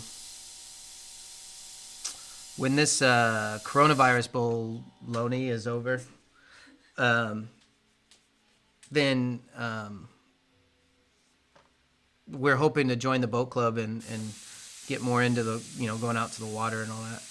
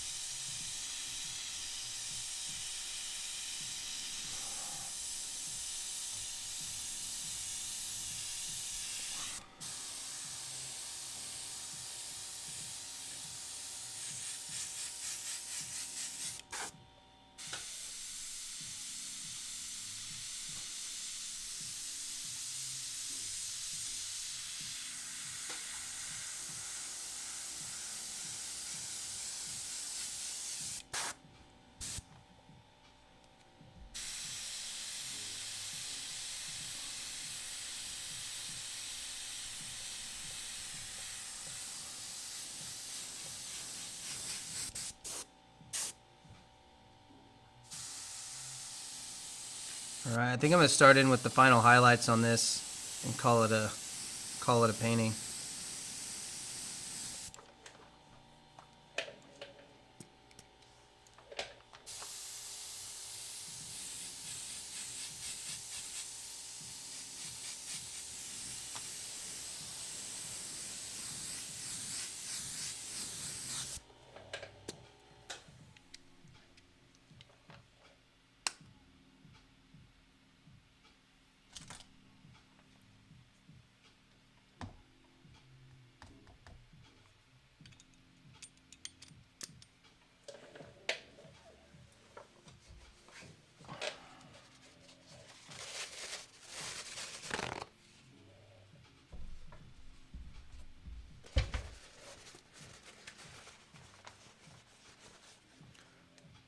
No, that's...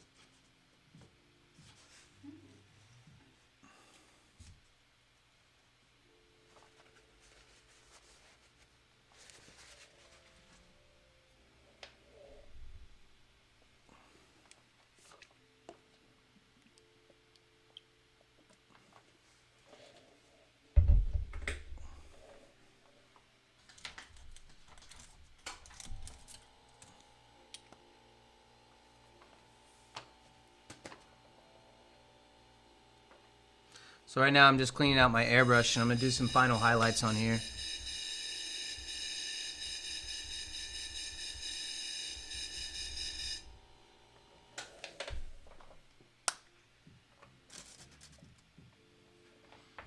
I could actually go darker or whatever, but it would take me too long, so I think we'll call it good after this.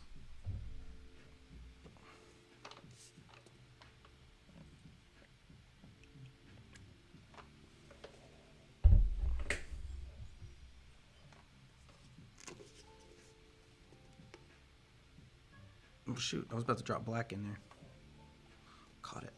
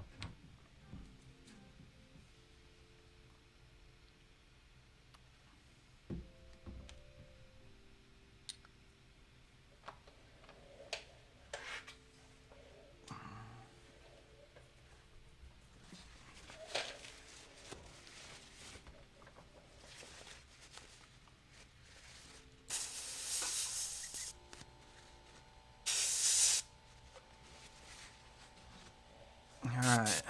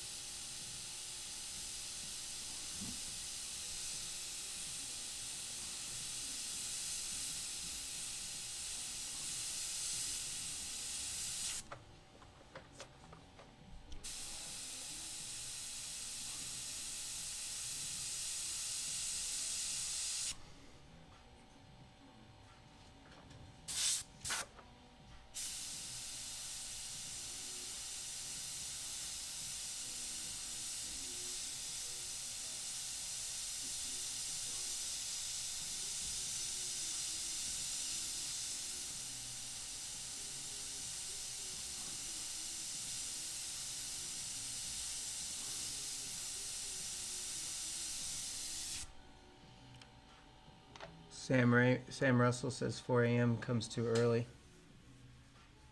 Later, Sam.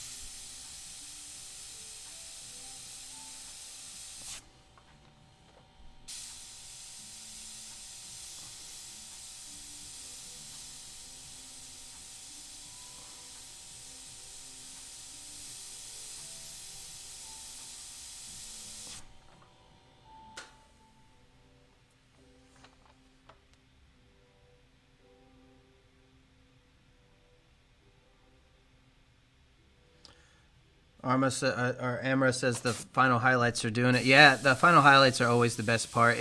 When you're doing these live streams or these types of things, it's always kind of like, when people walk up to you and you're halfway through it, you're always like, wait, I'm gonna just wait till I'm done, because it always looks kind of weird until you get those final little pieces in.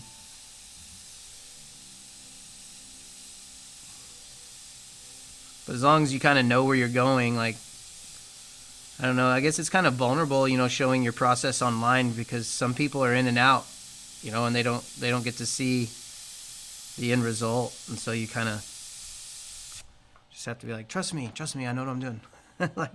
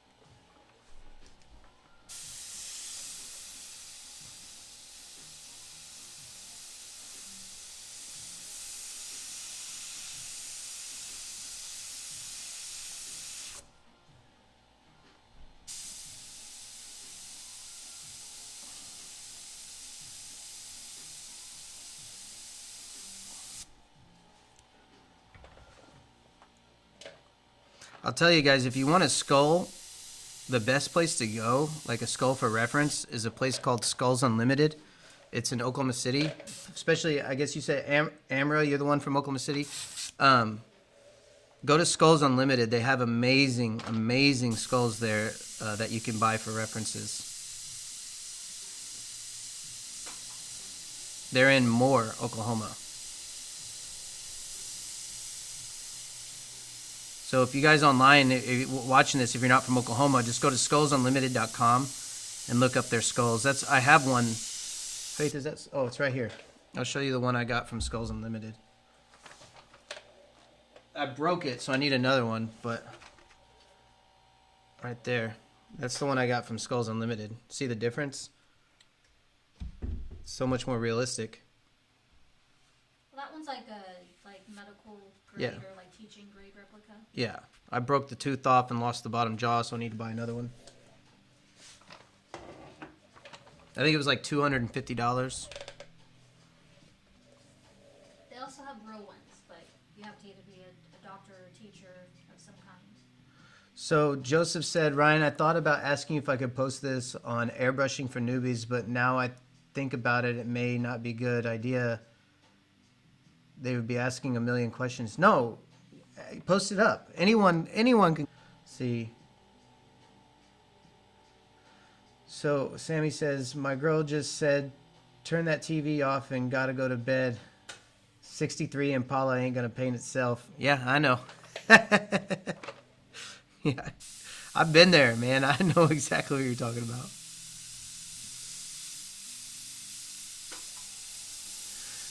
I'm in quarantine shutdown. I got all the time in the world, man.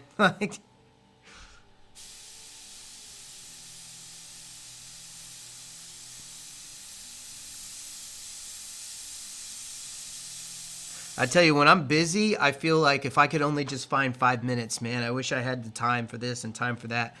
And now that I have time for stuff, I'm like, I wish I was busy again. Like, I feel uncomfortable.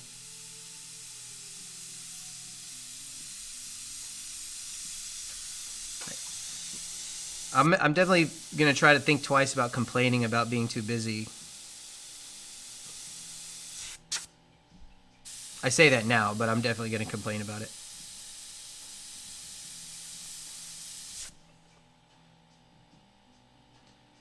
How do I lose a skull jaw? I don't know. How do I lose anything? It was detachable and somewhere in the news. Yeah, I've moved around a lot, and I'm not very good at keeping track of stuff. So, yeah. If you guys knew me in my personal life, I am the most losingest dude you've ever met. I lose everything all the ways. I try not to get too emotionally attached to anything because I'll lose it. As far as materialistic things are concerned.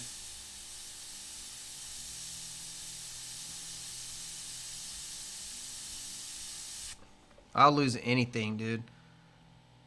Jeans, shirts, I don't know. I won't even leave the house and I'll still lose my clothes.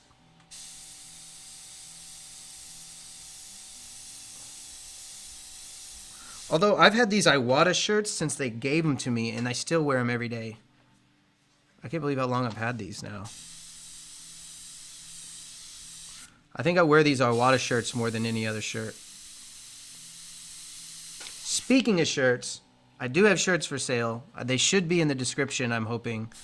The logo on the shirts are for my shop, Eden's Edge Tattoo. So if you guys want to support me and my shop and Faith and all of us here, buy a shirt. The Eden's Edge Tattoo shirts. And also I have one that says what are we? What? What's the word? Unessential. Unessential, because that's what we are. We're unessential people. And basically that shirt's just to support your unessential friends, you know, like people who do hair. And of course the money goes to us, but it's also, you know, I think it's funny that we're all deemed unessential, like hairdressers and massage therapists and tattooers. And it's just funny, like I never thought of myself as being unessential. So I made that shirt because I wanted to wear it. And so since I wanted to wear it, then I thought, well, maybe somebody else wants to wear it too. So I made a shirt that just simply says unessential on it. And I can't wait to get it in the mail and wear it and remember this forever. So wherever I go in public, I want to get unessential on the front and then my logo for tattoos, like so Eden's Edge tattoo on the back. Maybe I'll do that on the next shirt, but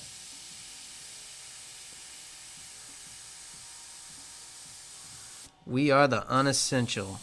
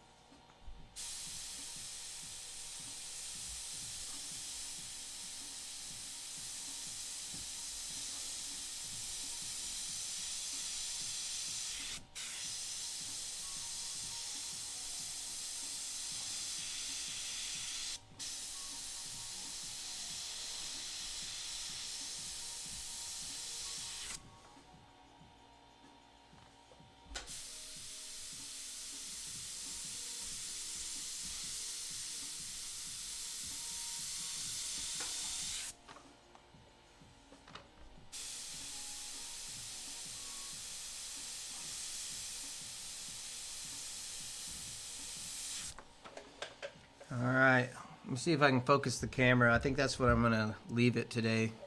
Let's see if I can zoom the camera and maybe get a good shot of it. I really don't know how to, but.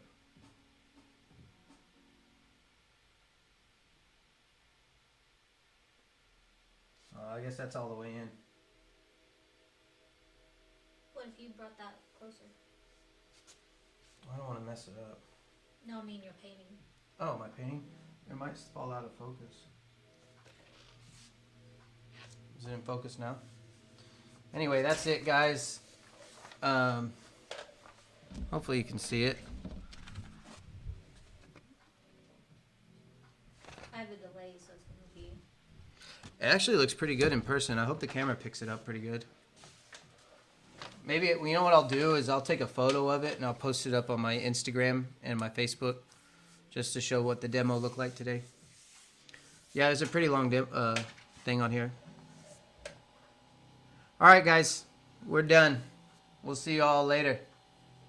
Thank you for coming.